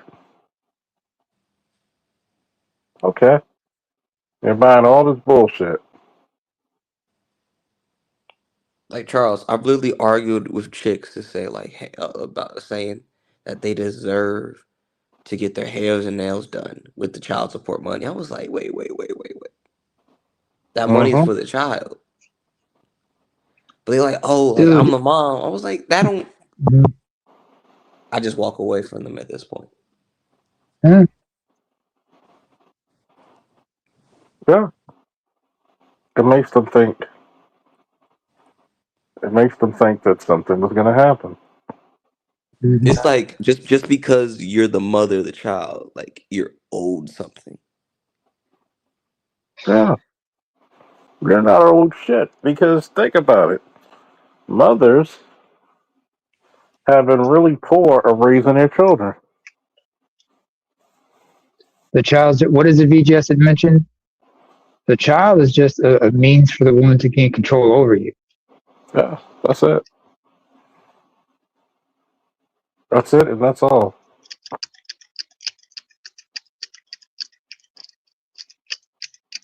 That's it and that's all.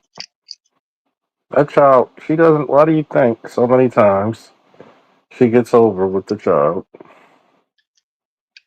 Like one of my homeboys, this chick literally took his child to a whole nother state, even though he got emergency custody when the baby was like freshly new. He had custody over the baby when it was born, like emergency custody. But then when Mm-hmm. emergency custody ran out, he wanna like get a little soft hearted on it. And then when she get the baby, run to a whole other state. But the thing is, she's so dysfunctional and so hard headed. He ended up with the baby anyway because she on the run now. Yeah. So But that's now why, so now that's, I see constantly I constantly see on on Facebook, IG. He always posting her. She's always with him, and I was like, yeah.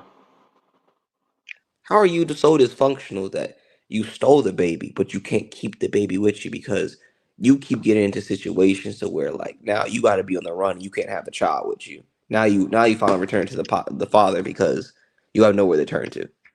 And you're about to get arrested for kidnapping. But that's the thing. He couldn't, being that he didn't know her address, and she refused to give the address. He couldn't serve her Yeah. because when he went to the police or the court, they said like, "Hey, we need an address. We can't do anything." Yeah. And see, here's the crazy part.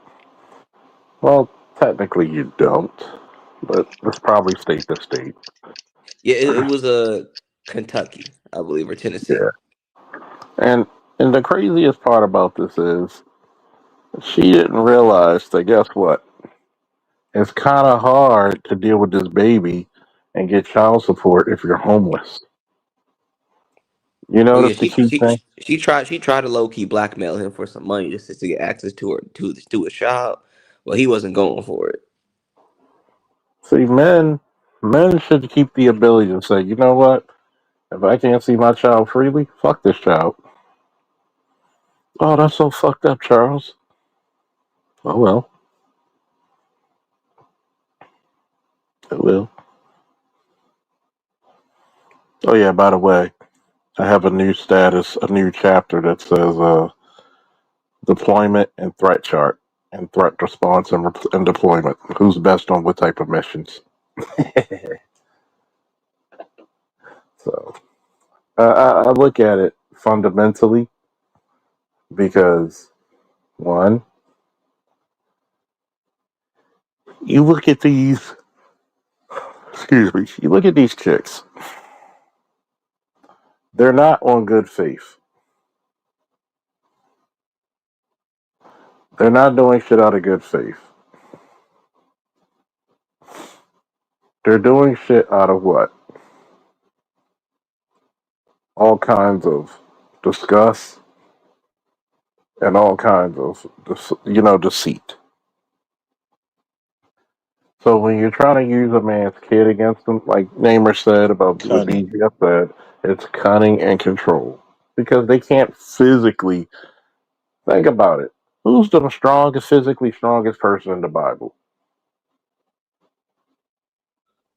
Samson. Yeah. Samson. If you read the ancient Torah, do you know how strong Samson was in the ancient Torah?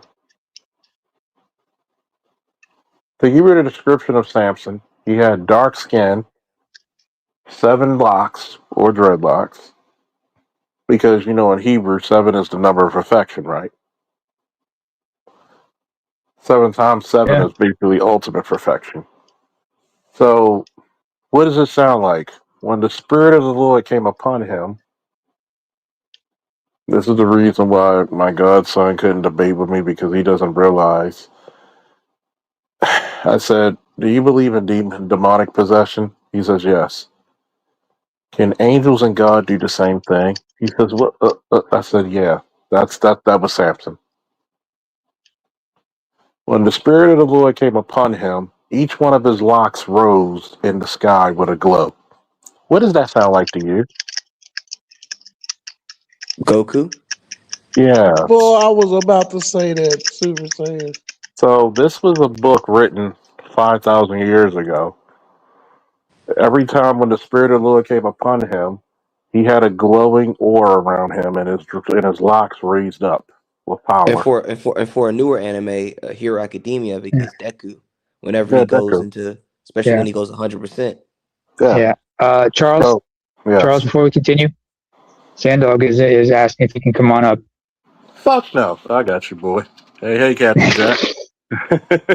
He be down by the railroad track What's with going that on? Oh, shit, What's bayonet good, Sando, Hero hanging Assalamu out of Gang? alaikum, him. brother. Lord knows he gonna be a stabbing man. Hey.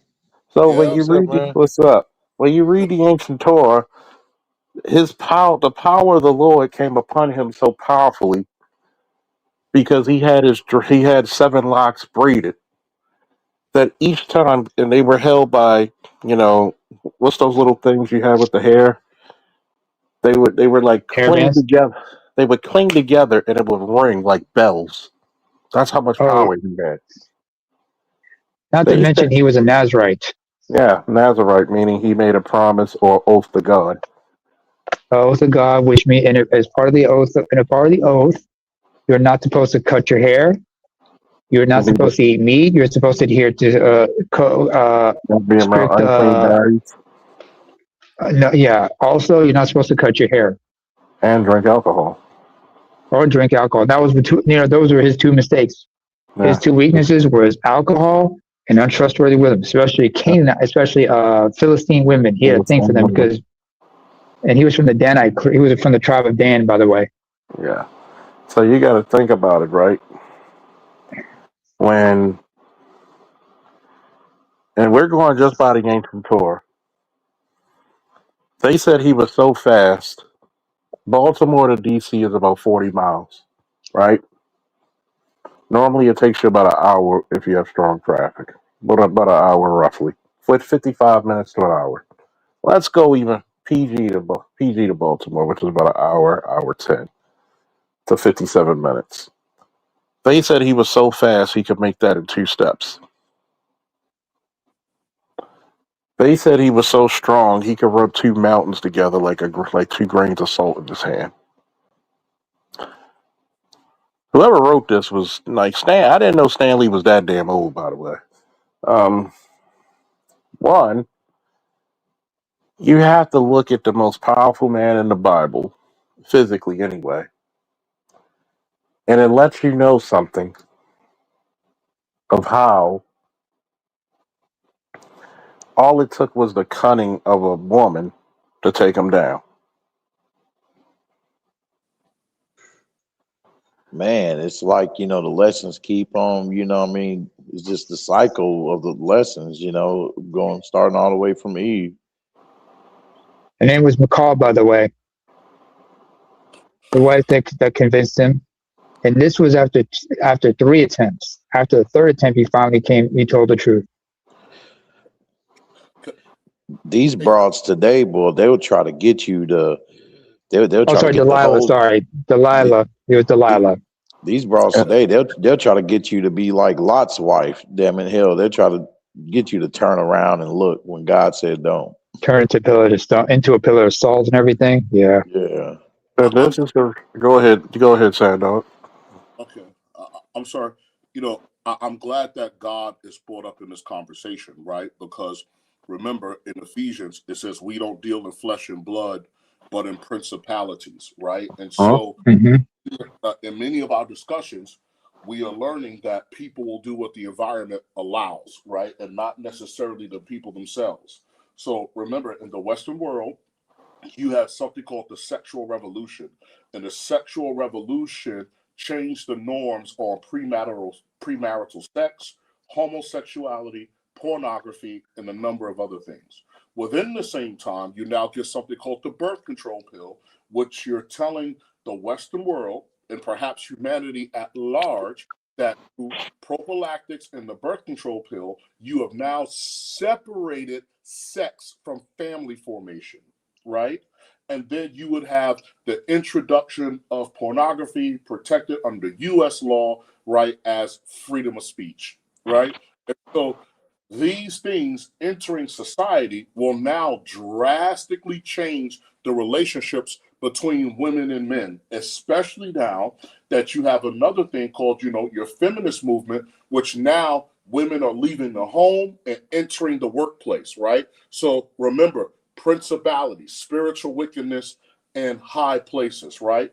Uh-huh. So now have a society that's introducing these concepts in a very unhealthy, like I said, in a very unhealthy manner, right? Or how to address it. And so now the unhealthy products of this movement now become a part of your culture, right? So they now become a part of your culture, and we don't really do a good job, especially in the Western world, of truly identifying our problems and fixing them. In the Western world, when we have problems, we typically blame the symptoms of the problem on each other, which are the victims, right? Because the symptoms are played out during the victims. And so the victims are the ones that are usually to blame. And so now, with these ideas entering society, the first entity that will push back on this will be religion or God himself. Because what else is happening during this time, right? We're taking prayer out of schools, right? We're removing civics. So we're taking God and social responsibility out of society, and you're introducing all of the demons of negative liberty, right? So now, what happens to a woman or a man, right? If you not allow God prior to having a wife, right? So your alignment with God is where you will find self-discovery and where you will find purpose. If you fall in love without purpose, right? So if you fall in love without purpose, and I love that woman, you may now be in danger of idol worship. And so where a lot of men find themselves, Whoo! frustrated in the No, circumstance. no. You got to repeat that. You got to repeat that statement because boy, you dropped a fucking nuke on that I was statement. about to say, So if you are not aligned with God and purpose, and you get with a woman out of your so-called love or devotion to that woman, you may be subject to idol worship, right? And so when you enter idol worship, what's one of the consequences? Loss of alignment with God, right? It breaks the foundational command to place nothing above God, and misalignment leads to spiritual emptiness, confusion, and distance from the source of guidance, right? And so now my devotion or my love for this woman, I could be manipulated by her, I could be swayed one way or another. Why? Because she is now, you'll say again, my purpose, right? So idols, whether statues, wealth, status, are or obsessions, are human made and cannot provide meaning or fulfillment, right? You know what I'm saying? And devotion to them diverts the heart away from the one who provides life, purpose, and stability, right? Moral and psychological consequences, right? When something becomes an idol, it reshapes a person's values. Around it, power, money, ego, or desire. This leads to compromised ethics, impulsive decisions, and weakened self-discipline, right? Loss of agency, because idols demand attention, energy, and sacrifice.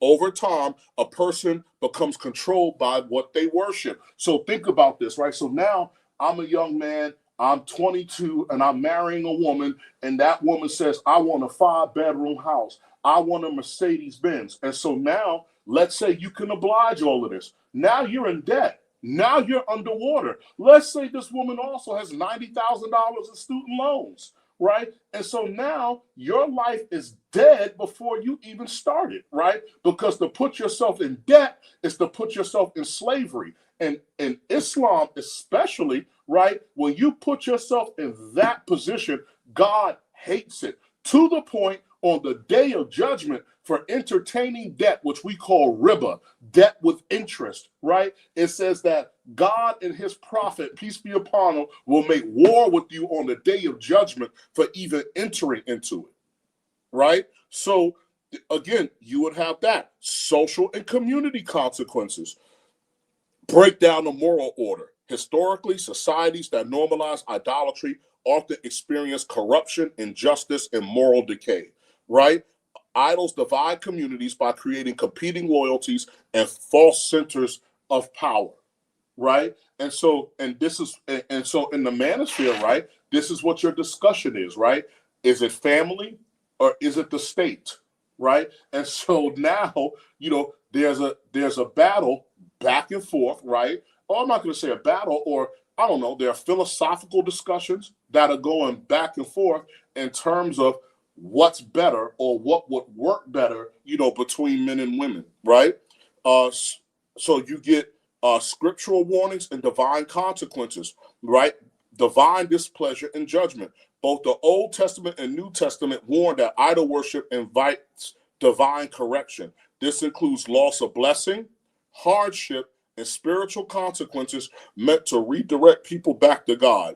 These consequences are framed as protective, God guiding people away from what harms them and back towards truth. So what does Allah say in his Quran? Allah says, for the fornicators, I now give you disease and poverty. And these diseases will be something unknown to your forefathers. And so if you look at us today in the Western world, what comes with fornication?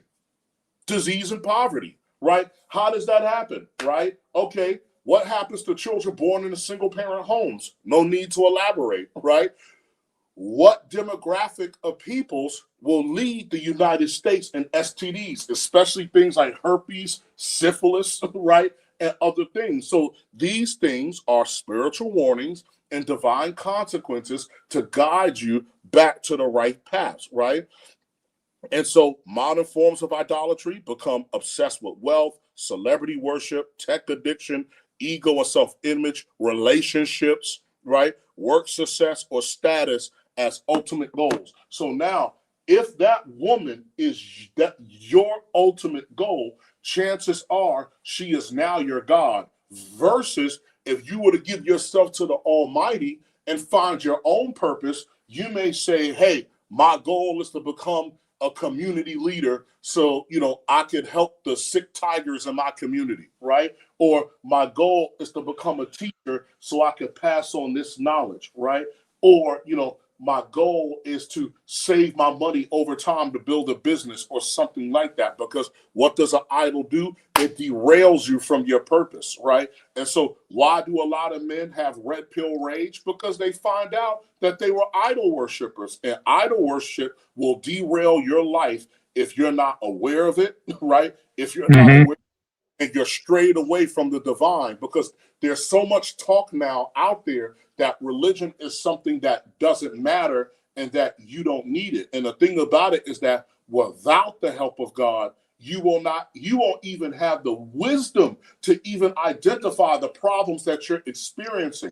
So there's a difference between the narratives of control, because narratives of control don't only happen in religion, right? They also happen in politics and other areas of life, right? So there are people, and so again, so there are people who believe that, one way or another, that they're smarter than God and their wisdom. And so even in Islam, right, we're taught, the Prophet Muhammad, peace be upon him, says, he said, if a man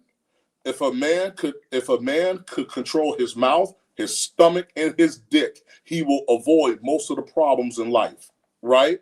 And and we also have another one: take care of 5 before 5, right? And what is that? And this is advice from the Prophet, right? To take care of 5 before 5: your youth before your old age, your wealth before your poverty, your health before your illness, your free time before you become busy, right? And your life before death, right? We call it taking care of 5, you know what I'm saying?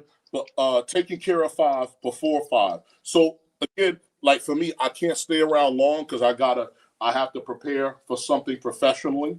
But inshallah, if you guys allow it, I could come up to another panel and we can have a deeper discussion. But Oh, we're trust me. a Trust lot. me. Cool. You don't even have to ask that question, man. Yeah. So the We're gonna A have reason, lot that of these discussion. chicks, rather, yeah, they should serve God, the Most High, but they yeah, rather yeah, but choose it's to not the serve these woman. false But gods and pray it's not the to woman. and It's give us. food to a false god in a closet. Yeah, And it's us. That's what I'm trying to say. If you avoid all, I promise you avoid all of that because it's God, man, woman, child. And so what happens is that when the man, so because remember in the manosphere we're talking about how women deviated from men for the state, right? You deviate from family, but when men deviate from God for the sake of vice, that is now you are now in a place of idol worship. So one of the things that we have to acknowledge as men is that we have also deviated from God for the sake of vice. And this is now what puts you at the mercy of that woman who's an idol worshiper, right? And so, Uh-huh. you know what I'm saying? And so like I said, I can't stay and we could have a deeper dive, but Nyama, you know what I'm getting at, and a Yeah. damn good example of this before I drop off, and Nyama could take it from there, is King Solomon. Yep. Oh yes. Oh, yeah. You King know, Solomon, yes, especially so, with that huge with that huge ego he had. yes, You and got to so think with large intelligence come huge ego. correct, and so yes, and so I'm gonna shut up, right? That's All my right. content. I gotta run. I gotta shut up. But if I'm Charles and Nyama could certainly give you a damn good deep dive on Solomon and how, because God warned him, right? Hey, don't take foreign women who are idol worshippers, right, as Mm-hmm. wives, right? Do not take them. And Do not Solomon, take them. and he He did experienced everything because remember whose son was he? He was it. David's son. David's Yeah, son Bathsheba, yes. through So, Bathsheba. correct. And So, with that, he just like his father, he had a huge ego. That was one of the his downfall. His ego He was his had a, downfall. he had a yes, huge ego and he had a huge lust. Uh yes, huh. Hey Sandal, check out the anime Berserk. Before I'll let you know before you leave. Check out the yes, anime Berserk because in that Yeah. man, that these chicks remind me of that. It's like they took the ultimate sacrifice, which is the Baalit, and then turned into a damn Mhm. apostle. So now their soul is bound to the abyss. yeah, man. You gotta Yeah. realize. Well, Before you you gotta realize. leave, wait a minute, if Yeah, I may, if I may, yes, yeah. to everybody's point, and I have to bring up something BGS mentioned. When we talk about the red pill rate, understand one thing first and foremost.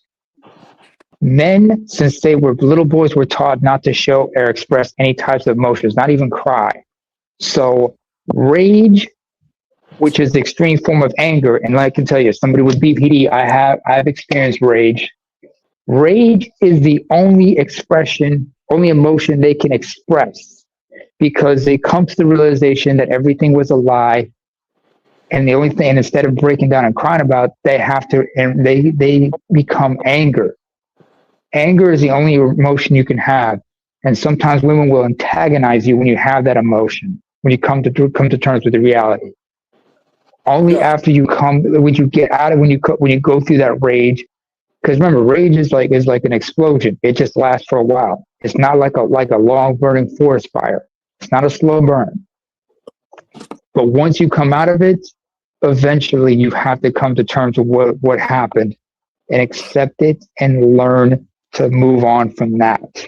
Oh, Because basically, it's even just after a like forest has guts. been It's just no, like guts and it's like a berserk. forest fire. No, it's Where like yeah, but it's like a forest fire after or like when after a volcanic eruption and the forest around is destroyed. It will yeah, grow back, but it'll why I take mentioned time. guts though, because it's like he has this beast of darkness that he's battling. So therefore, to get control over. So therefore, that's the Mm. red pill rage. You got to be able to overcome your own beast of darkness. Yeah, just like how BGS talked about a song by Isaac Hayes, because some people instead of the red pill rays, they had the red pill tears. Isaac Hayes had a song called "By the Time I Get to Phoenix." You gotta listen to that song and understand why somebody would rather cry. Because crying sometimes you need to cry and get that out. Because it's better to cry and get it out that way than to rage. Because the worst thing you can do when you enrage is you can sometimes end up in a situation where you could self destruct, or you can get into a destructive mode and start harming other people and harm yourself. I don't. Mm-hmm. I don't seek to cry before others. I cry before my God. That's it, and I feel better after that. So now, man, yeah, so guys, man, like I said, man, as always, thank you. And Mm-hmm. then I'll come back and I'll have this conversation because we could talk Solomon and we could talk Buddha and his confrontation with Mara, right? And like All right. and his daughters, right? And so we can have that conversation. But men, I'm telling you, man, you have to remove. I'm not going to say, talking about the things that they do, right? But most unfortunately, the reason why they are a point of discussion is because remember, sex is a portal, right? So you bring life into this world, and at the moment, right, they're the ones that not only control life, but the direction of it once it's here, right? Because the world that we live in or the society that we live in now is matrifocal. But for both men and women, both of these entities have been disturbed or tainted, right, by the demiurges, right, or by the things mentioned in Ephesians 6. So I know there's a lot of people in the manosphere that will laugh at me for saying, but truth be told, you have to go back to God, and through God, you find purpose. Because I promise you, once you understand who you are and what your purpose is, everything changes. The way you move, the way you talk, hell, even the way you pick your friends. Mm-hmm. All of it, like because And right. So it's so right. because remember, Pac even said it, right? We was once two niggas of the same kind, quick to holler at a hoochie with the same line, right? And what he said, but you a Muslim now, and we don't even kick it. He said, I talk about the game, and all you see is the struggle. And so even in I Tupac, ain't mad at you. yeah. And so even in Tupac, he's acknowledging these things, right? His friend has changed his life, has become a completely different person. But and then Pac was like, hey, I get it and I understand it. And so in Islam, prior to receiving revelation from God, we refer to it in the Arabic word as the Jahiliyyah. The Jahiliyyah is the days of Jahili means ignorance. yeah, Ignorance. right? So a Jahil is Mhm. somebody ignorant, but the Go ahead. Jahiliyyah, when we refer to the Jahiliyyah, we refer to it as the days of ignorance. And so I would urge men in America, black men, white men, whatever, right, is to leave the Jahiliyyah, right? Return to God and restore yourself and purpose, right? And everything The will same change. exact thing Pastor Geno Jennings be saying. Really, the only one walking the straight and narrow. Yeah, and so again, and God said this before because Muslims, we believe in Jesus and everything else, right? And so, same thing, peace be upon them all, right? And God said it, right? And Jesus said it, Jesus said it during his time on earth. He says, seek Mm-hmm. first the kingdom of heaven, and all these things will be added unto you. Seek first the kingdom of heaven, and all of these things will be added unto you, right? As Charles said, Mm-hmm. one of the people in the back, seek first the kingdom of heaven, and all these things will be added unto you. Because without God, a woman is a what are women to men? They are a source of pleasure and comfort. So without God, right, that woman is your girlfriend is probably another tool of vice. So Yep. be Yeah. right. Shout out to the book of Proverbs and the adulterous woman. Check that out. And with that, I will shut Right. my damn Peace mouth. be with you. This be I'll with let you. the real teachers take it from there. Oh Peace. yeah. All right. Assalamu alaikum. Be safe, Salam. then, dog. Allahumma, brother. I'll catch you later.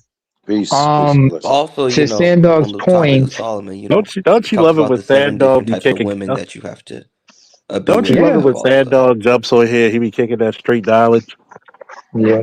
Yo, Makes you yo, Ray. makes you Uh oh. smarter, Yeah. makes your Oh teeth shoot. whiter, don't it? I gotta come Uh huh. back Uh out. huh. I lost y'all. Yeah. All Yeah, right. you gotta Ray. go out and come back in. Yeah. So I love it Ray. when he comes up here. He makes you Mhm. smarter, make your teeth whiter. Shit. There's See, something I've always said. There's something I've always said about, to Sandog's point. There's two phrases I have. One is you don't know heaven until you've been to hell. The second one is called you walk a mile with the devil, you find yourself closer to God. What do I mean by that? Ray, do you remember after Christ went 40 days and 40 nights fasting after his baptism? After he was baptized in the River Jordan, what happened after 40 days and 40 nights? Ray? Charles? Wait, is Ray there? oh, he probably got to go back in and come back out, but he's muted. Okay. Yeah. After Yeah, that, that's it. Did y'all Yeah. were y'all he able to had it hear up. me when I said that Solomon's the seven different type of women? He had 700. He had like No. I'm talking seven. about He had like, did you hear that part that I said? No, go what ahead. did you Go say? ahead and speak Well, about it. I was saying like on the topic of Solomon, he also like talks about the seven different type of women you need to avoid that Yeah. destroy kings. Mm-hmm. Well, go ahead and go in. Tell the audience. Okay, so there's seven. There's the Jezebel. There's Yeah. Delilah. There's the strange Mm-hmm. woman. There's the gold Mm-hmm. digger, the Mm-hmm. idolater, and then there's the Mm-hmm. contentious woman. Mm-hmm. You gotta think about it, right? Men think in the physical and the mental. Women think in the emotional and the spiritual. Men automatically look at the best of women. Women automatically look at the worst of men. Always. Do you know why? Because they often have to, because their safety is something that's paramount to them. Because they often are not sure if a man is means them harm or wish or make them feel safe. Bingo. What's If the three, biggest if fear that a three, woman has when it comes to interacting with a man? if What's the three, first thing she has to if worry three, about? if she's gonna get raped. Mm-hmm. Think about it. If three women, maybe even four women jump on me, can I fight them off? Of course. Yes. If one of me attacks a Mm-hmm. woman, could she fight me off? No. No. That's the Unless living. she's got a, yeah, go ahead. Even if she's a black belt, it's difficult. Mm-hmm. I've had women twice my size that have tried to physically overpower me, but I'm able to easily push them back. And think about it. And that was me in high school. Yeah, think about it, right? Men have a natural warlike rage. Okay? I want everybody to hear this for a second. Some more than others. There's a natural warlike rage.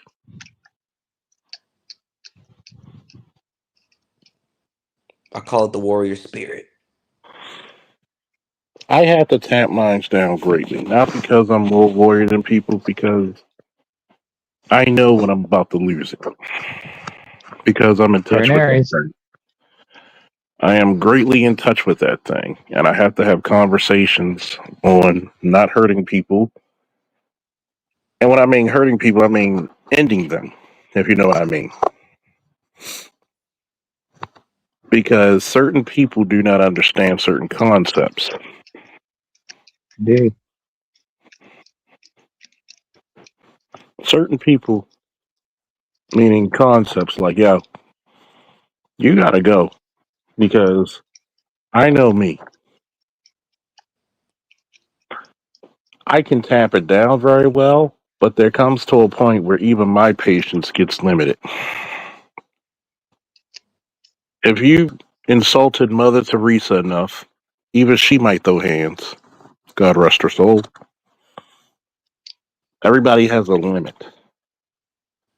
Women, because they act like the way they do, is because society had to put protections in place. You didn't have women getting out on men and hitting men if you didn't tamp down men not to hit.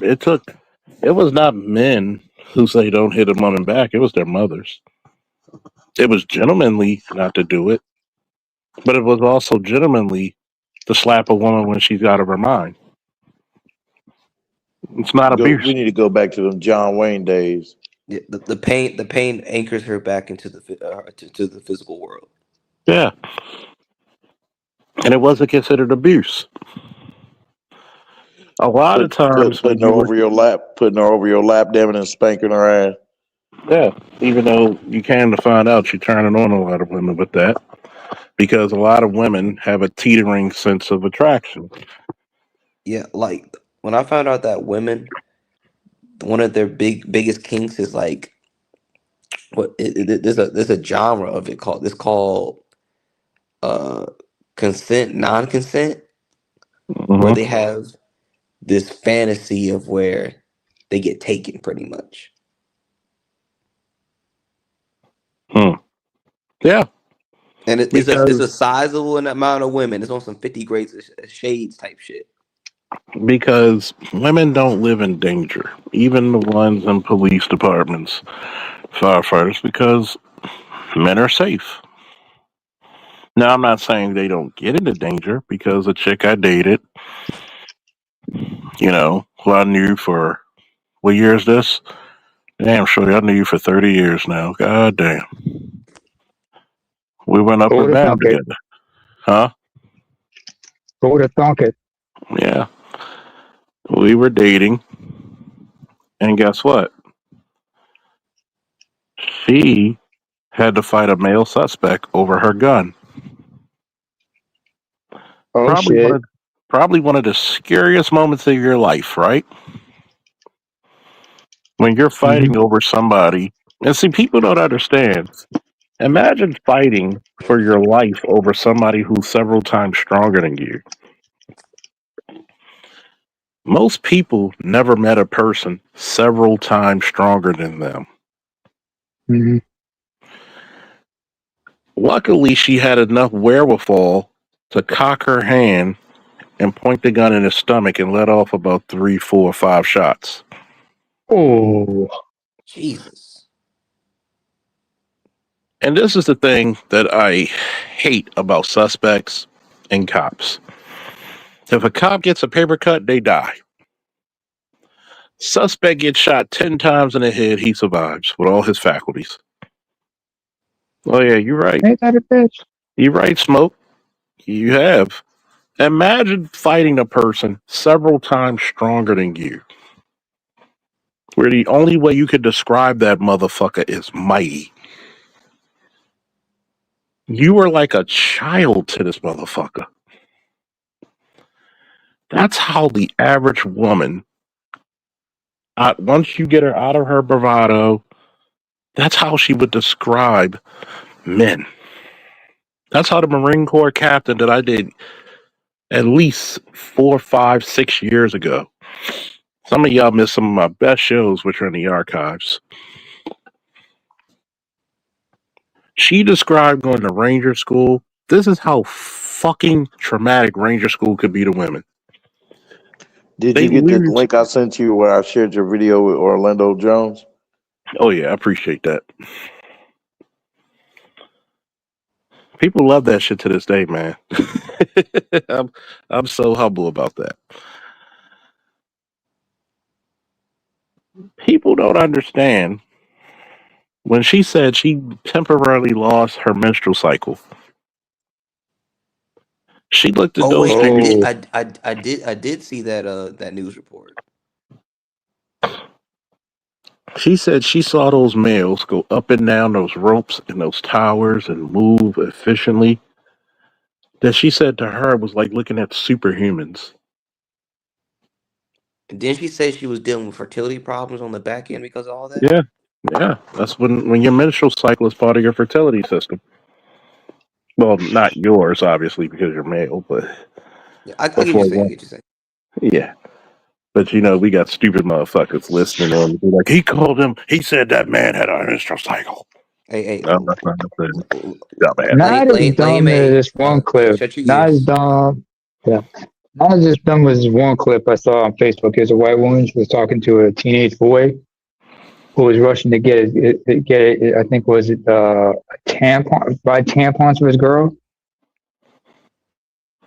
And I had to Hmm. share this with a couple of female friends. And apparently this moron thought if she did not get her tampons and help her manage her, and she didn't manage her menstrual cycle, she'd end up growing her penis or some shit like that. I'm like, what the fuck did you hear that dumb shit from?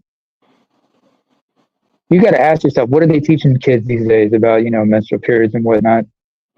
How ill-informed some people are. They're not teaching them at all. That's the thing. No sex ed, I think. No, no, no. I mean, I'm talking about nothing. They're not teaching them at all. no sex ed what's it all? No sex ed, You gotta, whatever, huh? you gotta No, think. no, Damn. Dama. I'm talking about anything like math, reading. They're not teaching them anything. No, It, you That it's gotta explains it's the think. low it's graduation rate and low test SAT scores and graduation rate in Baltimore. That explains a lot. it's And in many glorified other cities. babysitting. It's glorified babysitting at Oh this point. my God. Oh my God. We need to bring back those, what's his name? Crazy Joe from, East Side High, New Jersey. Yeah, he's Crazy retired. Joe Clark. See, He passed away. yeah, you gotta think about it, right? Mhm. And Lost is much closer to high school than we are. High school Yeah. to him is less than a decade. So to us, high school is almost hell. This year we started high school. At least I have. I mean, this year I started high school 30 years ago. Not saying I'm old. Yeah, you got obviously older people, but that just lets you know to a relatively young guy, that's time going fast. And when laws tell you they're not teaching people, this is the guy who They're not actually too. had to be. This is the guy who had to literally, because he's 18 years younger than us, he Uh-huh. literally had to go through the mind shaft of saying, how the fuck do I get through this? Well, the thing is, remember, Charles. I also never went to public school. That's also You another went to thing. private. That's what protected I your went to ass. either private or charter, and Yep, so that's another thing. seeing like and also my charter school was an advanced school, so literally we did stuff above grade level. We was pretty much done with high school by sophomore year. Hmm. That's So why that's why we relate so much, because that was similar to the pay system. By the time I was in sixth grade, I was already on 10th and 11th grade social study, science, and English. yeah, by the time I was done with sixth grade, I was reading at a college level, Hmm. and so pretty much like when you look at the different like when you look outside of my system, because the thing is like that whole no child left behind bullshit, it did when you're in private and like charter school, they don't adhere to that. Like if you don't perform, you don't get passed. Mm, that's how it used to be. Hmm Think was the about public that. school system. Yeah, that's That how no it should that be. no child left behind bullshit fucked everything up. Hmm. Oh yeah, Dumb. I'm You reading. got folks. You got folks dumber than a box of rocks. Moving grade level. Mm. I'm reading so much of my stuff right now. You're gonna love this, especially when I sing you like when they. It's funny because I never knew I would be this detailed writing, and there are certain people that you don't send together unless shit hits the fan. Like if you want reality to be a little fucked up, you send these two. If not, don't send them two together. So, but it goes back into why am I so good at writing and imaginary stuff? It's because I had teachers who pushed me into that level. My parents would push me into that level, and when you don't have parents who see you as something great, what do you expect? You're Every time looking my at pops talks about like when I was growing up, he always like brightens up because he talks about like, oh, he was so advanced, like he could do so many things that other kids couldn't do, like or like they like, oh, he got a full tuition scholarship and he paid for his school, like Oh shit! Oh, they just posted this. This is the first time they post something this late. Footage, new footage just been released of Corey Holcomb. yeah. It's And funny because what you were saying, I, well, it's I'm because gonna go he to it and was send you the link. okay. What you were hearing is your dad being doting. He was doting over you because you had opportunities and you were cultivated to be better than him. And he was happy about it. And the black community, see, this is what white guys struggle with. Why is your dad so happy with you being better than him? Because that's the goal. That's the goal. yeah. But it comes with its pros and cons because the thing is like now that he's elevated me, we have like different life experiences and that can be sometimes hard to like communicate with each other. On top of that, IQ is both genetic. So my mom and Hmm. dad, I both kind of like supercharge and combine together. And so my dad is smart, but like I'm like supercharged now. So it could be sometimes hard to communicate with him, like on a intelligence level, but also like a social class level also. Well, that's because, one, I'll give you a good example. What are the two times I didn't understand? I truly understood my father. One, when I came back from war like he did, when I got it. I see why you don't talk so much about it. And two, when you became a father. Now I see why you moved the way you did. So you gotta you gotta realize is that everybody is intelligent in their own way. Well, not everybody. Good lord, let's take that back a little bit. But not everybody's intelligence makes sense. If you get what I'm saying. Because some people look at their truth, smart people look at the absolute truth. Real people look at the absolute truth and Wait, I gotta understand. come back in. I lost you. Keep it going, man. I'm working, but I'm listening. Okay. Stupid people look for their truth. Smart people look for the absolute truth. Wise people look for the the absolute truth, but with understanding and reach. Meaning,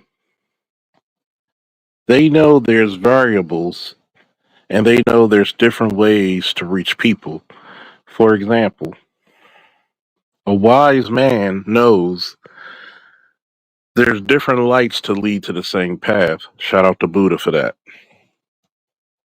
Which basically tells you there's different ways to speak to the Almighty. There's no one true religion.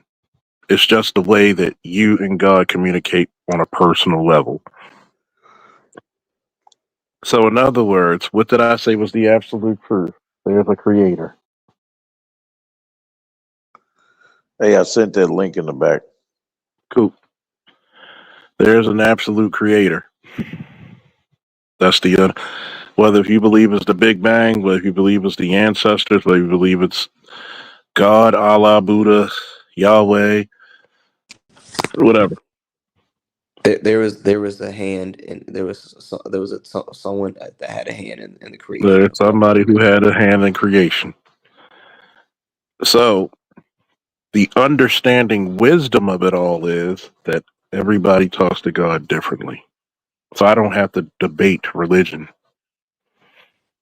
You notice I don't debate Sandog being a Muslim. Why? Because that's how God speaks to him.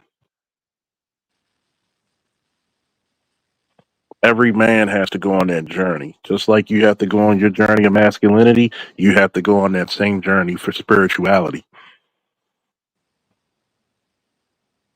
Remember, we barely talked about bitches. Mm. None of the detractors will ever clip that part. See, when a man's at his most powerful and a man's at his most dedicated, he's God walking earth. When I found God, I found myself. When I found myself, I found God.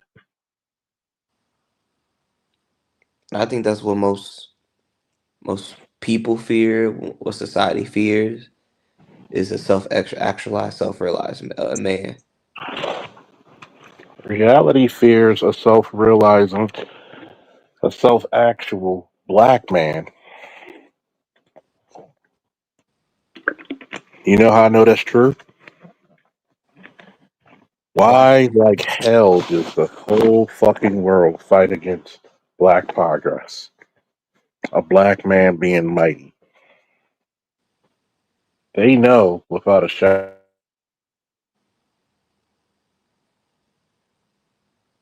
We lost you, Charles.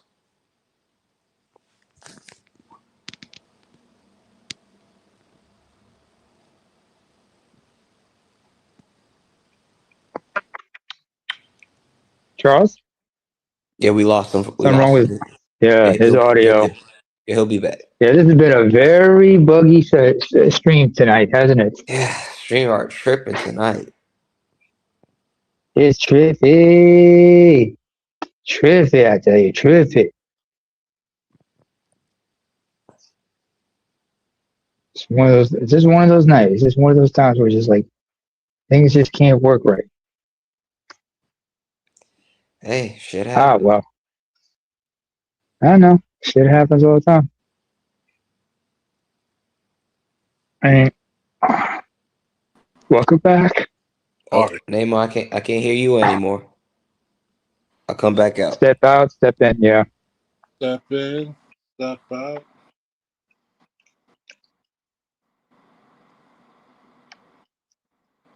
It's one of those times where just things just not working out. God damn. See, this is the thing I tell people about, and I can't wait till we actually have. I can't wait till we actually have, you know, more subject matter about Mm. talking religion and manhood, because we got away from masculine endeavors with religion and manhood. We didn't have rites of passages through Hmm. modernization. People had right. Hell, Many of us have lost that aspect of our own cultures due to modernization or foreign influences, for that matter, because we tried to adapt, not realizing we forgot to teach certain aspects. Because while we're learning, because the only thing, because when we learn about what is masculine and whatnot, we only learn from certain examples, like, you're just this, that, and the third. You pigeonholed in certain things. There's no self actualization because self actualization is sometimes seen as a threat to the greater society. Yeah. Hmm. Like when you don't have any time to cultivate, to do any introspection, Because one, to do any Uh, challenges or when any that black trials. man is realized to be an intelligent, think about it.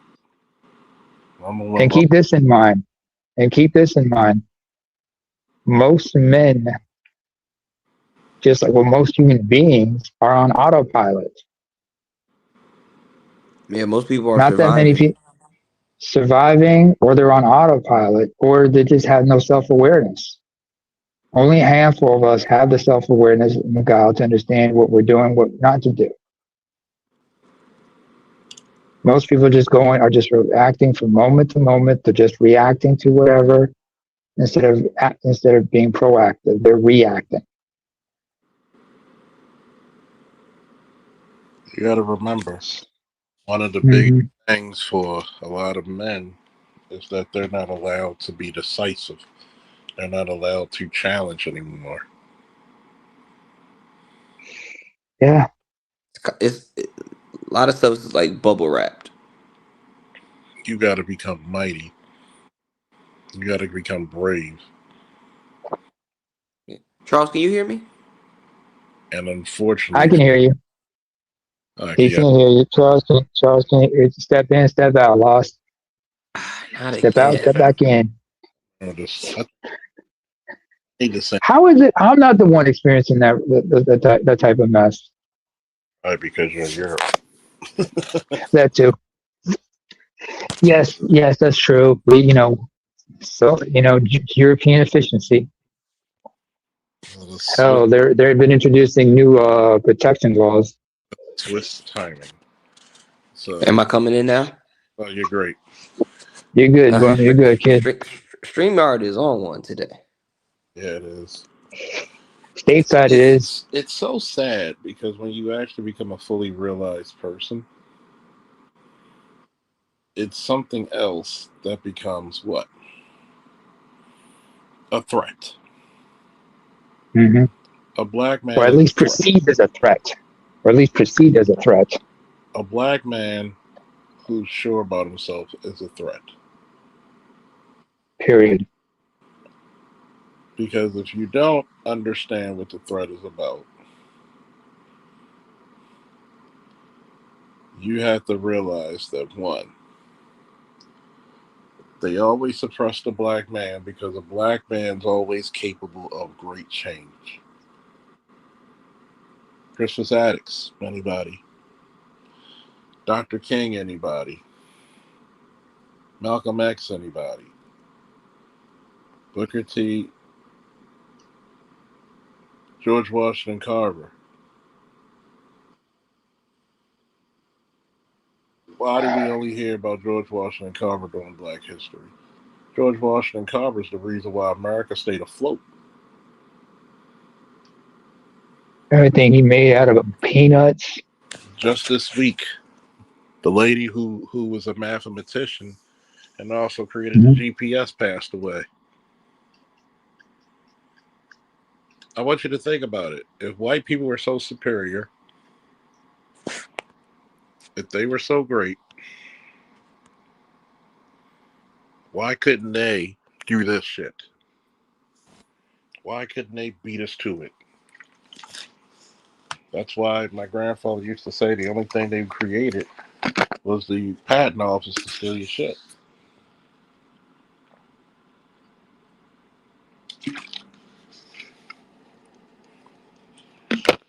When you're the threat and you can't be utilized, usually back in the day it used to be physical assassination. Now they use character assassination. And the crazy thing is, it's gonna be your people that look like you. That's Dr. gonna be the William Cosby literally put more black people in college than the Negro United College Negro Fund, College Fund. single-handedly. And how did black people repay him? threw them under the bus. Instead of standing with him united, they threw him under the bus. Ah, shoot, you can't hear me. Not just But that. how many white people are throwing Remember, Jeffrey Epstein under the bus? And he did way countless. worse. He did way worse. And not just that. Remember, a lot of people gave Cosby Oh yeah, pushback but because of the then pound said cake speech.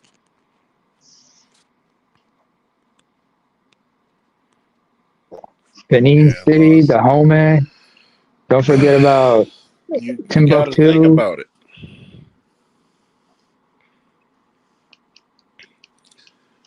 Every time a black man does something great for his people,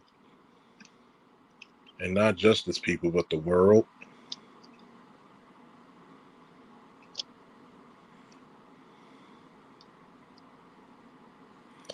they always have to make it a fucking attempt to try to suppress him. Now they want character assassination because they know if I kill this motherfucker outright, they're gonna protest. You're gonna make him a martyr. Yeah. But Charles, So you what we're gotta say, saying is, the worst part about it is they'll have the people that look like you take you out first. Oh yeah, oh yeah. You got to realize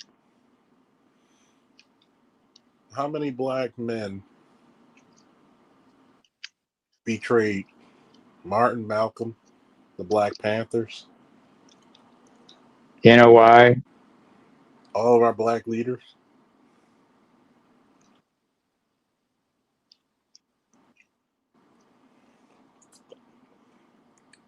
Look what happened with W.B. Du Bois.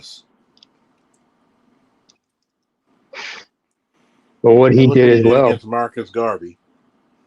Yeah. A lot of And he didn't egos. realize Marcus Garvey was right until it was too late. Mm-hmm. And he self-admitted it, like, hey, he was right after he left the country.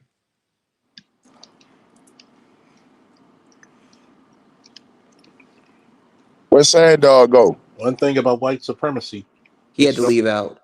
He's huh? got work in the morning. He's got work to do, man.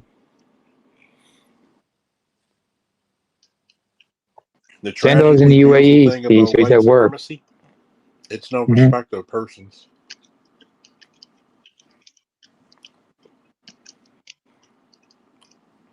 It's no real respect of persons. It will fuck everybody like a porn star. White supremacy will cannibalize white people. That's what people fail to realize about it. And that's the part that black people keep forgetting. It will literally fuck you like a porn star.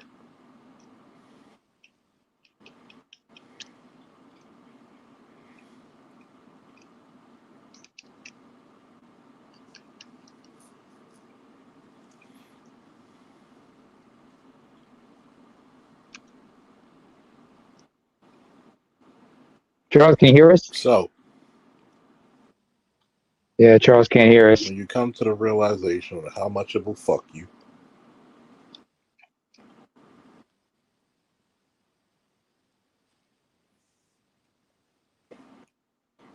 it's a very world shaking event. Yeah.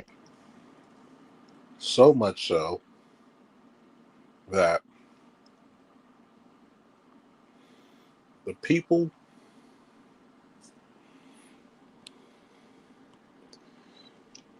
oh, you can't hear me? Oh, shit. No, I hear No, you. You don't hear us. we hear you. You can't hear us. He'll be back. He'll be back. It's been a long night, huh? Stream, y'all gonna have to tighten up, man. Get it together. The StreamYard. Get it together. I remember Twitter used to do the same shit. Too much going on with these apps nowadays. That's the thing about these updates. They're Fucks gonna up have to, everything in the system, and then they got to come back and fix the bugs. Repatch it. Everything. Yeah. these motherfuckers are gonna owe some refunds, or they're gonna have to get off free. It's like you switch Free out the old updates. chick. Oh, you switch out the old chick to the new chick. You don't know what you're gonna get with the new chick. No, you don't. Yeah. I don't know if y'all heard what I was saying. We heard what you were saying. You just couldn't hear us. Yeah, but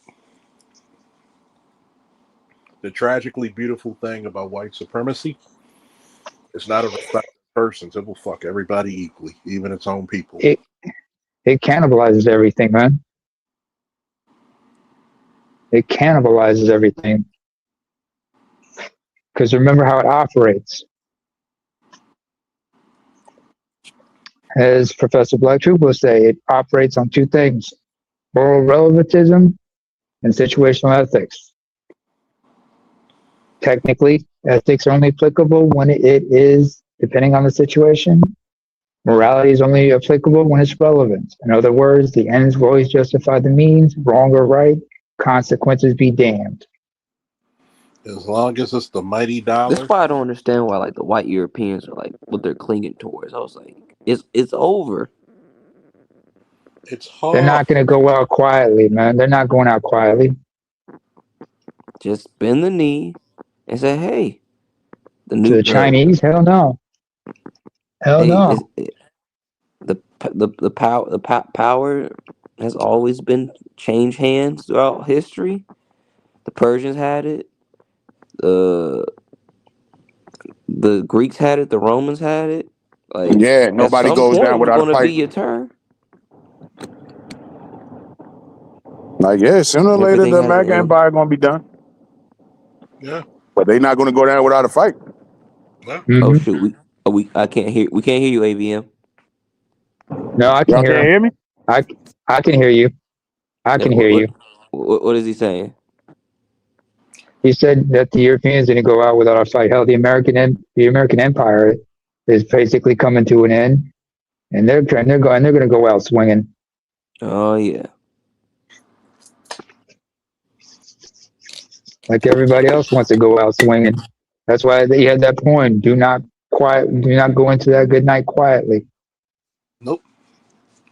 Hey, what did I don't know who said this, but death can have me when it's earned me. Yep. I Something think like that. Kratos from God of War. Yep. It's the fact Shout that out to T.C. Carson. Yeah. it's very But hard. can you hear Charles? I can hear you. Can you hear me? Yeah, I can hear you too. I can hear the both of y'all. Okay, I can't hear them. Jesus Christ. Let me go out for a I don't know what it is. Like we can hear each other, but I'm we the only can't hear one. other people. I'm the only one. I'm the only one here who's consistent. What the hell? Yeah, like you I can hear hear everybody both. just You fine. can hear everybody, but for some Hmm. reason I can't hear them. Check the settings on your audio, fam. I am here. I hear you just fine, Charles. See, the one thing about white supremacy more dangerous than anybody else in the world losing world power Uh huh. is called the internet and nuclear weapons. Hmm. That's the scariest. See, when the Persians ended, civilizations just took over. You Name it. really What's he saying? You know what? Lost. Just step out, step back in. Ah, shoot, I can't hear nobody now. Yeah, step out, step back in. I'm gonna have to email StreamYards. This is fucked up for a live stream. Charles, have you checked the settings on your audio? Yeah, several times. All right. Several times. I had to change it so you can all hear me because when I'm on my Yeah. iPad, Apple just had an update. Yeah, that'll do it. That'll do it. That's The fucking iOS sometimes not compatible because especially because some of us are on Android devices. And So you can have that issue. it, it's it's got a. What, do you have an Android tablet? Do you have an Android tablet as well? I have an iPad, but I have an Android phone and an iPhone as well. I got a Mac. All right. Yeah. What the hell's Return going of on the here? Mac. Get going. It's that iOS Oh, come shit. on. Don't, hey, come on. You gotta Don't do realize my is man that, Mark Morrison like that. Come on. That was my joint like back in I'm saying, if '97. you could hear me now, Loss. Um, the difference between white supremacy losing is that we never had to deal with nuclear weapons and internet. Yeah. Some people will watch the world burn before they give it up. Mm-hmm. There are some people who will literally say, if I can't have you, no one will.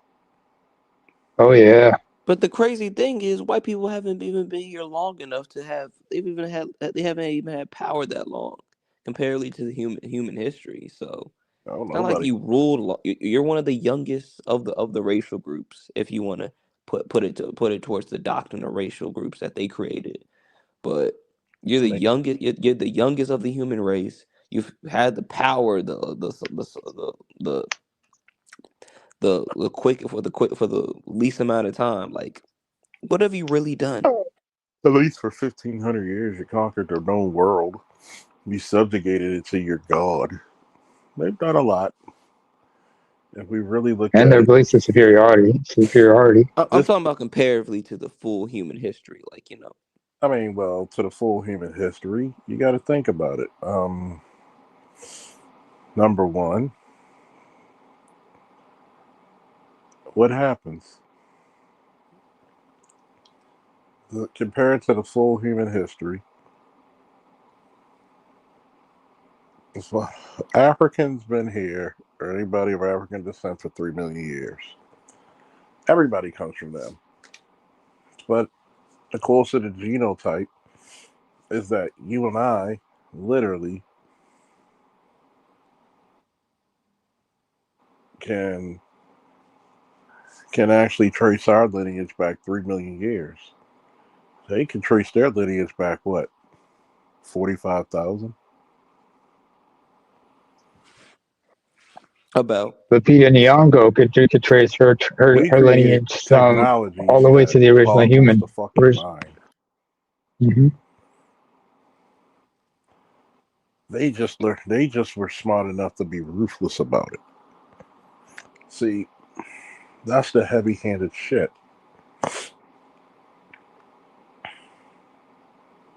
That's the heavy-handed shit. When we're going through this transition, slowly, surely, or whatever, we have to say, hey, where do we want to fit in all this? If white people are scared and they need black people to save them out the mud again, because guess what? There's several times in American history we had to save their ass. Why not take advantage of that, black men? If they need us to be the engineers, if they need us to be the doctors, if they need us to be the sanitation engineers, custodians, if they're gonna pay us well enough to be the best, once again, I say go for it. Guess what else they're looking for? They're looking for more books on masculinity. Now, what's gonna happen when young boys don't have books to teach them how to be masculine again? How are you gonna judge your masculinity? You're going to need more people to indoctrinate the masses to be great again. You know when America was great again? It was actually during the 60s. Actually, right after the Civil Rights Bill. Hell, even in the 50s, yes, it was racist. It was fucked for black people. Black communities were thriving. You didn't see this black poverty like that in most places, except probably in the deep, deep South. But even then, guess what? You had a decent way of raising your children. Was it more racist? Yeah. But guess what happened? You had better, you had a better production of children then than you had now, and you have access to every fucking thing. I want you to think how many doctors and nurses who came out of our bloodline who had to go to segregated schools or all black schools, and look at what the fuck we created. Compare that to any other race of people.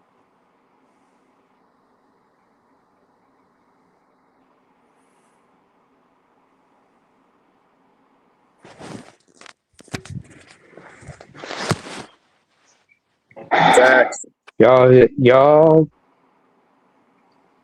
other So folks then, throughout the when America, it other comes black to folks any other throughout the race of people, Americas, we have to realize where we are in the picture.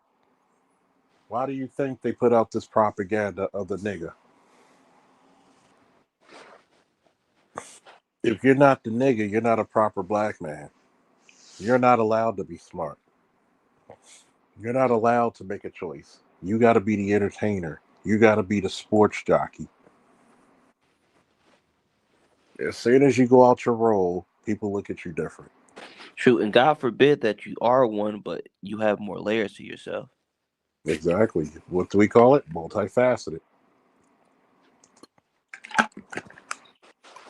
God forbid you're a multifaceted man. So wait a minute. You're athletic and smart? How is that possible? Easy.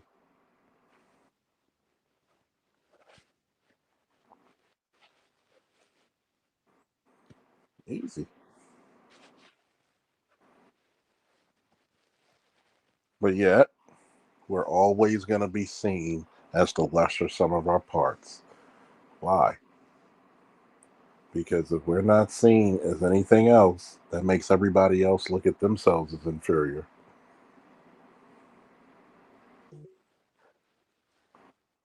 And if this black man is not as inferior as we thought, we have to look at ourselves and question that theory. And I think it's more of an insecure fear also. Like, if you're not gonna be the nigga, who's Who gonna be will? the new nigga? Who will? Oh no, this I can't be the nigga.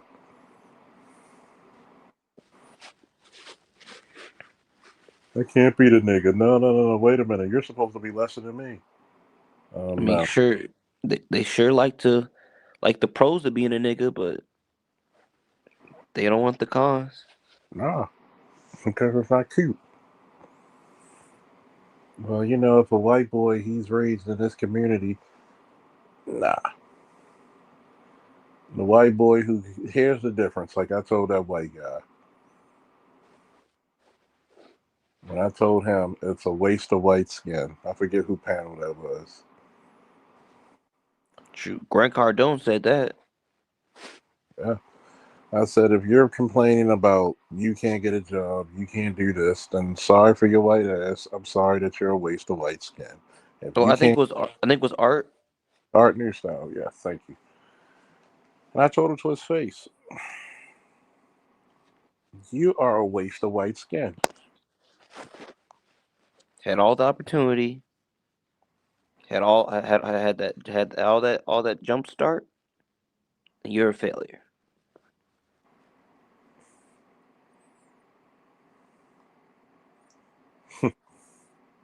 And he gets mad about it. I'm like, well, but that's your fault. We got a 25-year-old with a STEM degree. What's your excuse? We got Dr. Dunbar. We got ABM who's doing his job. We got electrician 480 doing his job. We got successful black men. Why do you suck? And in spite of all the challenges and all the barriers, Mm-hmm.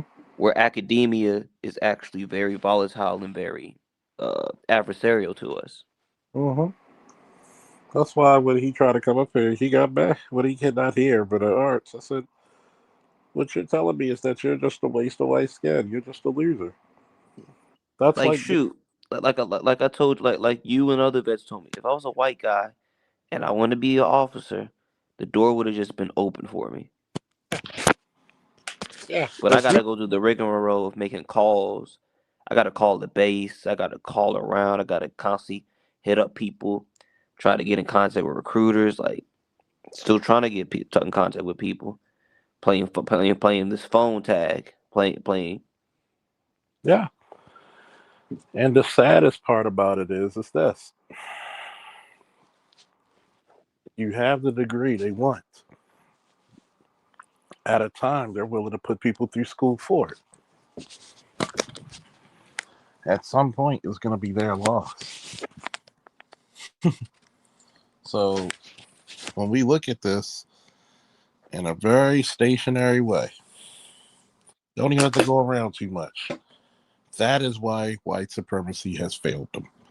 Because if white people, white men particularly, would have said, you know what, fuck it. We're going to simulate these motherfuckers and we're going to make them the best Americans because they are. We'd have been creating so much, not only infrastructure, but inventions, technology, that it would have transcended us into the future 1,000 years from now. We would Like have been fine. Go they ahead. don't realize that if they would have just stayed out the way, their children would have benefited from it. But because white supremacy is similar to that black female dominant centric thinking, I want it all now. But look what's happening: homelessness, despair. I'm living in a hotel. Living in a hotel's more expensive than getting a goddamn apartment. If you can afford to live in a hotel, you can afford to live in an apartment. You know what that said? You burnt out your bridge for the apartments. Like all you got to do is either have your credit right or have enough money for a guarantee or have someone sign off for you, and you should be good. But nope, nope, nope, nope. And if you don't have the money for the guarantee or the money for the other stuff, then I question like you burnt all your bridges. You can't reach out to your family member to get a signed off guarantee. Mm-mm, mm-mm. And that's the criminal. When we tell them, here's the criminal part. We don't want to put anybody in their fucking proper place. If we say anything other than that, oh, you're wrong. You saying I have a place? Yes. Yes, you do. Do you want me to treat you like a man? No. Then you have a place. Just like a man has a place. If a man can't make a decision, what good is he?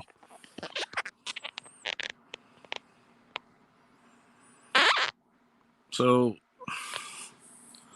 it's either you want us to win. What's up, Colonel Falk? It was hard to switch off the warrior killer mode and transition to civil. Was it hard? For me, um, I'll answer this fully. Um, hmm. I think I cope better than most people because there's some parts of you that don't turn off and some do. And one thing about the QRF team that we had, we coped very well. It was like being almost back in Baltimore for me, or New York for Sledge, and South Carolina for Chisholm, and Portland for Sewell. It was so cool. I'm surprised I remember everybody's name that was on my boat, on my Humvee. It was so cool and so relaxed that when we got into dangerous situations, we were able to transition very quickly into the warrior hunter, if need be, killer, and then come back out of that transition because we come from a very distinct backgrounds where, we know that coming from, and I think one of the biggest advantages that coming from a city like Baltimore or like a Chicago or Detroit, it gives you an advantage where you probably seen your first fucking dead body when you were in single digits in some cities, especially growing up in the 90s, 80s, and 90s. So it's not as much as a culture shock as it would be from somebody from middle America, the heartlands and shit. Yes, there's going to be PTSD no matter who you are, but you deal with better coping mechanisms if you go through some type of strife anyway. And even as civilian police, when I left the department, that probably took longer to come out of than anything because you just became very mistrusting of people, and obviously why. And you really become very apprehensive, and of course you're going to keep an eye on your six, but people notice like, oh, you must have been military law enforcement. And I'll tell them both. And I said, how'd you know? They said, because you never looked me in my eye and you were looking around. You were scanning. So it depends on the person mostly, but it also depends on the background and where they were. Because, you got some people who might have went to Iraq and never seen any fucking action at all. And there are some people who rode convoys and they had to fight for their life when they got bombed. So for me, I think it was harder not being super vigilant than anything else, because you're always on the go. Like, okay, we gotta watch this, watch that, watch this, watch that. Did I have episodes of anger? Very, very, very, very, very, very, very, very, very little few. But there are many instances I think that would actually help.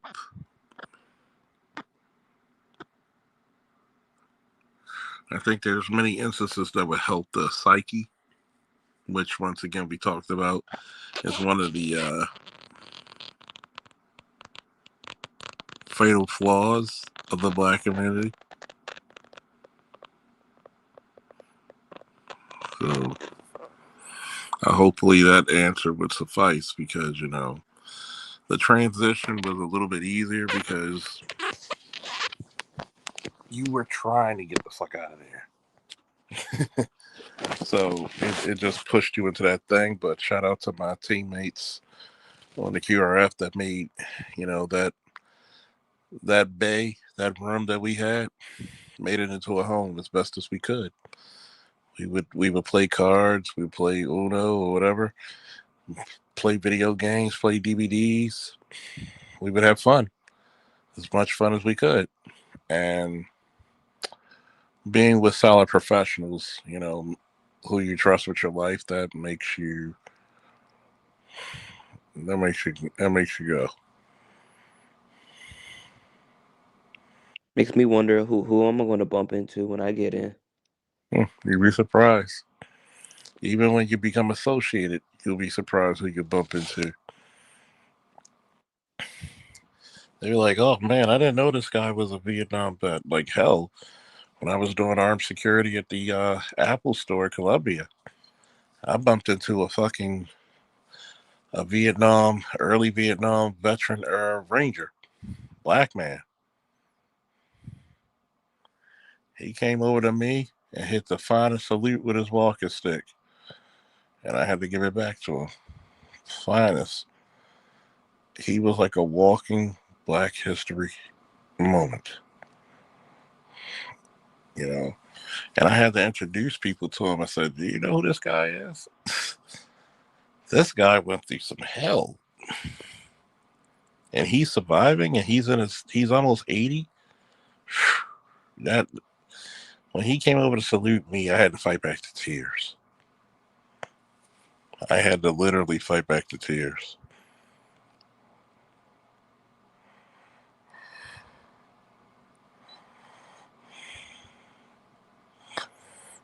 So I'm just thinking, like, when I saw that older guy, man, I had to fight back to tears.